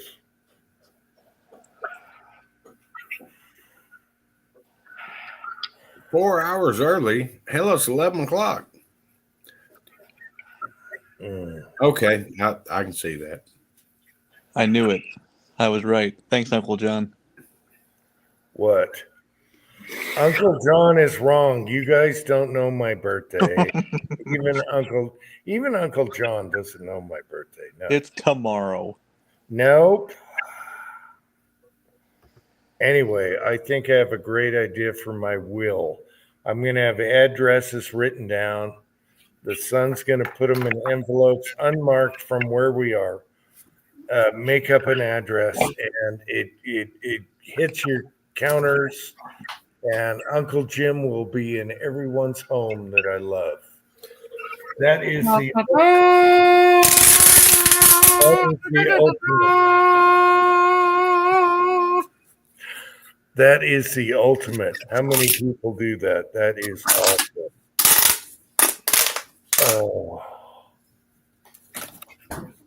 Oh yeah. Guess I better make sure you have my new address, huh? I know. I gotta get rid of your old envelopes in the file cabinet. Yeah. Yeah, I'm guilty of that too. I've got a whole big box of U.S. Postal Service boxes with all y'all's addresses in it. I need to just write them down on a piece of paper. Yeah, I got to cross out Tin Man. There's a couple people that moved, and I got to get rid of those. Yeah, so they don't go to the wrong place. Yeah. Oh, God, I have an address book, but man, I don't know where the hell it is. Oh, I found something. We were cleaning out the desk in the basement that was my father's. And I found all these notebooks, and they're all memo notebooks, and they're carbon copied, and it's just memo notes. I'll put a video of it, but there's like 5 notebooks. I'm like, this is awesome for load data because I can write down what it is, and there's carbon copy, and I can send that to somebody else. And they can expound from that. There's like 5 notebooks of it, and they're all empty. And I was like, Angel's like, throw them away. I'm like, no, this is great for load data, you know. Hell yeah. there's like 1, 2, 3, and then you flip the page. 1, 2, 3, flip the page. And I got 5 of those notebooks. I'm sorry. I'm ripping off my turban. But I thought that would be an awesome use for those instead of just throwing them away. Yeah, those the spotlights. Okay. If anyone receives from an unknown address pieces of wigs and ashes, you've been christened, okay? You've been christened. Jesus. Oh, yeah. That's how I want to go, baby. Spread the love to every home. Little Uncle Jim in every home. You'll never get rid. It's like glitter. You'll never get rid of it all. I'm trying. That's what I'm saying. Make sure the envelope is specially marked. Mm. But I know that's not your style, so that's probably not going to happen. Mm-mm. I got Yep. your birthday saved in It'll my phone be- now, so I won't forget again. It'll be from the Department of Revenue or something like that. Oh, I throw that Yeah, shit in the 'cause that's I never throw that shit suspicious. straight in the garbage. You got to do better than that. Or it'll be urgent, open now. The man tee underwear. What the And if the cats roll in it, it's even better. It's even better. If the All right, cats so when are we going to do the what'd you call it? The cock block challenge, where the wives are there. What did we call that? The weenie roast. Yeah, the weenie roast. Oh yeah, where the wife's yes. We got to do it, dude. We got to do it. Yeah, we got to do a weenie roast night, but everyone's got to be on. Everyone's got to say they're going to do it, and it's hard to coordinate that with everybody. Sounds like a lot of excuses going on. We're all in. We're all in. We're done. We're all in. Okay, I'll take a damn day off work if I have to. I know you're in. I think Mrs. You just got the Clinton- job, man. Don't be pushing the limits. Okay, I know you're in. I think Mrs. Tinman will be in, but we got to get everyone. You got to have notice and give everyone time. I know You're just scared to death to get Mrs. Uncle Jim on the damn camera. Oh yeah, all the girls are gonna, they're gonna beat up on us. You know this. Yeah, I don't have a problem with it. Oh, you guys know this. Yeah. What are you scared of? Oh, I'm very afraid. I'm very afraid. I know the girls are gonna gang up on us. We should do it right now.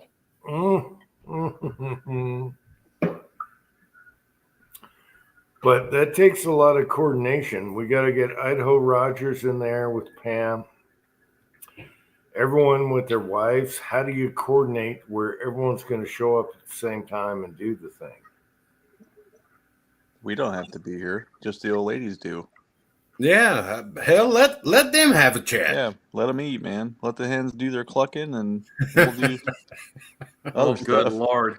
Hey, it is what it is, and let the rough side drag. Talk about a shit show. Holy fuck.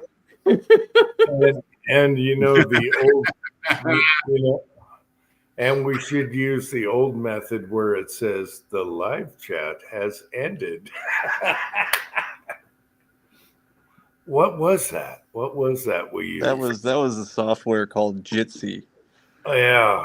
Oh, that was so good. No, it wasn't Gypsy. It was the pre-Streamyard. No, it wasn't Hangouts. It was when Okay. Hangouts went away. We found it was JITSI, Jitsi. We tried that like once or twice. And you'd have a woman's voice come on and say the live Well, chat has what ended. was messed up is they had a 2-hour time limit. So every time the 2-hour time limit came up, it was like the live chat has ended, and I was sitting there going shit, and I had to restart it. Yeah, and then we'd start it over, and then she would talk, the live chat is back or something like that. Yeah. Oh. Hell Well, yeah, hey guys, boy. I'm going to jump off. All right, Dave. Good seeing you, Later, bro. Dave. Good to see you, Dave. See you later. And again, I apologize to everybody out there in the side chat, except for one person. And No, I Oh, apologize. oh, Man, I lost my cool. Dave, Talk Dave, it, you're, bro. you're cool. Everybody deserves once a month to lose their shit. Trust me.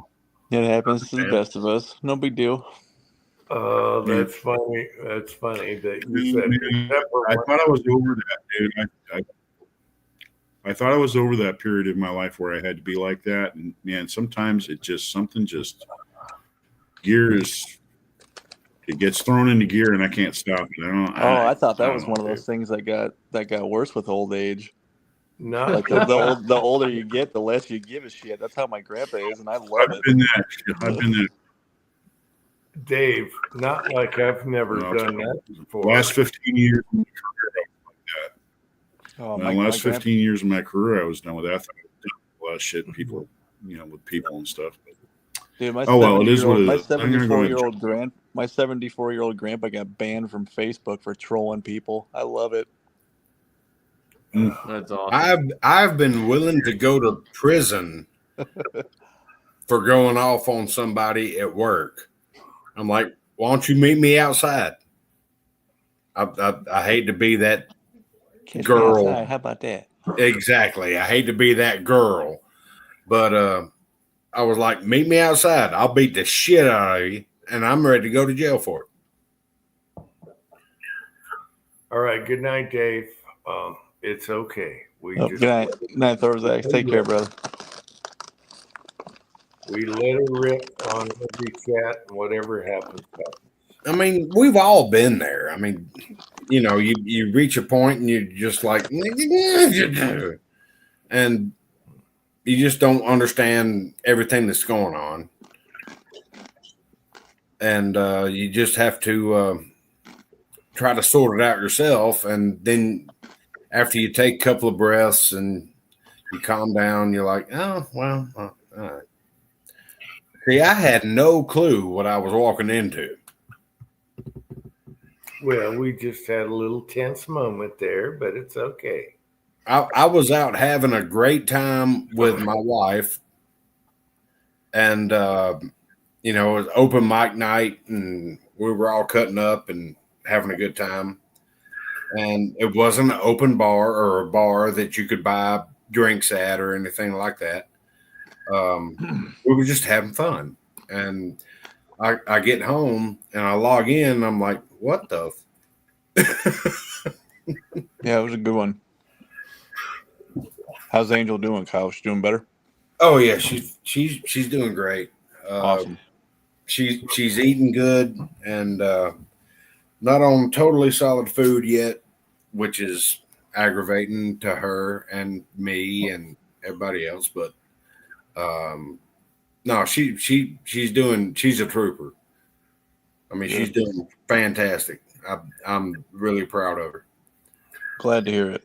And the non-solid food is just one of those things where it's an issue until it's not. And then all of a sudden you're out of the woods and no big deal. Yeah, now she can eat eggs and rice and soft cooked bread and stuff like that. So I've been getting breakfast.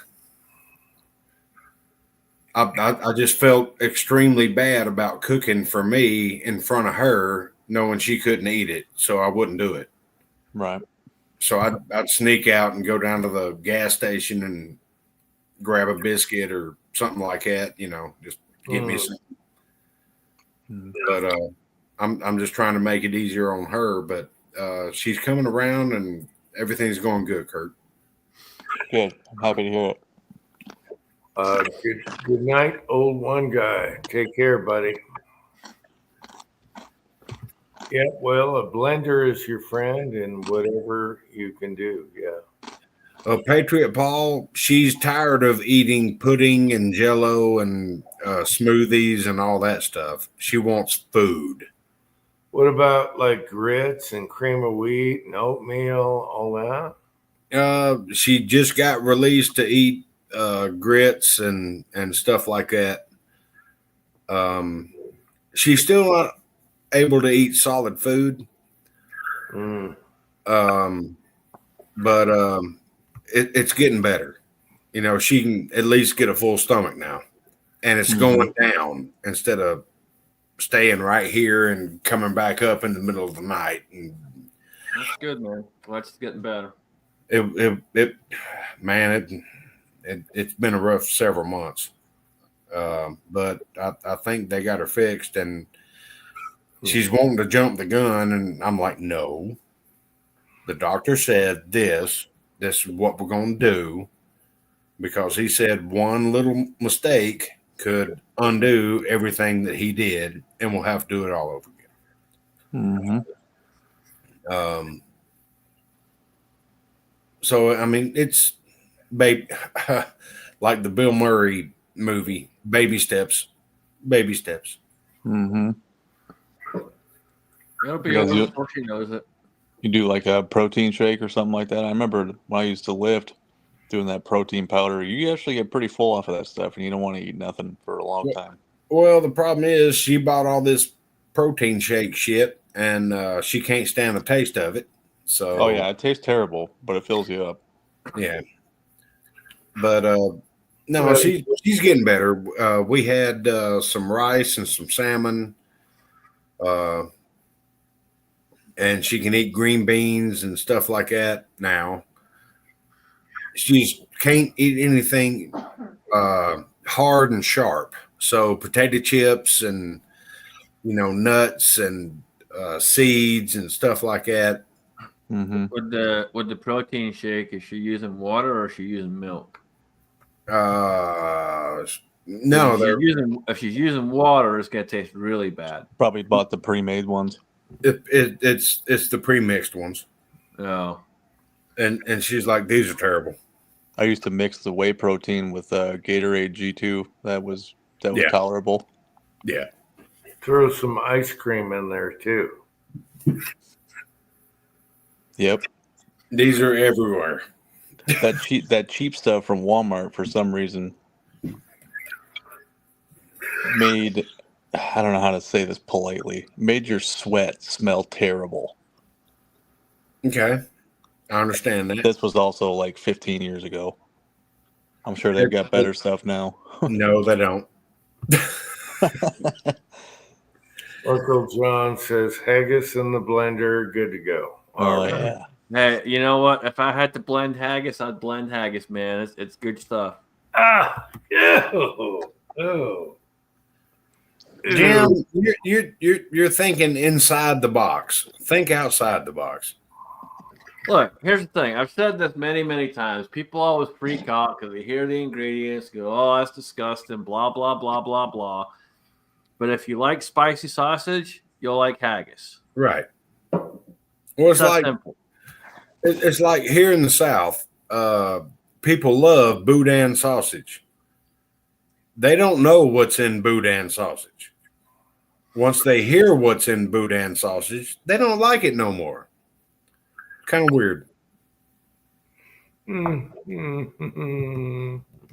Hey, where is Pat tonight?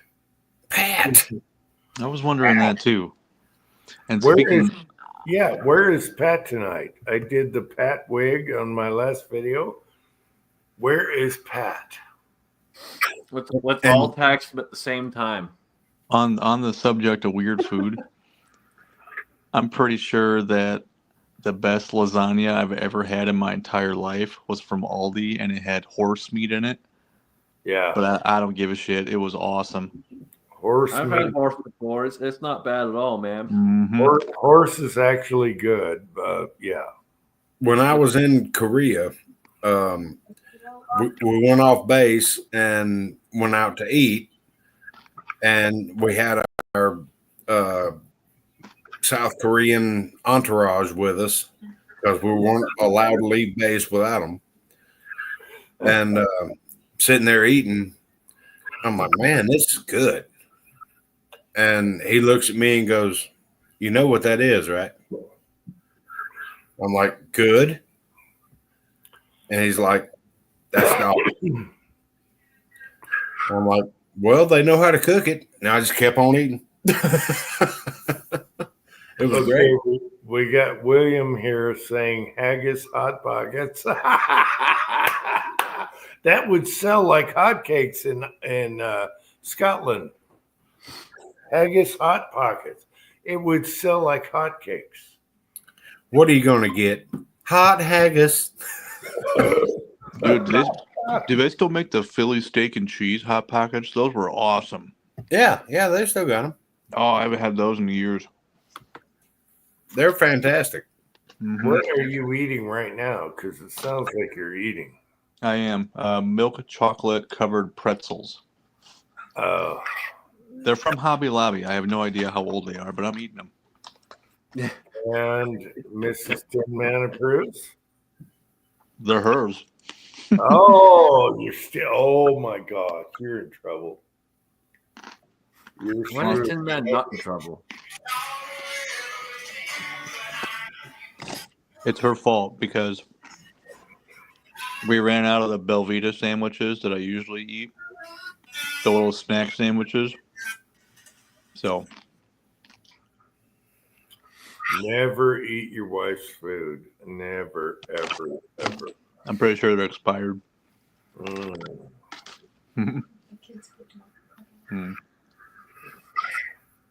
Well, I guess they're not my wife's. The kids picked them out in the checkout. Oh. Was that? Wait. Was that? We heard background noise. Please hold. Was that Mrs. Tin Man talking right now? Yeah, she's here. Oh, okay. Good to see you, Miss Tin. Keep him in line. Keep him in line. Yeah. Smack him around if you got to. The line. The line. Yes. I am the law.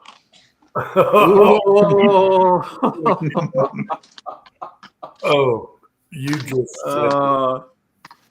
just crossed the line, baby. I bet she's looking at you with a stink eye right now.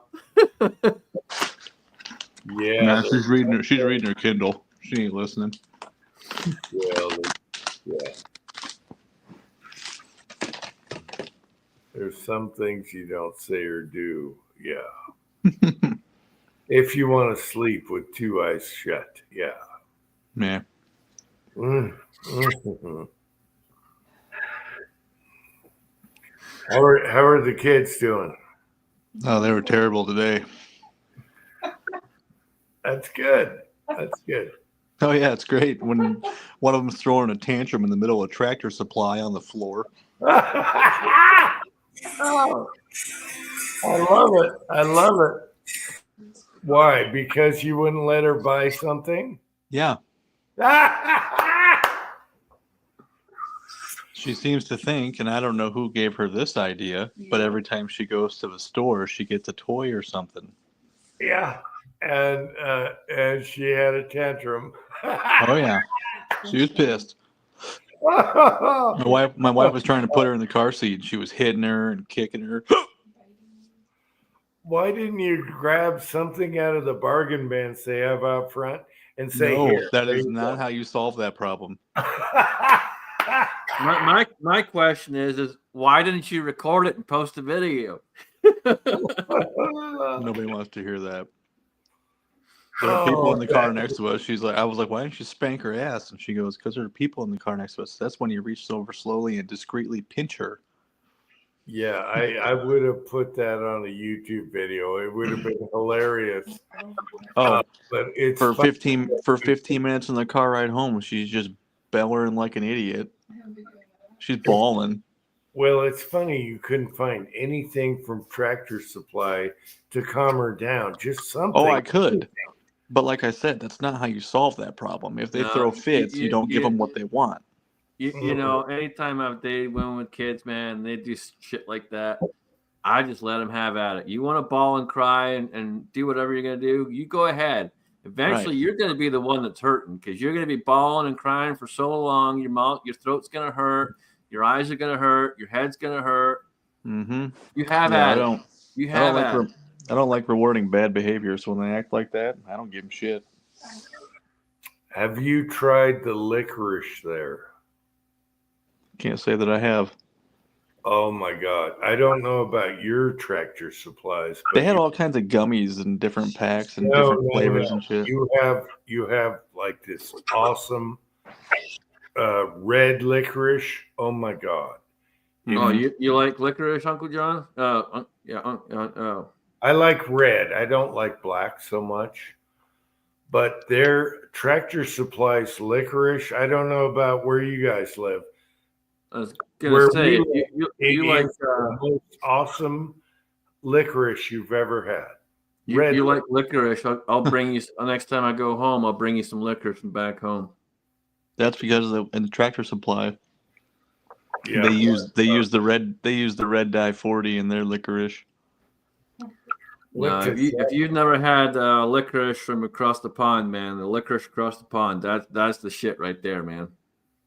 And I prefer red over black because the black you can have a few, but the red you could eat all night. Oh my God.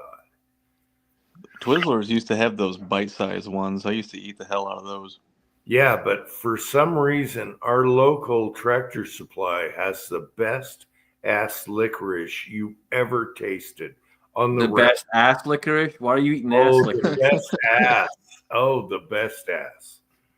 Uncle John, hey, Uncle John's right. Tories every time, reap what you sow. Exactly. We don't play that game.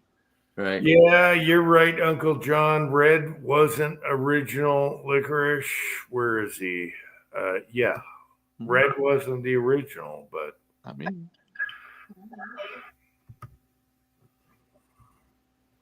I tell you what, I don't know about your stores, but I'm pretty sure they're all the same. my wife loves licorice, and the Tractor Supply red licorice is the best. And oh my God, yeah. We didn't really get time to peruse that much in the store because of the tantrums. we went there. We went there for.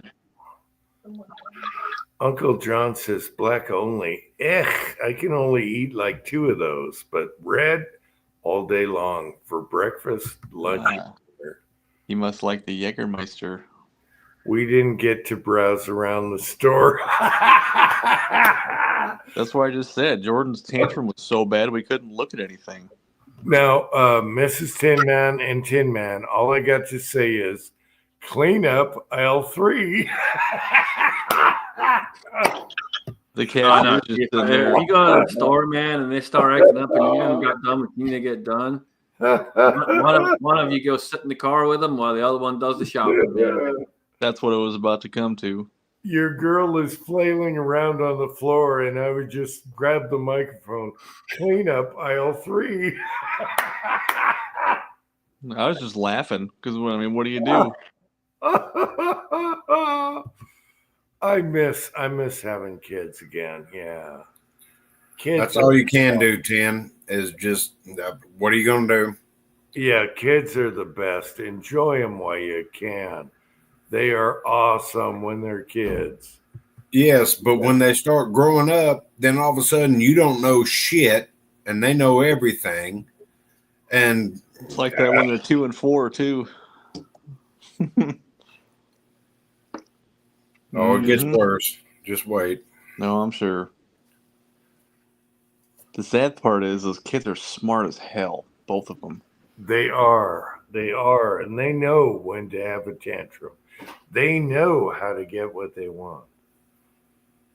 And that's why you need cleanup aisle 3. Our 2-year-old has somehow realized that when she's mad at you, she'll call you the opposite sex that you are. Like, she's like, you're a boy. I was talking to my wife or something like that. Like, you're a girl. When she talks to me, it's like, all right.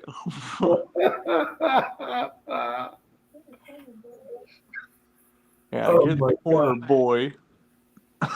Did she mention salmon or bitch? No, she said son of a bitch earlier. Oh. That's my fault. Uh-oh. She was up on the front porch with her bubble. She goes, "Son of a bitch." And I was like, "All right." That's one of my favorite lines also. Yeah, me too. Son of a bitch. That's got to be an all-time favorite. Mm-hmm. Oh, they're little sponges. They hear everything. Let her go. That's fine. Because that continues on with life. Yeah. Son of a bitch. Yeah. I'll have to teach them some Scottish words next time when I come out to Iowa next time. Oh yeah, they'll remember them too. I love that she had a tantrum on the floor at Tractor Supply. I'm trying to visualize it. I know our store, and I'm laughing my ass off right now. Oh, I should have taken a video for you. It was grand. It was a grand mall tantrum. I would have loved a video. You could Grand mal tantrum. Oh, I would have loved the tantrum. That would have been awesome. You know damn well I would have filmed that. Oh my gosh, that's hilarious. That's hilarious. I do that to her once in a while. She'll be freaking out, and I'll just start recording her, and she'll get mad that I'm recording her. Oh, your girls are awesome. Part Mrs. Tin Man, part Tin Man. Yes, a perfect mix. A perfect mess. The older one is more me. Okay, so the older one leans on your side, and the other one leans on Mrs. Tin Man's side. Yeah, 100%. That's awesome. We each have a mini me. So both of you can point fingers and say it's your fault, and then you say it's her fault. Yep. Yes, I see how it works. The worst is when they instigate each other, tell each other to do bad stuff. Oh, that drives me nuts. Now someone is running a microwave right now. Yes, I am. Oh, see, monkey brain could hear that. Okay. I'm heating up salmon rice with a nice parsley, butter, garlic glaze, and it should be almost ready. Please hold. I think that's funny, Tin Man. We never got to have a girl. We couldn't have any more. But I would have loved to have a little girl too, because that's a whole different animal going on there. So it would have been cool to have a daddy's girl. Come by and visit. She'll love you. I don't know if I could have done with having a little girl. I mean, I've got two young men now. I don't know if I could deal with a little girl because I'd just be wanting to start punching people in the face. Sorry. It ain't that bad. The girls are cool. From other relatives, they mature quicker and they're just super cool. So, I wish we could have both, but we couldn't. And to have a little girl also, just to mix it up, that would have been freaking funny as hell. My father-in-law looked at me one day. He said, "I don't understand how you don't drink. How you're not an alcoholic." Yeah. No, they're awesome. They're definitely matured more than boys about a year, at least a year. Yeah. And they can cause all kinds of trouble. Uncle John, I haven't started the job yet. I can still do salmon in the microwave. Sushi chef in the microwave, yes.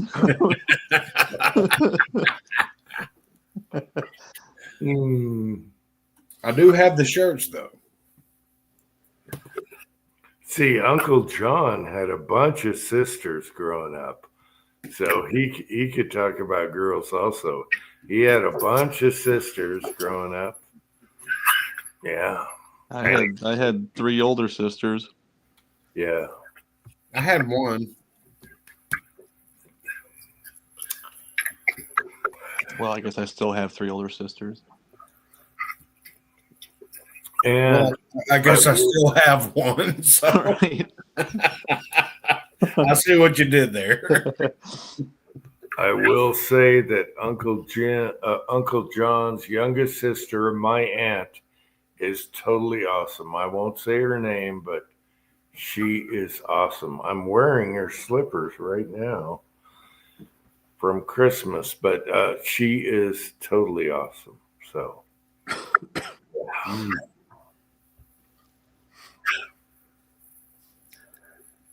Let me tell you, if sushi was to be warm, this would be great.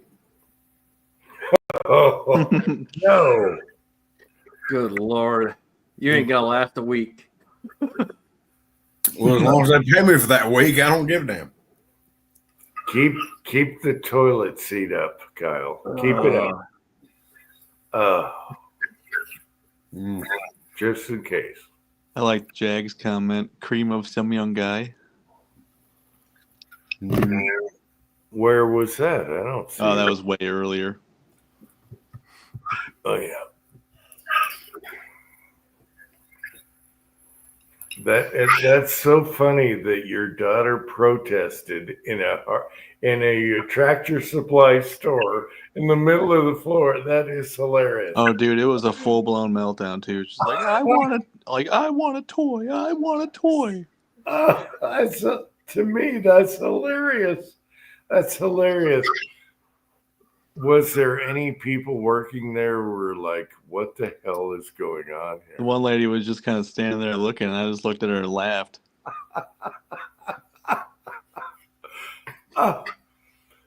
You should have said, do you got any rope or bungee cords?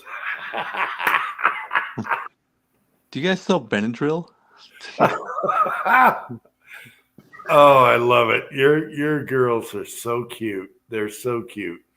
And that is just totally awesome. I think that's hilarious. No, Actually- you're getting the blame, Tin Man. Whatever. Actually, Tractor Supply sells better than Benadryl. They sell horse tranquilizers. That'll do it. You got to be careful on dosage, though. Say not for human consumption. She's only 43 pounds, so. Right. I You think just gotta that's carry a bottle with you, and anytime they throw a fit, you just put a little bit in the handkerchief and put it around. Boom, done. That's called chloroform. That's chloroform, yeah. I know what it's called. Oh. Well, there's also the cattle prod. Probably know. like that. Or you just go old school and smack the shit out of them. Screw all this BS of you're not allowed to smack your kid or do this or do that. It's my freaking kid, right? Just not in public. I don't know. I think Last time I checked, I paid for them.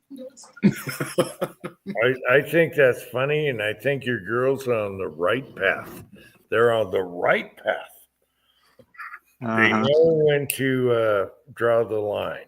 I'm sure everybody at Tractor Supply was thinking that too. Yeah, she's going places in life. Maybe not college, but places.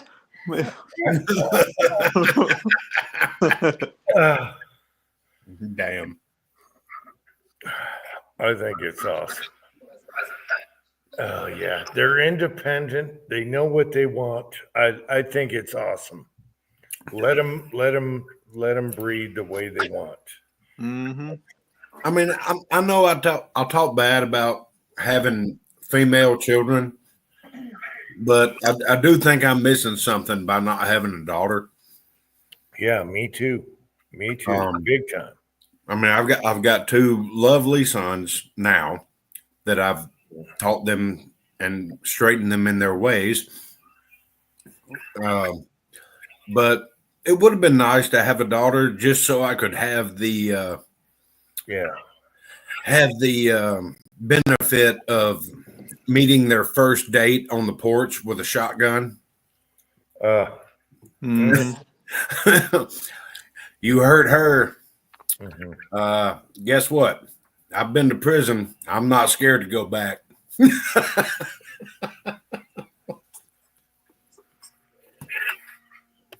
I don't just to put the knock in the knees, you know.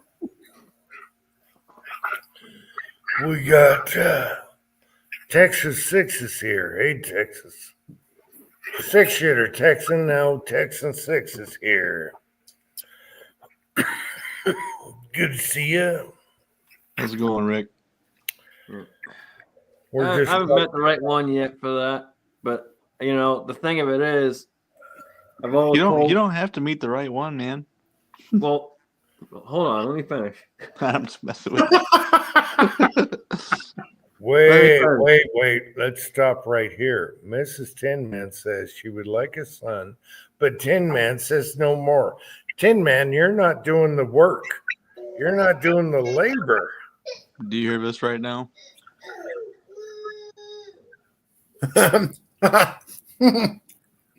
I know, but you're avoiding the subject. Mrs. No. Tin Man is willing No, to that is the subject. I was about to say he's right on top of it. Yeah. have. Mrs. Tin Man's doing the work, and she's willing to try it again. And, I wish we had a daughter so bad. It would have been awesome. I think it depends on the day if she wants more kids or not. Okay, but there's an option there. We have no option. So, all right. I want both. I wanted both. And we couldn't do that. So, there you go. Yep, I have no option either, Jim.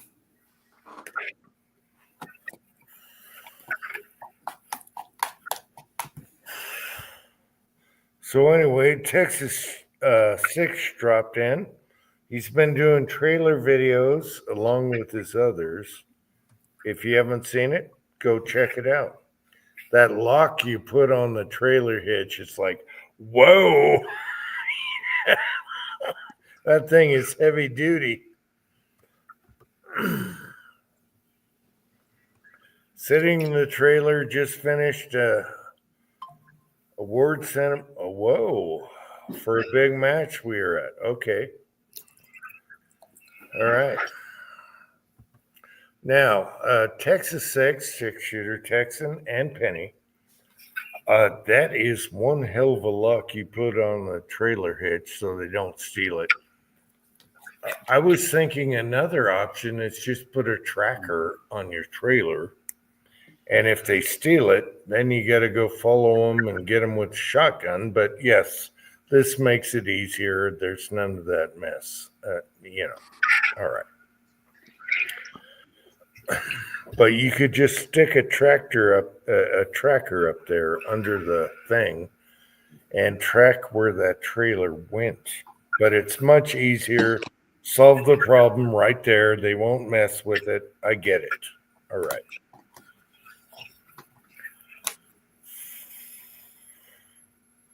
Nothing worse than a thief. I tell you that.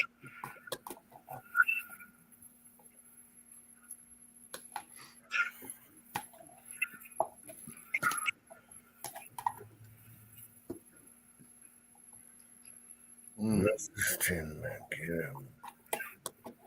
That was good. Bigger house, more windows.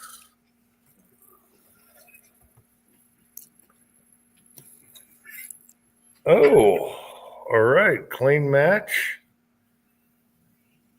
Oh, but you missed last shot. That's how it goes. Just like golf. Yeah. Bottom flyer. I got you. It's just like golf. Yeah, you could come in here. Are you crazy? Come on. We're still going. Hobbies, if you want in, there's your link, buddy. Or Patriot Paul. I'm sorry. I thought you were Hobbies. I'm getting everyone mixed up tonight.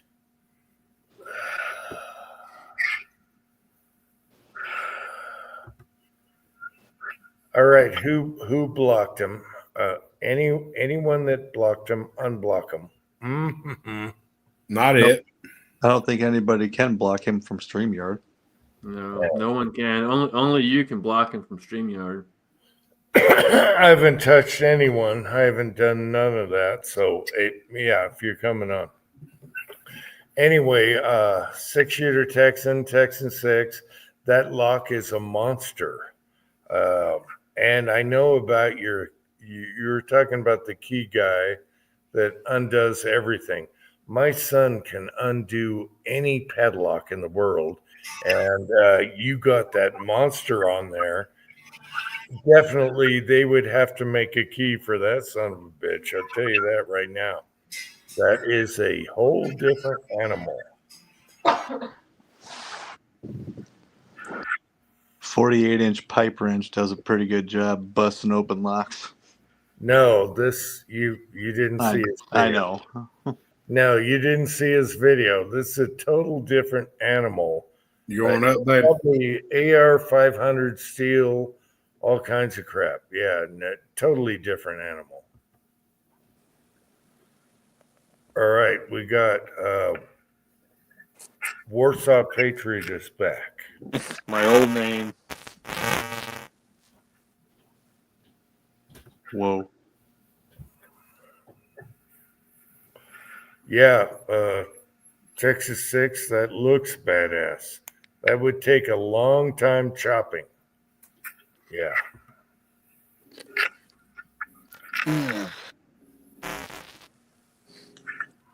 Well, apparently Musk is losing his funding now because Teslas are now inflamed. All right. You got major mic issues, man. Why do we have static? Yeah. Where's the static coming from? Ground control to Major Tom. mic issues.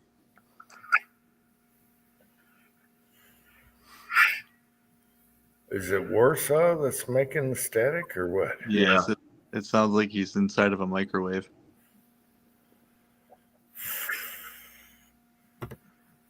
I didn't do it. My salmon is done. I love salmon. I miss salmon. That's what I miss about the Northwest.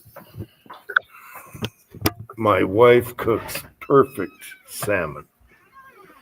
Oh, shit. That's right. Rick has a new channel. I forgot to sub to it. Now I got 2 Patriot Pauls here.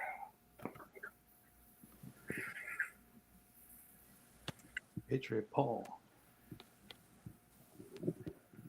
Testing. Test. Nope. No, we're having the same issue, bud. Bad. Try again. You sound like static, pure static. That is kind of weird. Yeah. He says something and then it echoes and it's. Mr. Roboto. Arigato, Mr. Roboto. Feedback from the CIA wiretap. If you've seen a video from a few days back, Mr. Roboto with the flashlight headband. All right. Anyway, 6-shooter Texan, I'm hoping, hope you're having fun out there. And it's good to secure your home so no one wheels it away, drives off with it.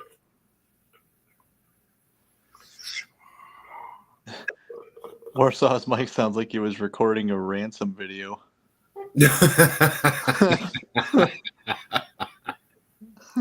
For those that haven't gone over to Texas' new channel, I just put a link up there for y'all. There you go. Right there. Texas and Penny's, what do they call it? Journey? No. I just closed it out. I can look it up here. I don't know if I can click on that in StreamYard. I'm getting everyone's names wrong tonight. Yeah, I couldn't click on it, StreamYard. He made a post about. Oh, here it is in YouTube.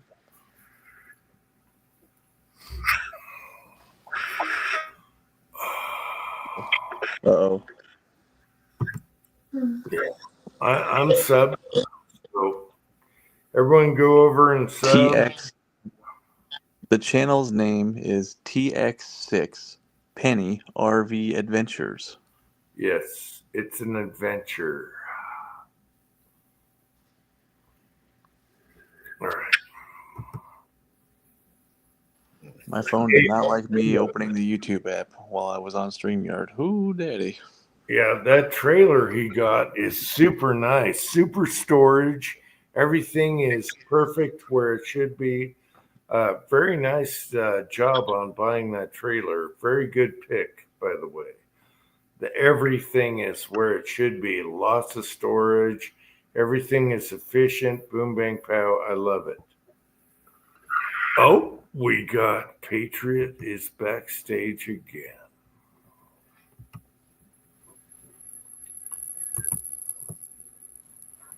All right, no sound issues. All right, no sound issues. Okay. You hear me? Yep. All right. Let me try something. All right. So if I put my cord in, hear me now? Yep. You sound fine.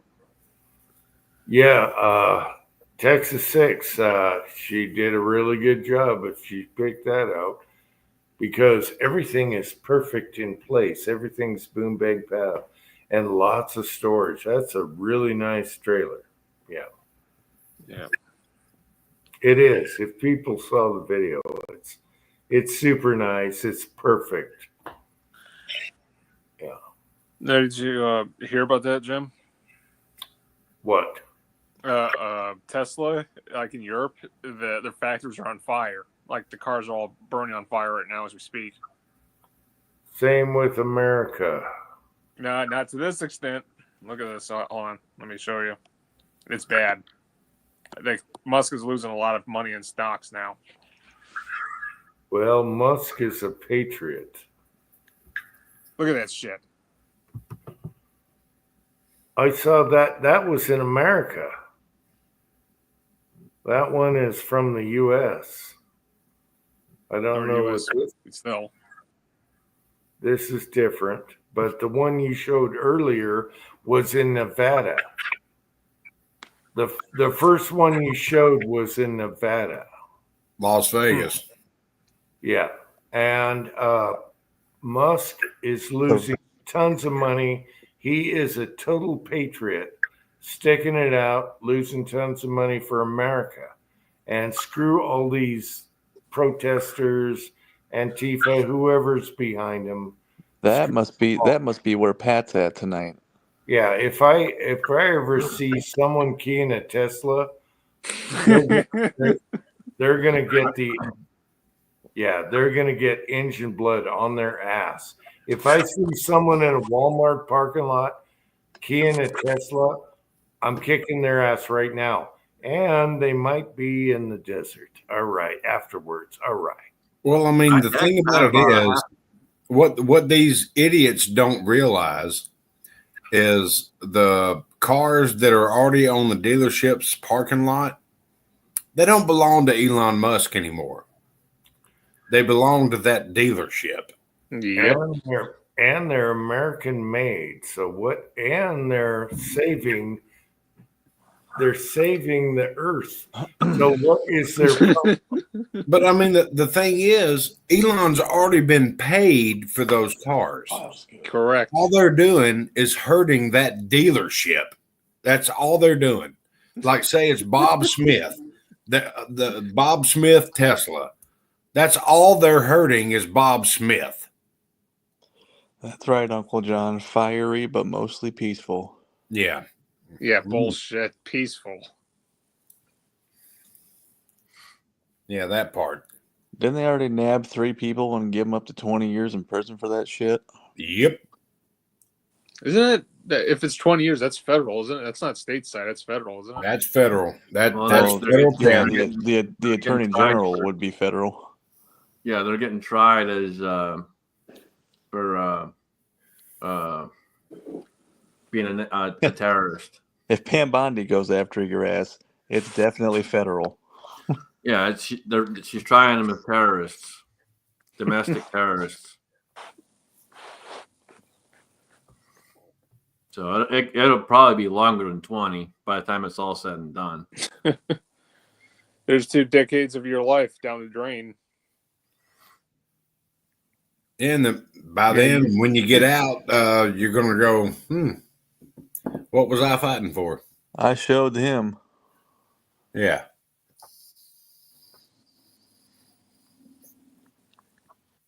Weren't they talking about sending those people to El Salvador to prison? That's just funny. What was it? They also caught a Chinese national that was actually supporting, Palestine, pro-Palestine. Get the fuck out of here. What the fuck are you doing? You're a Chinese national. No, that wasn't a Chinese guy. That was It was a Chinese national that was a woman. oh, that must be a different one. It's hard to tell now. I mean, I get so confused. Was he a she or was she a he? Or now he is a she and now she wants to be a he, but hadn't done it? Or it's still goddamn confusing. You're thinking of gays in Palestine. It's really not confusing, Kyle. Just look at the throat. Well, Adam's apple. That fucking Adam's apple. It's not big. Look at the throat, and if all else fails, go for a grab and see what you feel. I totally understand all that, That's but assault, that would be infringing on their personal freedoms. That's assault, brother. Let's just hope you don't get. Can't just go around grabbing people by the hoo-ha. Well, you can. There's just consequences for it. Mm-hmm. Let's just hope they don't get fucking bodily assaulted by something. Hey, I can just claim, just like all these fuckers, I can claim some bullshit. I'm emotionally traumatized, and that's why I did it, and all this other crap, and I'll get away with it. There's consequences for that unless your name is Larry Nasser. Have any of y'all ever been to Thailand? No. That is kind of the That's what you're talking about, yeah. that's the customizable greeting. Okay. You check and make sure. Mm-hmm. Yeah, Warthor, that static's back.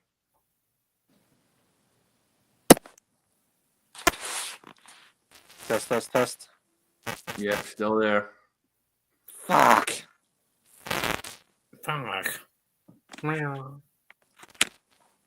Yeah, you still got the ransom filter. Yeah, the recurve. Yeah.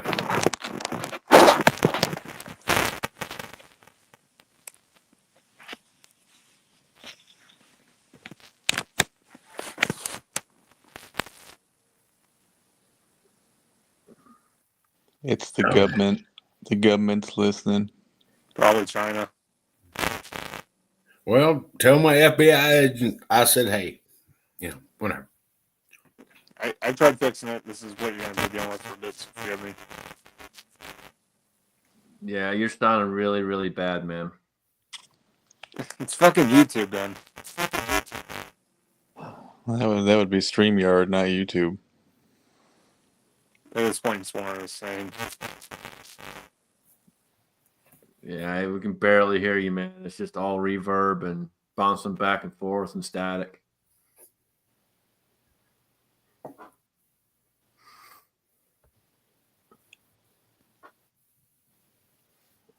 Where'd Jim go? I don't know. Maybe he went outside to take a whiz. Fired up the George Foreman grill. Tell you what, we made some burgers in the old house in the kitchen with that thing. Talk about a smoke show. Woo! Yeah, but they were good though. Oh yeah. Talking to smokers, my landlord's giving me a smoker. Nice. Yep, it should be. He's going to drop it off this coming week. Haven't fired mine up since last year. Thanksgiving. Yeah, I got to fire mine up once Angel's cleared to eat whole foods again. I did. 2 turkeys, a chicken, maybe 2 chickens, some sausage links, and chicken quarters, and maybe a ham. I use mine like an oven. We do like cheesy potatoes and mac and cheese and shit. Tastes really good with that smoke flavor. Yep. Yeah, this will be the first time having a smoker, so it'll be good to have though. Is So- it an actual smoker or is it a pellet grill? No, it's he said it's an actual smoker. It's an electric one. Nice. So I get he has another one, so he doesn't need it. It's brand new in the box. He hasn't even used it yet. So Hell yeah. I'm like, yeah, I'll take it, man. Sure. What did I miss? I was gone, but I don't want to quote a few of these. I must have missed him. I didn't see anything bad. See, I gotta add Patriot back. Yeah, last attempt. Good now. All right, finally, I fixed the issue. God damn it. If you Hey. put the smoker in your garage, you leave the door open. No, I've been putting up with this for about like almost a fucking year, dude. I finally fixed the issue. Don't blaspheme now. I've been working on that for a year now. No blaspheming, and I'm good. I can say any swear word I want, but no blaspheming. Sorry, Lord. Hey, you can do what you want, but I'm just saying that's my new quest. No blaspheming. We still say son of a bitch. Every once in a while, I'll slip up and say, hey, sorry about that. Yep. Sorry, Lord. I'm sorry about that. And that's okay. What are we talking about Thailand now? What is going on? We're talking about the fucking transgender bullshit. Oh, okay. Kyle brought up that he couldn't tell the difference. It's the fucking Adam's apple, dude. It's easy to pick off. Wait a minute. Kyle can't tell? Oh, my. No. That is exactly what you said. It's getting That's harder what and harder exactly to what tell you the said, difference. Kyle. I I hate said, to no, say it's it. not. No. Kyle said it was great to just reach down there and go, just check. Just grab him by the pussy. You grab by the snake? You gonna grab by the snake? Then I'm turning around. Okay. They're not for me. Nice to meet you. Whoa, wait, Kyle. You just said turn around. That's just even worse. Come on, man. Come on. Kyle, just stop talking, man. Just stop. You're digging the hole deeper. Oh, my Right. gosh, Kyle. I'm going to go outside Turn and smoke. around. I'm going outside to smoke. Turn around. Every now and then I get a little bit lonely. So bad. This is gone Oh, so God. bad. Okay, we're at the 4-hour mark. So What is wrong with you people? Oh, You. What is wrong with you? There's nothing wrong with me. I know how to check. Hey, No, you're first the off, one that said you couldn't tell the difference. Well, First I off- mean, you never can tell the difference until you Kyle, really check. Kyle, Well, check. 2 things to do. You check, and then you flee. You don't turn around. No, you flee. Well, you can't flee until you turn around. Simple. Run past them. Don't turn around. Just flee. turn around and pick up the pencil you dropped. check the Adam's apple and then run your fingers down the ribs. And Just you'll don't know. drop, that's the don't worst. drop the soap. Run your fingers down the ribs and you'll know right away. Yeah. Don't drop the soap. All right. I'm sorry, Texan 6. I'm sorry you had to endure this. But take care No. and have fun. Have fun shooting in the morning, buddy. Good night, Rick. All right. And Good night, Rick. your trailer's nice and comfy. Very nice. All right. Yeah, Jim, it's been about a week since I pushed your buttons on this, but where's those Epstein files at? Epstein, well, they threw JFK first. Mm-hmm. So for some reason, Trump thought JFK, as far as request goes, everyone wanted that. I don't know. I think everyone wanted Epstein, but he threw they threw the JFK, and they're not all out yet. And all that just shows is the CIA was corrupt. Here's the way I look at that. I don't care about JFK. I don't care about Martin Luther King. I want to know about Epstein. And Diddy, because we can do shit about that right now. Well, Kyle, Diddy is down the road, but Kyle, you forgot one more actually. Abercrombie and Finch too. Don't forget. yeah, Not Diddy familiar with that one. is way down the road. Epstein's the big one, but for some reason he thought everyone requested JFK first. I want to deal with something that we can deal with now. Yeah, I don't give a damn about what happened 70 years ago. I don't care. Here's the thing: you got time. Just wait for it. But Bill Gates is doing everything he can to keep that shit from coming out. I think it's going to be JFK, and then Martin Luther King, and then it will go to him, Epstein. I don't think it's going to happen ever. Well, that's your No, it'll happen, but it'll be 75 years from now when everybody involved is dead.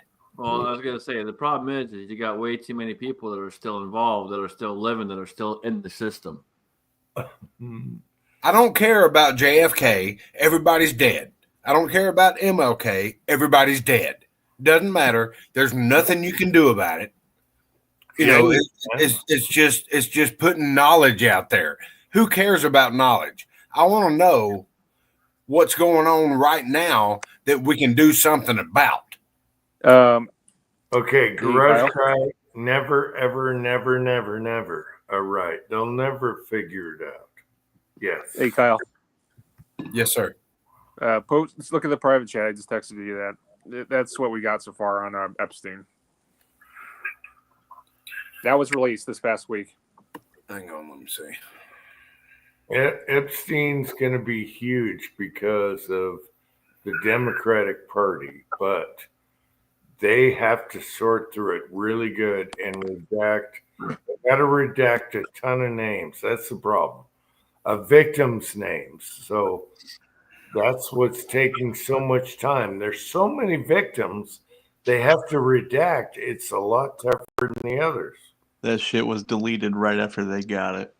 Right, and the stuff that you're talking about that you put out there, Warsaw, the first release from Bondi, is all stuff we've already seen already. It's nothing new. You already seen it? Okay. Yep. It's all stuff that we've seen before. Yeah. He hasn't released anything new yet. Yeah, I'm reading through it. Yeah. So you already saw that prior before, wherever they were expecting more come from. I think they're doing JFK, which isn't totally out yet. There's like 80,000. And then they're going to do Martin Luther King. But I mean, think about it, Jim. JFK. What does it matter? Who are you going to do? What are you going to do? Kyle, you got to remember one thing here, man. Too, he made a promise, and it wasn't just to the American people. It was to a certain person who's now working for him. Just like that, he got him that job. He gave him that job. He's in that position. Yep. And he made a promise to make sure this was released for him so he could find out exactly what happened. But what's he going to do about it? Nothing. Everybody's dead. No. It shows how corrupt the CIA is already. But I'll tell you. We already know that. We already know that. No, but we have to show that. Okay. And whatever. Right now, I'm more interested in something we can do something about instead of something that happened 70 years ago. We can, because the CIA was all over the place. And we got to thin the herd on the CIA. I tell you that right now. Like the Contras? Lots of mentioning about the Cubans in those files, too. Oh, Operation 30 or Operation 40 it was. Bay of Pigs. And not all of the files are out on JFK right now. So there's even more, but you're never going to find out about second shooter and all that. They're not going to show that crap. Well, there was no second shooter. The first shooter was driving the damn car. All right. All you guys on here are shooters. Do you think the headshot was from behind? Nope. No, it was the front. It was the front. Let me Back and to the left. Back and to the left. Front or back? Front. It was done from the front. From I the think guy driving the first car. shot through his throat was from behind. The one It was one Tin shot. man No, it was only one headshot, shot. Front or back? 10-man headshot, front or back? So I think there were two shots. 10-man, was the headshot front or back?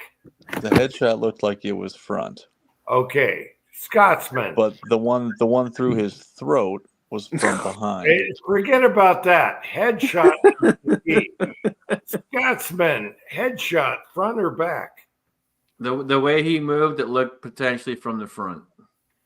Anyone that has shot a billion shit in their backyard, watermelons, whatever, they all know that front shot, that headshot was a front shot. Back And it to was the a left. higher velocity. It was a higher velocity round. From about 2.5 feet away. No, it was about 35 yards. No.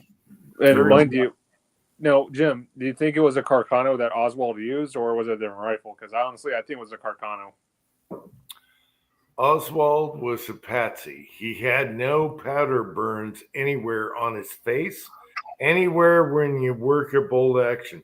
He had a little bit on his hands, but that could come from going to the range and sighting in.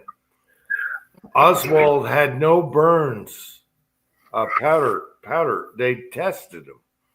Also, He was always a patsy. That's why they took him out right away as fast as they could. Also, hey, I get deep into the shit. Also, Wilson's fingerprints are in that area where Oswald supposedly where he's supposedly shot from, with the boxes. You call it a turret, whatever, out that window. Wilson's fingerprints were all over that shit. There you go. Mm-hmm. And I don't think it was even a Carcano. So And that's not even discussing the cover up. I mean, you had Jack Ruby that shot Lee Harvey Oswald. yeah, I Right. know, but you had a And guy. then Sirhan, didn't he ice Jack Ruby? No, you had a guy named Wilson that had fingerprints all over the place. That was a shooter, and nothing is mentioned about that. But the fingerprints are there, and they recovered it, and they covered it up. Well, if it was CIA shit, the CIA is not going to document the crimes they were committing in the first place. So there's nothing to release on that front. You know what I mean? If you go out and commit a crime, you're not going to write it down. You're not going to videotape. Well, we all know, we've all said for many, many years they were working with the mob. So if anything, will implicate the mob. Yeah, I go really deep into this. I can't sleep at night, so I watch all this shit. And it is dirty as hell. So there are fingerprints from another guy that is an actual shooter that's all over the place, and they don't mention that. Hopefully it comes out later.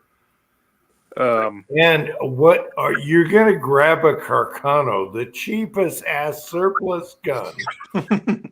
All right, Well, the and the thing is cheapest that- ass bullshit gun you're going to use. Hold up.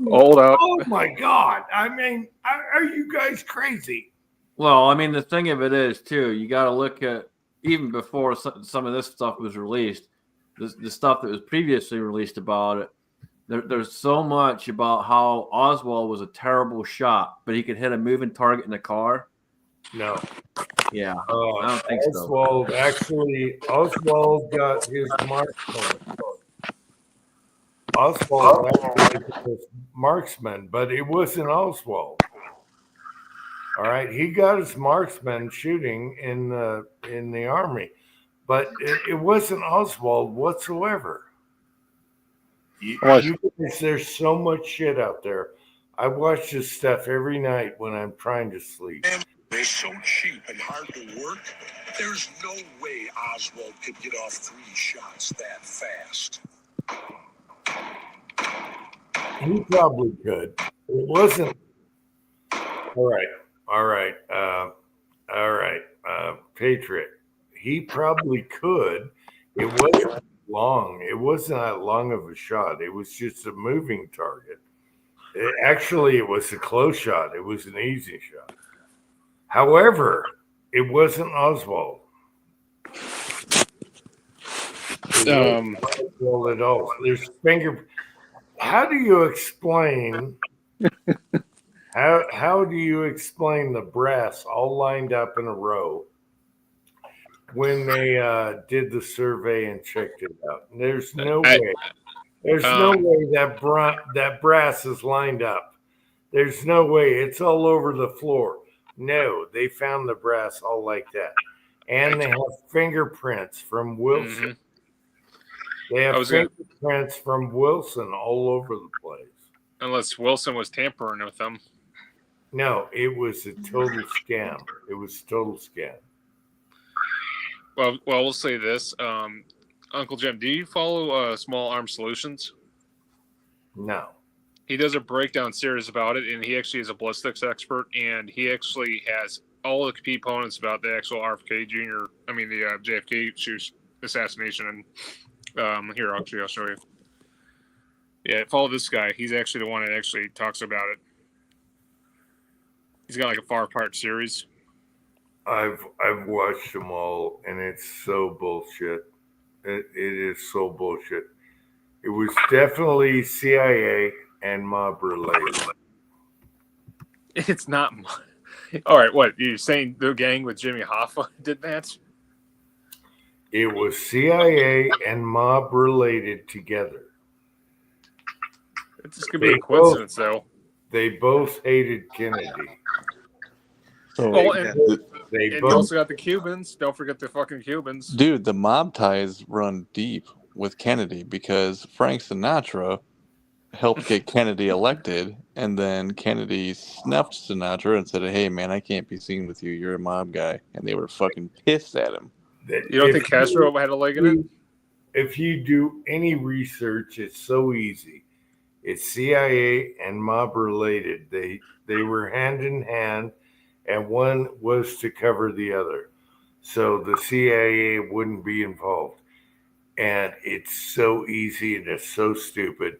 Well, then are you Robert Kennedy 6'5" Carcano?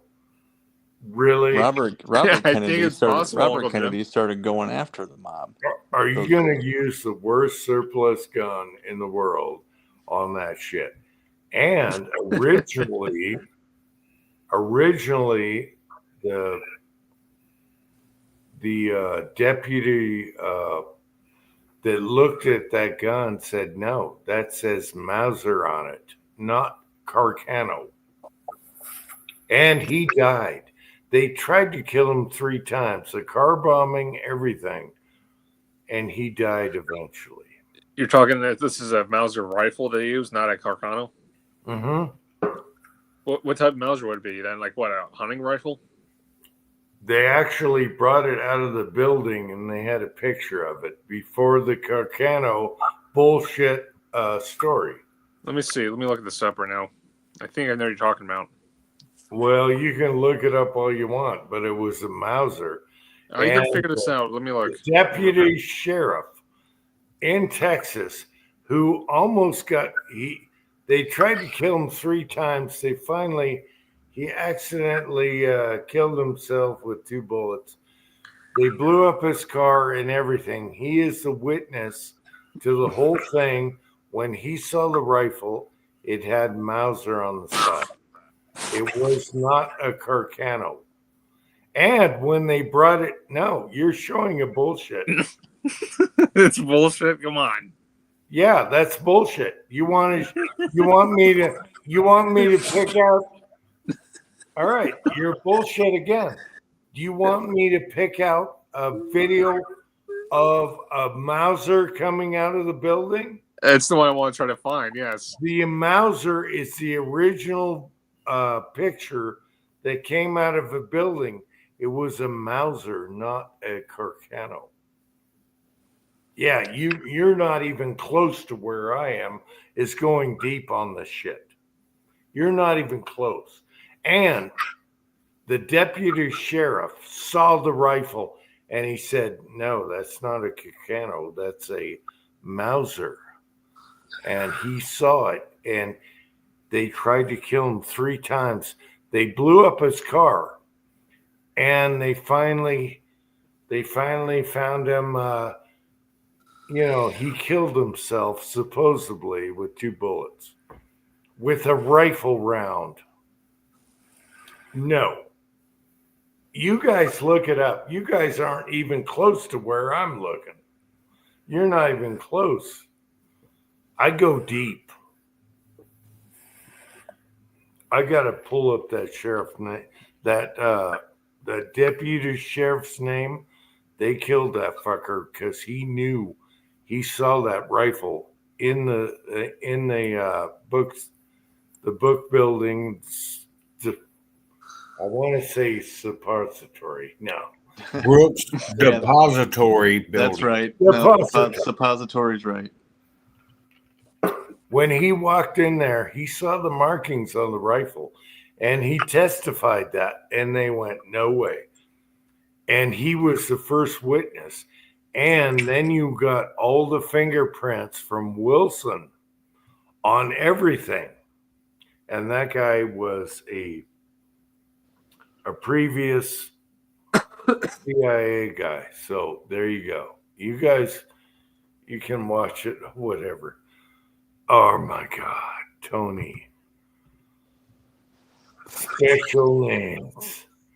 All right, Tony. Yeah. Get in your wheelchair. There you go, Tony. Wheel out, Tony. Hey, he may not be bullshitting. He's all right. He ain't heard nothing. You guys don't realize how much I stay up at night and watch conspiracies. You have no idea how many hours I have at night that I can't sleep. And I'll tell you one thing. There was 2 shooters. And that rifle was bullshit. And Oswald never touched that fucking gun. They tested him. Everything, the only thing they found was on the palm of the hand. And that was from shooting range trying bullets. There was nothing on his cheek. There was nothing on his arm. There was nothing on the outside of his hand when he was running a bolt action. And that's all you got to know. Is that it or no? What? Is that the one you're talking about in that photo? Because that's when they were first pulling it out. No, I can show you. No, that's not it at all. You must be finding something. Then no, wait. I blew myself up. Where are you at? Hold up. I'll bring it up again. The very first picture they pulled out of the building was a Mauser. I'm still looking for it. All right. Well, I can fucking show you. I've been through this years ago. This is years ago when I figured all this out. Where are you at? Where are you at? I can show you a Mauser coming out of the building. You gonna zoom me out? No, not until you show some. What is this a show? Well, you got your just logo. Showed it to you. You're showing your logo right now. Hold on. You got an American flag, but you don't believe in America. All right. Bullshit. I don't. I do believe in God. Oh. I do believe in our country. Believe in America. Hold on. Let me get that picture up here. I tell you what, guys, I've been through I love conspiracy theories. I I don't sleep like Trump. Okay. Boy, I'll tell you what. Here we go. I got it. I don't sleep like Trump. I go through all these conspiracy theories, and it's obvious. How's that? All right, what do you got there? That's literally the first rifle they brought out. Was that one? No, it was a Mauser. You have no clue. You have no clue. The very first gun was a Mauser 98. A Sporter? And then they cut it. And then they cut it off just like fake news. What was it? What sheriff was this you're talking about, Jim? What? There was a sheriff that he said that it was actually a Mauser, like he testified, he said? A deputy. Deputy. All right, what was his name? Because I could probably find something on that. And that deputy had 3 attempts on his life. They blew up his car. They did everything they could because he saw the original rifle that was in that room. Okay? And then you have Wilson's fingerprints that shouldn't be there anyway. And that tells you right there something is wrong. Oh, I think you might be right. I think you might be right. Who is talking? Me. Who's talking? That might be it.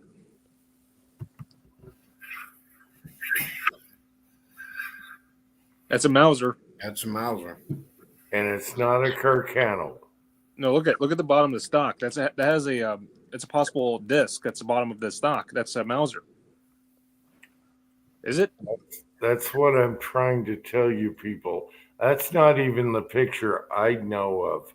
The picture shows the whole rifle sideways, and it's a Mauser. And then you had Wilson's fingerprints all over this. Wilson was a hitman, and his fingerprints were all over that room, and they covered everything up, and they switched the rifle. If you guys only research like I do this every night, you would know that this is bullshit. I don't know. That's a Carcano. That's just by looking at it. That's why you don't No, sleep. I got a picture of a Mauser coming out of the building. Wait a is sec. the Wait. very Nope. first- Correction. No, that is a Mauser. I'm looking at the front handguard cup that holds the handguard. That's actually a Mauser. I have an actual full picture of a Mauser where they're coming out the door. There it is. This is it.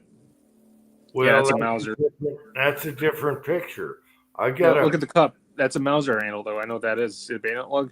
I know, but I got a picture of the guy coming out of the building with a Mauser in his hand. It's All right, totally guys. I gotta bow out. I got a lot of firewood work to do tomorrow. I need some rest. I'll still be listening, but I'm hopping off. All right, right. Kyle.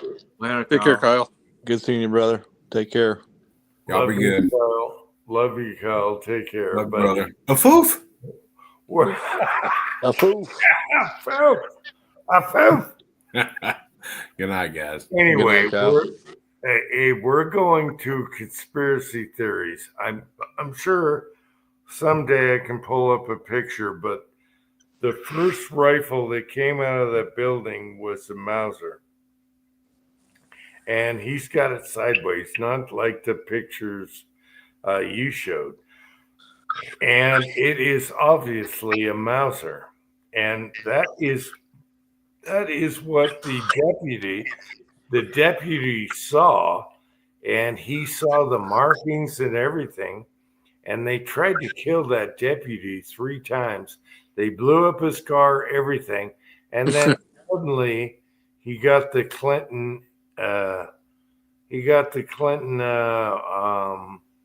suicide, and he had a bullet to the chest, which is very odd. and he got the Clinton suicide. And that testimony, hopefully I could pull it up somewhere. That testimony of that deputy sheriff told everything. From the time he came in the room, he was one of the first that came in the room. He saw the markings on the rifle. He's like, whoa, whoa. And then they tried to kill him 3 times, and all of a sudden he got a suicide. He lived through a car bombing. And then he had a accidental suicide. What? And that is on YouTube. You could find him. I gotta pull up his name. But that guy is the most honest guy ever. And now you know that shit is not right. That is bullshit. What day did that? What day did that happen? Was it 11/22/63? I should have prepared. I should find all you got to do is look up the chef. I just want to know what the date was. No, oh man. I don't know if I can find it right now, but he was the deputy sheriff, and they cut off his everything. They said nope. 2 years to the day after JFK was assassinated, my mom was born. She was born 11/22/65. Hey, if you guys look it up, oh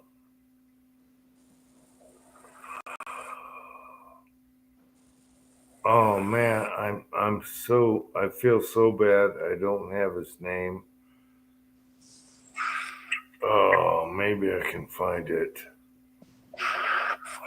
This guy's testimony is solid as a rock, and he definitely got screwed over, and they tried to kill him for years. Oh, can I find him? Son of a bitch. And of course, I can't find him right now. I've been through all this bullshit. But JFK was not shot. Oh, there he is. Okay, all you guys right now. Mm-hmm. Deputy Sheriff Roger Craig. Roger Craig. And you're done. You're done. You know exactly what happened. And should I put a link here if I can? I've heard that name before. Roger Craig.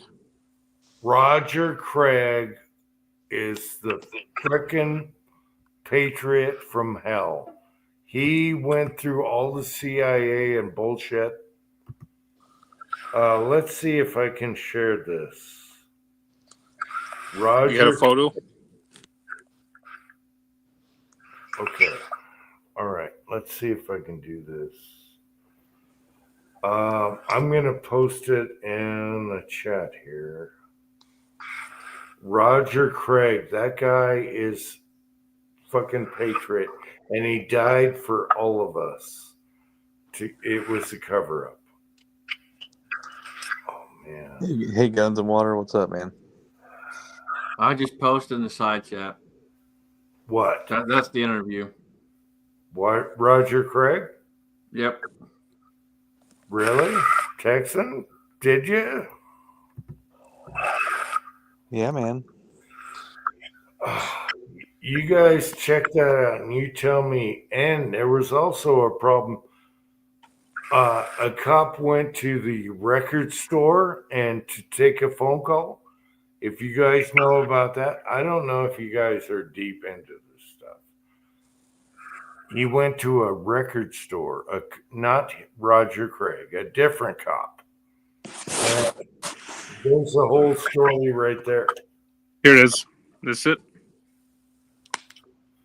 Man, I'm gonna have to click on this.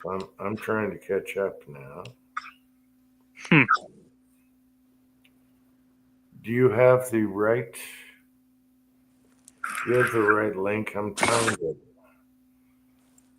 to use 2 devices now. I'm just looking up his statements and stuff here. Yeah, that's the interview.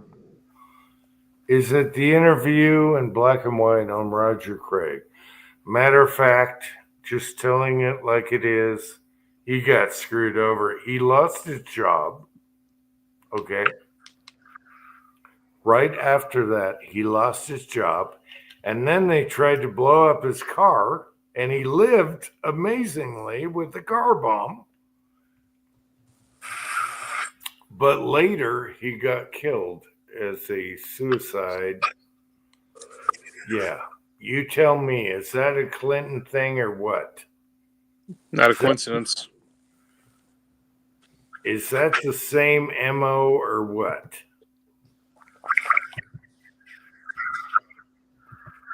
And you tell me if there's any bullshit involved.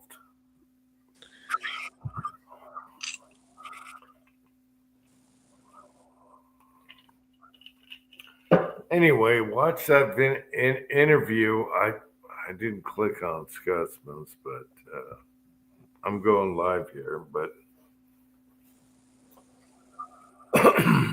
Roger Craig was, a matter of fact, deputy American, and they fucking screwed him over big time. We got that, and you know, it's something that's never going to get covered, Uncle Jim. What's that? 2017, the incident in Vegas, the Vegas shooting. If you want to talk conspiracies, that shit right there was so fishy right there. The news outlets were making up different sides of the stories. Nothing was connecting. I think there's multiple people inside that building with that shooter.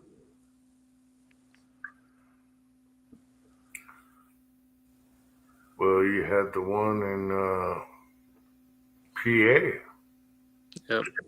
Why did they burn his body right away?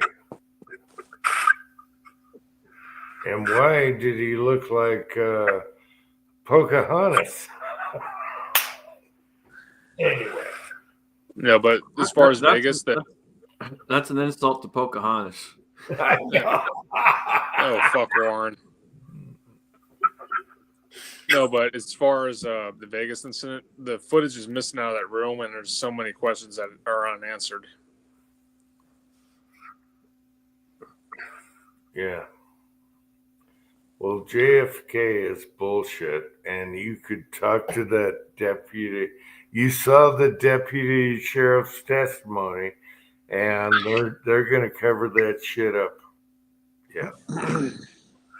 You saw Oswald. He was like, I didn't shoot anybody. I'm a patsy. What the hell's going on? Well, didn't even talk to a lawyer yet. So wait, Uncle Jim. Now, if he was shot with a Mauser, wouldn't the cartridges be different though? The bullet casings and everything, even the round itself. 6.5, yes. Yeah. So who began the ballistics for that round then? Unless they swapped out in the lab, I guess. I have a picture of them coming out with a Mauser instead of a Kirk. I get that. I'm talking about the ballistics, though, when his body was taken into the lab. I know, but they found a bullet on the fucking tray where the body was. What the hell? Now, you can't believe anything. Anyway, the headshot came from the front. It was not from the back. There's no way that headshot came from the back.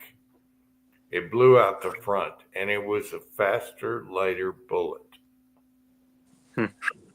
That's all there is to it. Anyone that shoots knows what happened there.